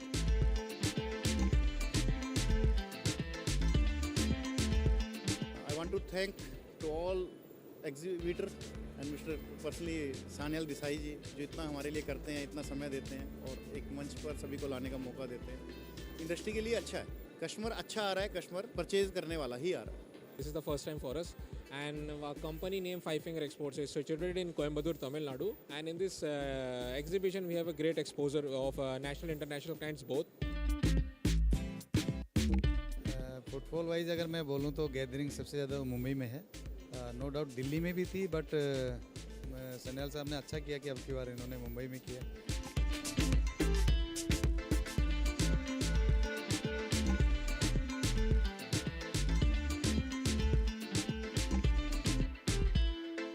काफ़ी अच्छे customer भी है और इस बार specially south side के काफ़ी नए नए कस्टमर भी इस बार आए हुए हैं। फुटफॉल वगैरह अच्छा था, कुछ बेनिफिट भी मिलता है। Arrangement was quite good. Thank you Sanyal sir, it was very nice arrangement and please keep it up.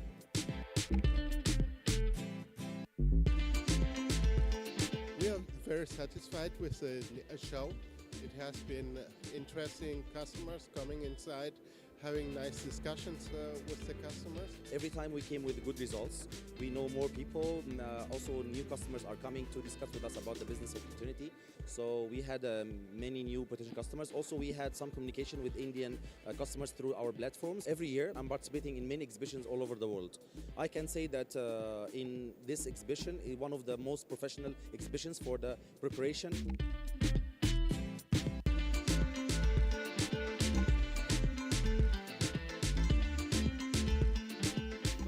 Take Asia के हम पिछले एग्जीबिशन में भी आए, इस एग्जीबिशन में भी आए।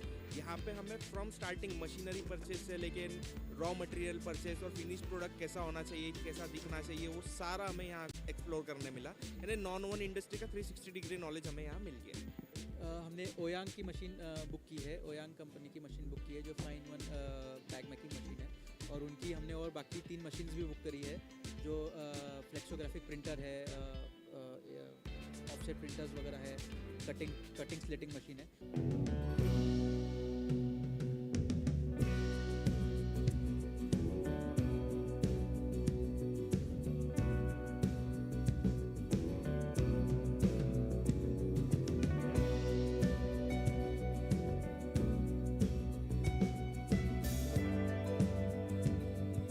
It is our honor that we are having a privilege to have this futuristic and growth-oriented discussion in presence of our Honorable Minister of Textile, Government of India, Shri Giriraj Singh. Let's have a round of applause.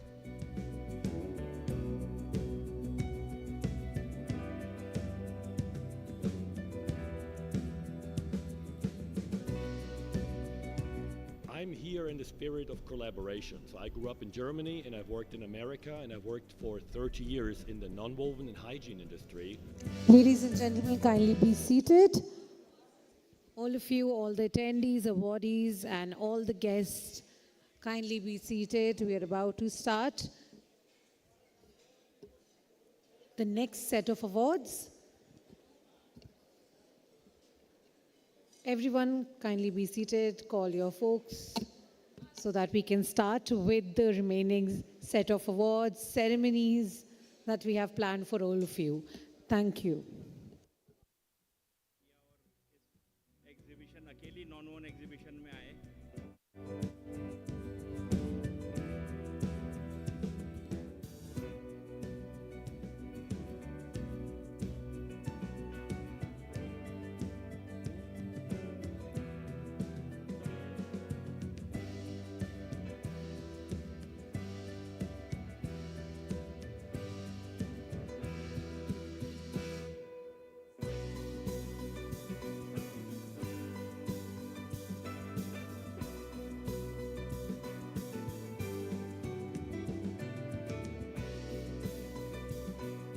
हमने PLI scheme इसीलिए लाया ही कि PLI scheme लाने से हमारे industry को कुछ support मिल सके, और जो नॉन वोवेन में मुझे समझने का मौका मिला और देश के लिए, हमारे लिए टेक्सटाइल के सेक्टर में हम मैन मेड फैब्रिक की बात करते हैं, हम नेचुरल फाइबर की बात करते हैं। हमारे सीएमडी यहाँ बैठे हुए हैं कॉटन कॉरपोरेशन के। तो ये आने वाले दिन में केवल हाइजीनिक सेक्टर में नहीं बल्कि एग्रीकल्चर सेक्टर में एक क्रांति लाने का काम करेगा।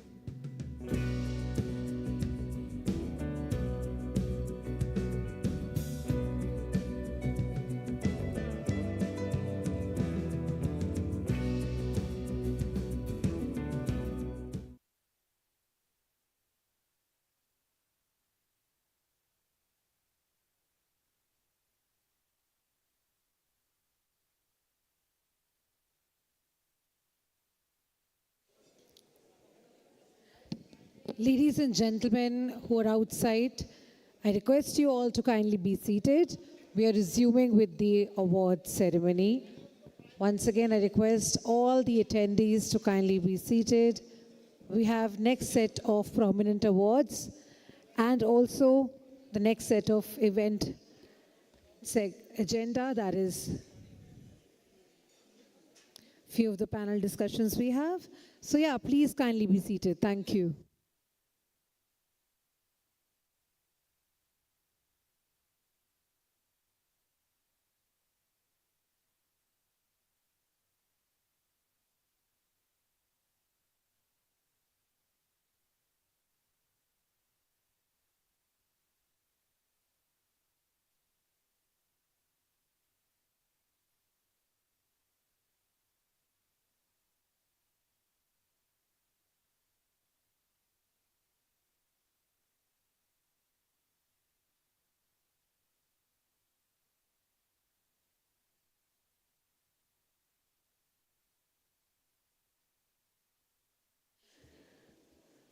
We are going to distribute the next set of awards. Kindly be seated.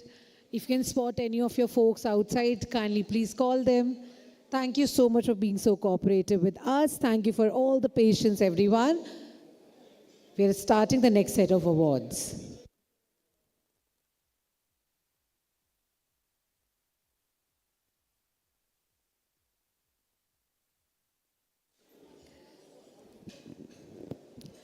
Ladies and gentlemen, I would request who all are outside, kindly be seated inside. We're about to start the next set of awards. All the attendees, kindly please join us inside the hall so that we can start with the next set of awards. Thank you for all the patience and thank you for being with us. We are starting with the next set of awards. Thank you.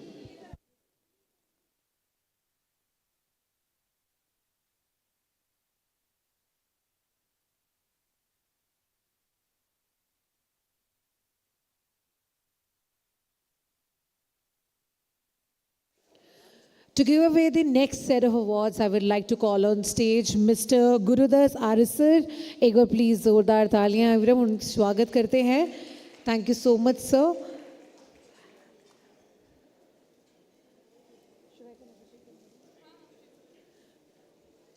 I request Abhishek sir and Ravi sir to kindly join Gurudas Arisar sir. And the next award is Best Social Initiative. The first category is Small Enterprises and the award goes to HSN Ecotex. Ek baar please let's welcome and congratulate HSN Ecotex.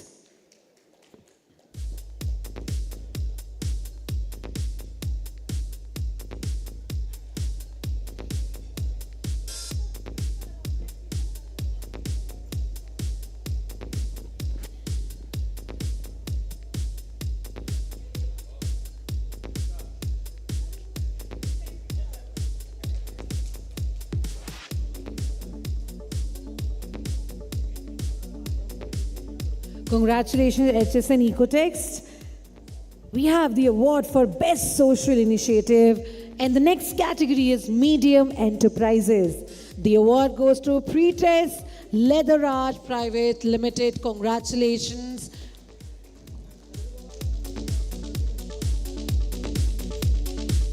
Congratulations to Pretest Leather Art Private Limited. We have the award Best Social Initiatives.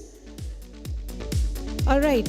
The next award is Best Team Building Strategy in the category Small Enterprises. We have Zuico India Private Limited.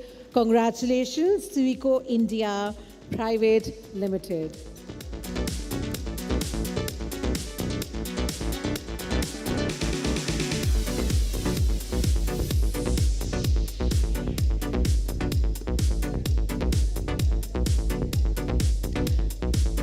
Can we have a louder cheer, everyone, for Zuico India Private Limited?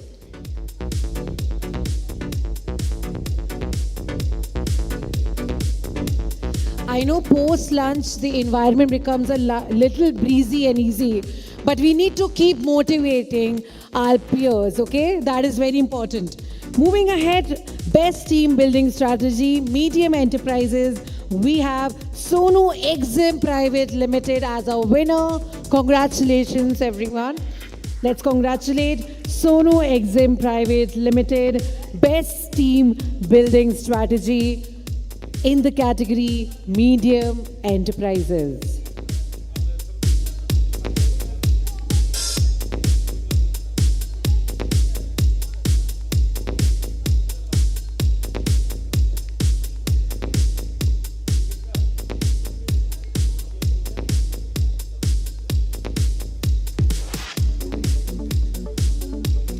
Come on, everyone, let's cheer louder. Everyone together. Congratulations to Sonu Exim Private Limited. All right, next award is Equal Opportunity Employer of the Year in the category Small Enterprises.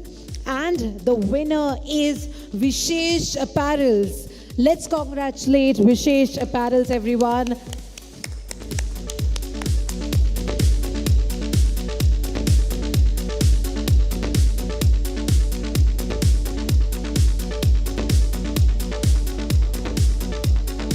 Congratulations, Vishesh Apparel's Equal Opportunity Employer of the Year in the category Small Enterprises.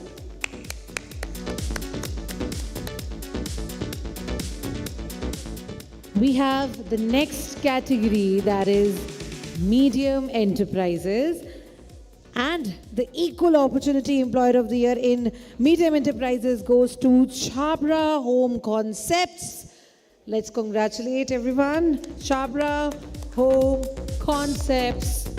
We have Equal Opportunity Employer of the Year in the category Medium Enterprises.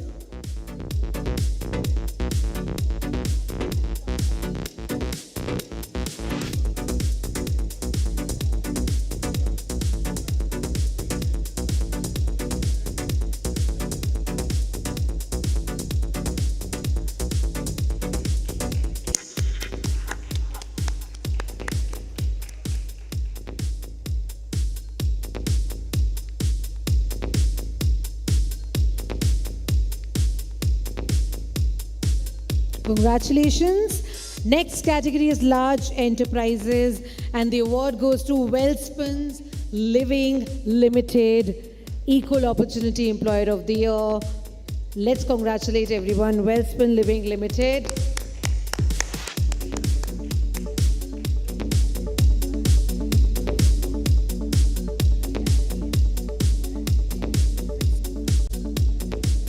Ladies and gentlemen, our next award is Quality Oriented Culture Award.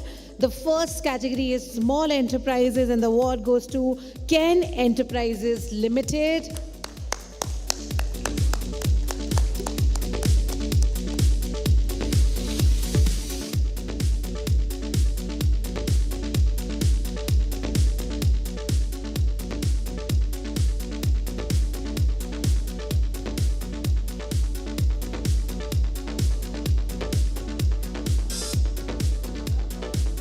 Congratulations to Ken Enterprises Limited.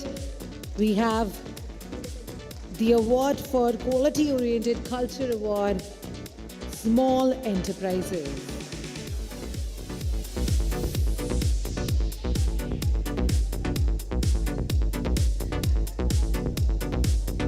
The award in the category Medium Enterprises goes to RGI Meditech Private Limited. Congratulations.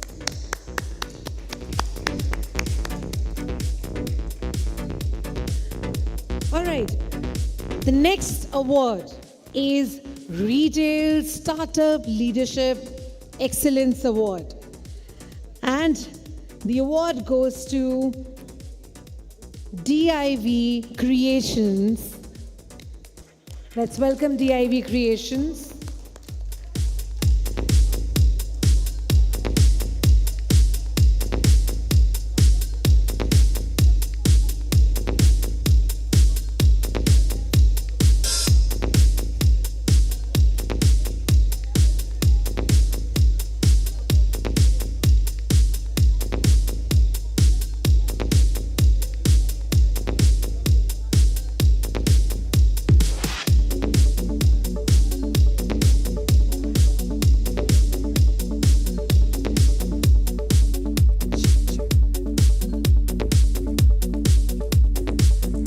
Award is Best Employer Retail, and the award goes to Gulab Das International Trading. Let's congratulate everyone, Gulab Das International Trading, for winning Best Employer Retail.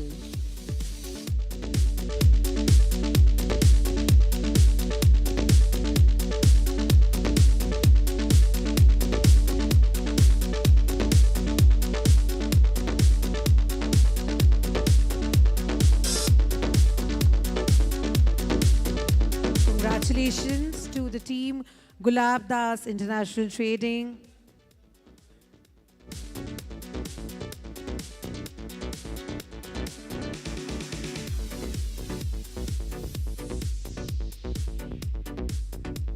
Next award is High Performance Culture Award, and the award goes to Robotex Industries. Let's congratulate. Come on, everyone. Let's cheer for all the winners. And for now, we have Robotex Industries.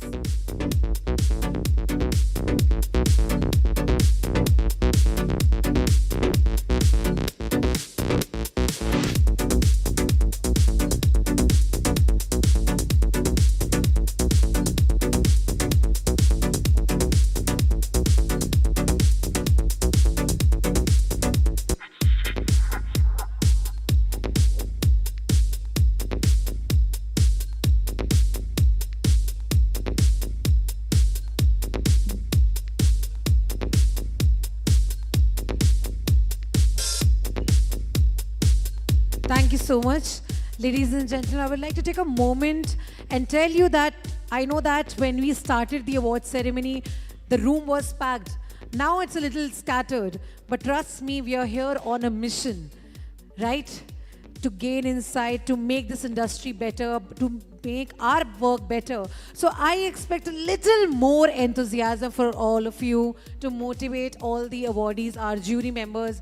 That would be really helpful, everyone. And thank you for sticking through. All right, everyone. Next award is Best Employer Textile Textile Accessories. And the award goes to Param Enterprises. Come on, everyone. Let's cheer for Param Enterprises. Let's show all the enthusiasm for all the awardees. Thank you.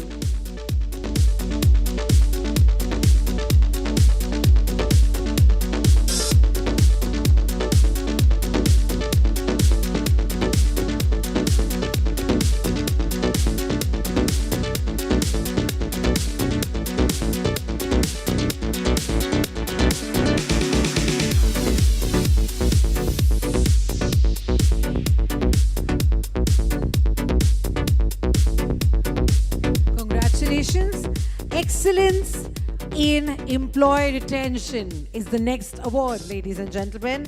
And the award goes to Hyper Filtration Private Limited. Let's congratulate everyone.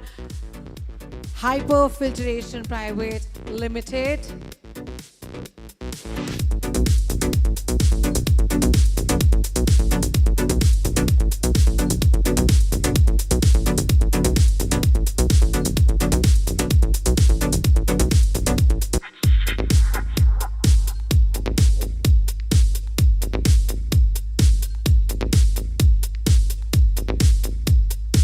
Congratulations, everyone. Congratulations to Hyper Filtration Private Limited. Let's cheer for them, everyone. Come on, let's do that. Thank you. All right, next award is High Performance Culture, and the award goes to Paliwal Home Furnishings. Congratulations to Paliwal Home Furnishings. Let's do that, everyone.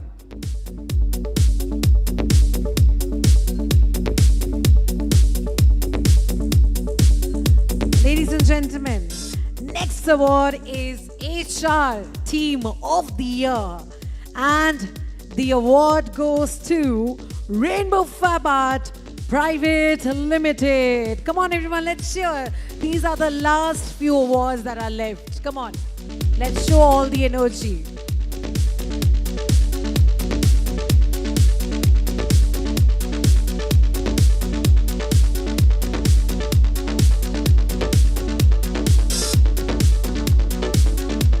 Congratulations to Team Rainbow Fab Art Private Limited. Come on, everyone, show some enthusiasm. Let's cheer for them. Congratulations, Best HR Team of the Year.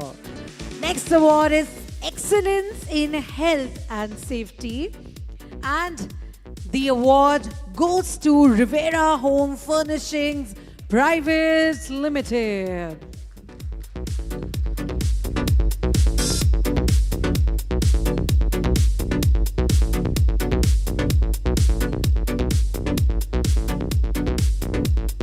Congratulations to the entire team of Rivera Home Furnishings Private Limited for winning an award in Excellence in Health and Safety.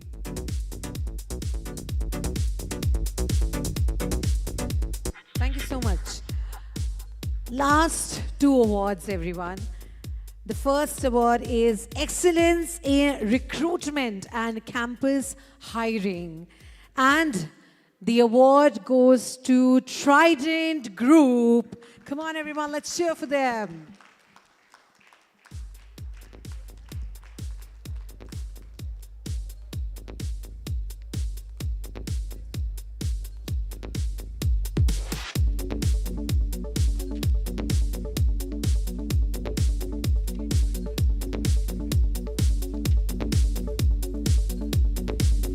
Congratulations to the entire team of Trident Group.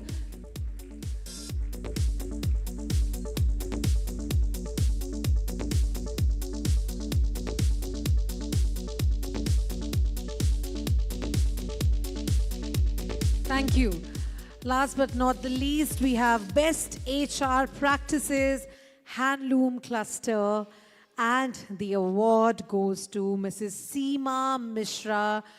Let's welcome her with a round of applause. This leading lady who has been consistent with so many segments that you see today. The beautiful heritage walk. Lovely it was. Congratulations to Mrs. Seema Mishra. Let's have a big, big round of applause for this lovely lady. Thank you so much.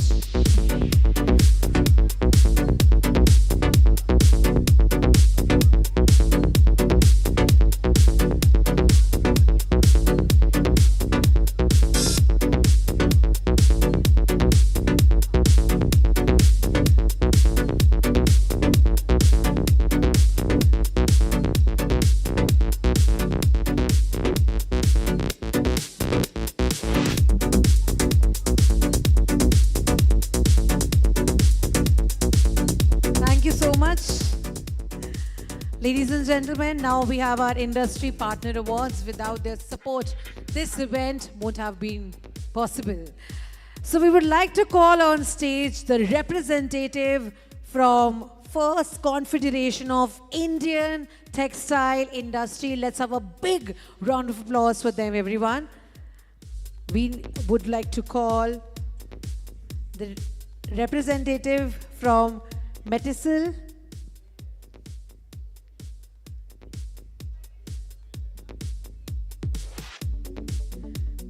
The representative from the Non-Woven Federation of India.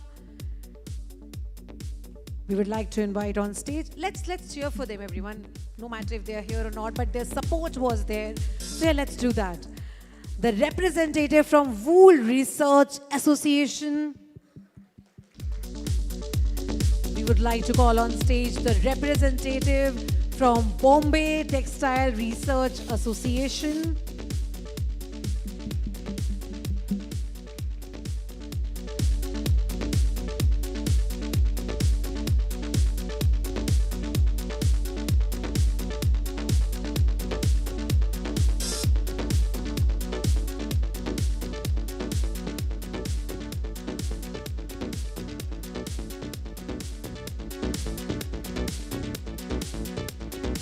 Congratulations and thank you so much for your support.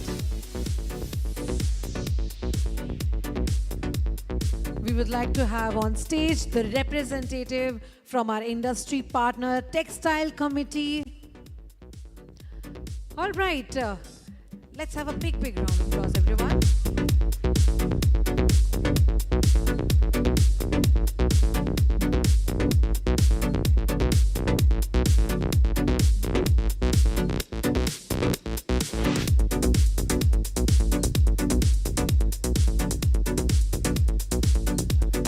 So much for your support and congratulations. Now we would like to call our exhibition partners, the representative from Non-Women Tech Asia and our exhibitioner partners, Gentex. I would like to call you on stage.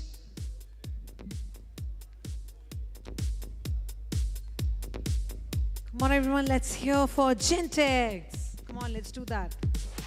Thank you.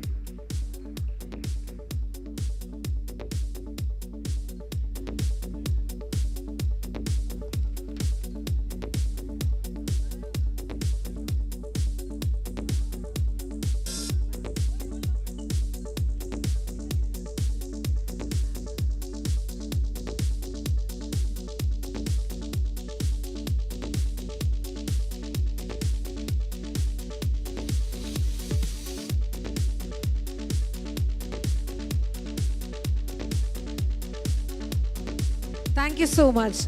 All right, ladies and gentlemen, these are our gold sponsors. So we have Hyperfiltration Private Limited and Ionex Textile Park Private Limited. Let's hear for them. Come on, everyone. Let's do that. These are our gold sponsors, Hyperfiltration Private Limited. Thank you for your support. And Ionex Textile Park Private Limited.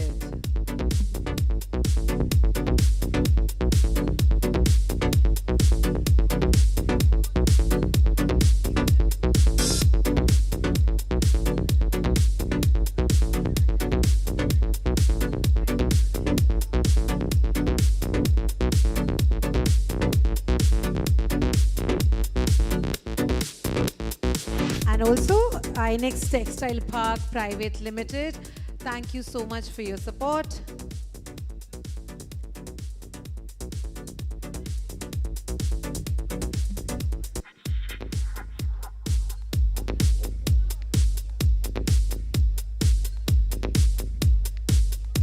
Ionex Textile Park Private Limited.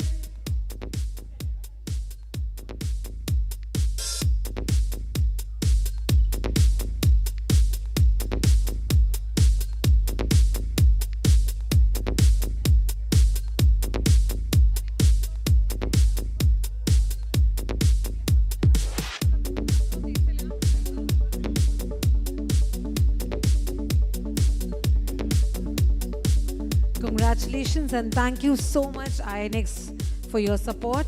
Thank you.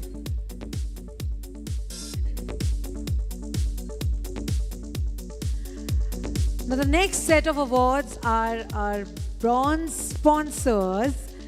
Up first, we would like to felicitate Pan Healthcare Private Limited. Let's welcome them on the stage.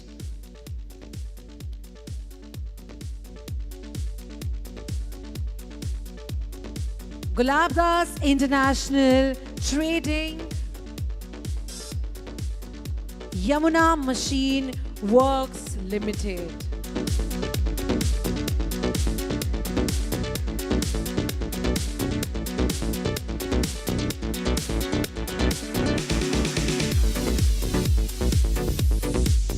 I would like to call Mr. Sharad Tandon on behalf of Gulabdas International Trading to kindly receive the Industry Partner Award.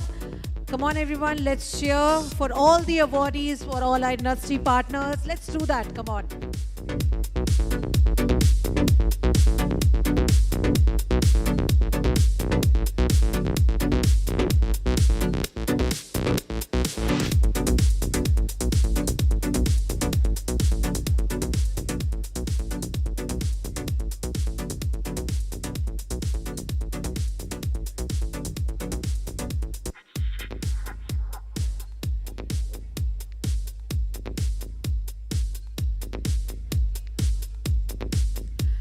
Ladies and gentlemen, last but not the least, we have with us our silver sponsor, State Bank of India. Let's have a big, big round of applause.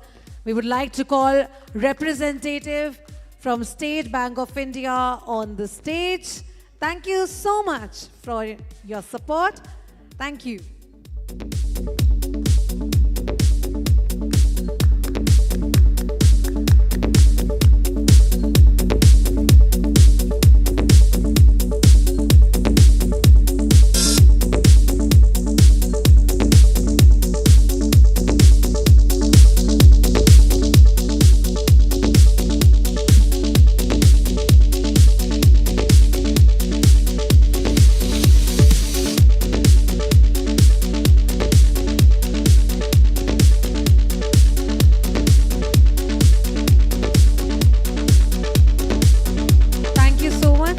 SBI. Now we have two more awards that are left.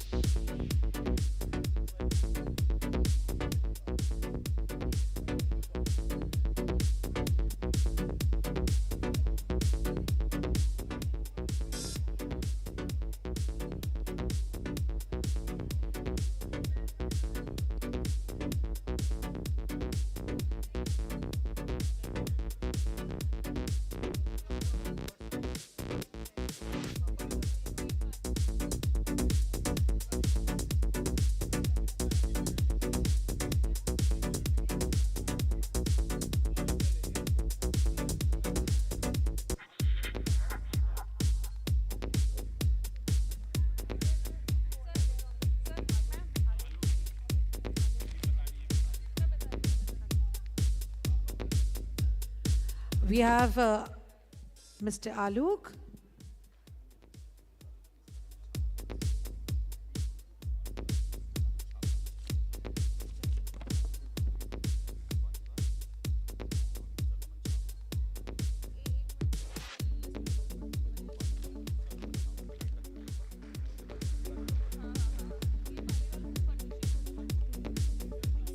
Ladies and gentlemen, to give the next set of awards, we have Mr. Alok, Mr. Vibhu, and Mr. Raman with us. We would like to give the award for high performance culture to Paliwal Home Furnishings.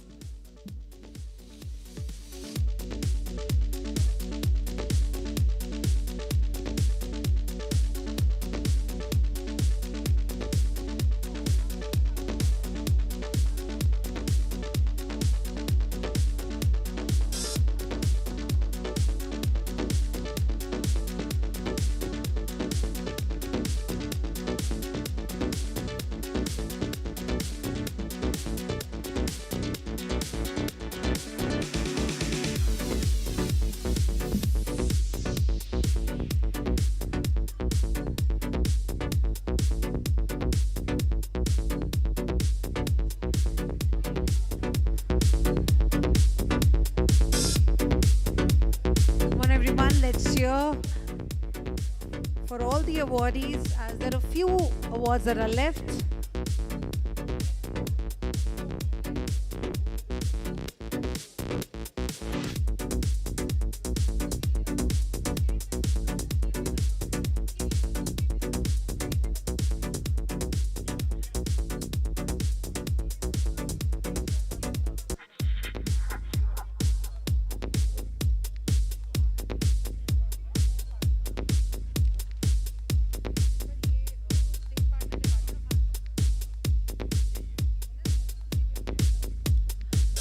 Ladies and gentlemen, now we would like to call on stage our state partner, Mr. KP Verma, on behalf of Department of Handloom and Textiles, Government of Uttar Pradesh.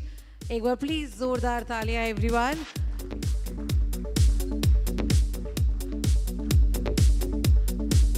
Thank you so much, sir, for all the assistance and all the support from the government of UP. Going to be a great milestone for all of us in our future, and yeah, thank you so much, sir.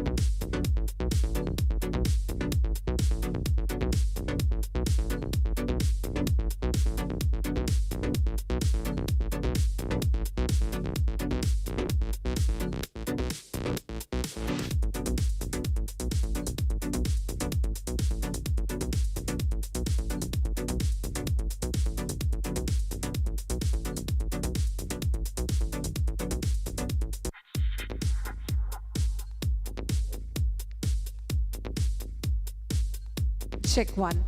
Ladies and gentlemen, thank you so much for being a part of TBD Textile Connect Summit and Awards. It's been a pleasure to be your host for all of you.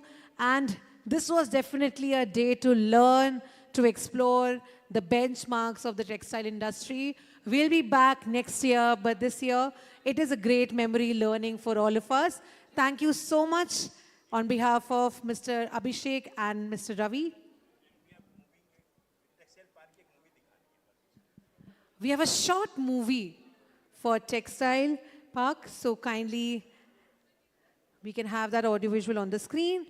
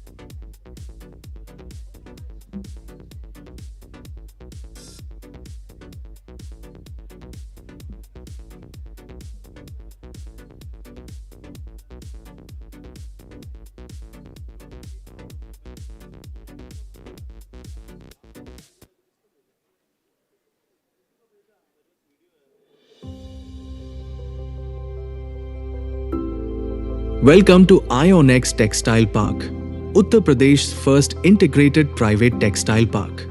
Spread over 27 acres of prime land, located in the thriving Shamli district, a visionary initiative of CM Yogi Adityanath ji, under the leadership of PM Narendra Modi ji, aimed at boosting local production, employment, and industrial growth in the field of textile.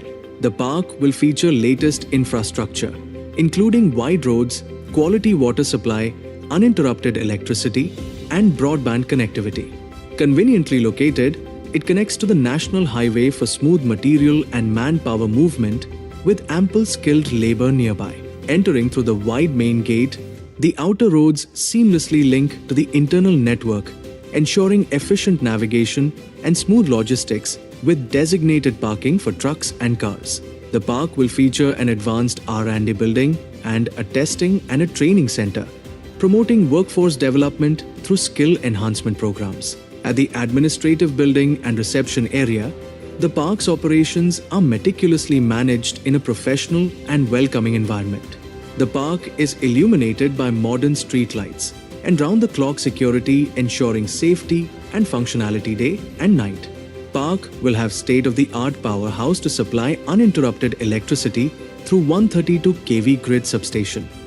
A key feature of the park is the advanced wastewater treatment plant with zero liquid discharge technology, recycling 98% of wastewater to provide top quality water for industrial use, setting a benchmark in sustainability. The park will provide home to small and medium-scale units specializing in weaving, dyeing, printing, and garmenting. These state-of-the-art facilities are the core of IONX Textile Park's operations. Apart from best of infrastructure and common area facilities, the industries in the park will get various subsidies under the UP government textile policy like stamp duty exemption on land, capital subsidy on plant machinery, and manpower subsidies. The park includes a thoughtfully placed housing complex near the main gate for the workforce. Let's shape the future of textiles at IONX Textile Park, where innovation meets sustainable opportunities. Thank you.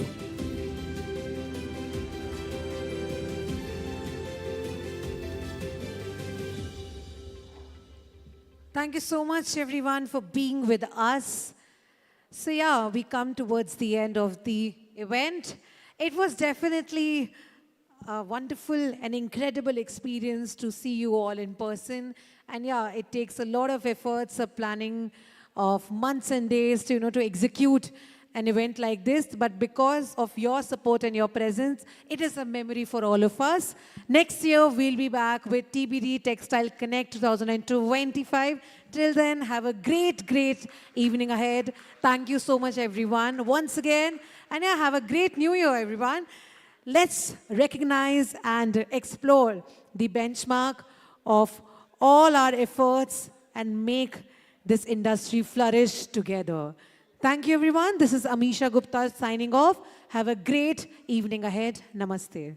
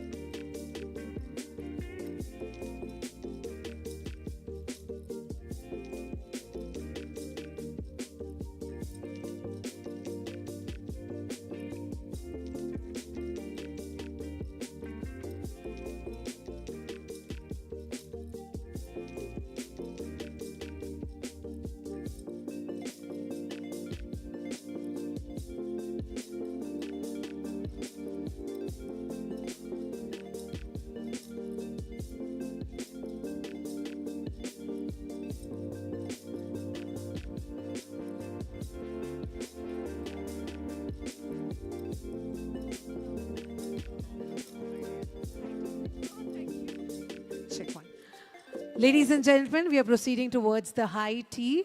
So kindly proceed towards the high tea where we can know each other better, we can network. And yeah, thank you so much, everyone. Once again, I would like to announce that we have a high tea for all the attendees who are here with us. Network, evolve, and explore the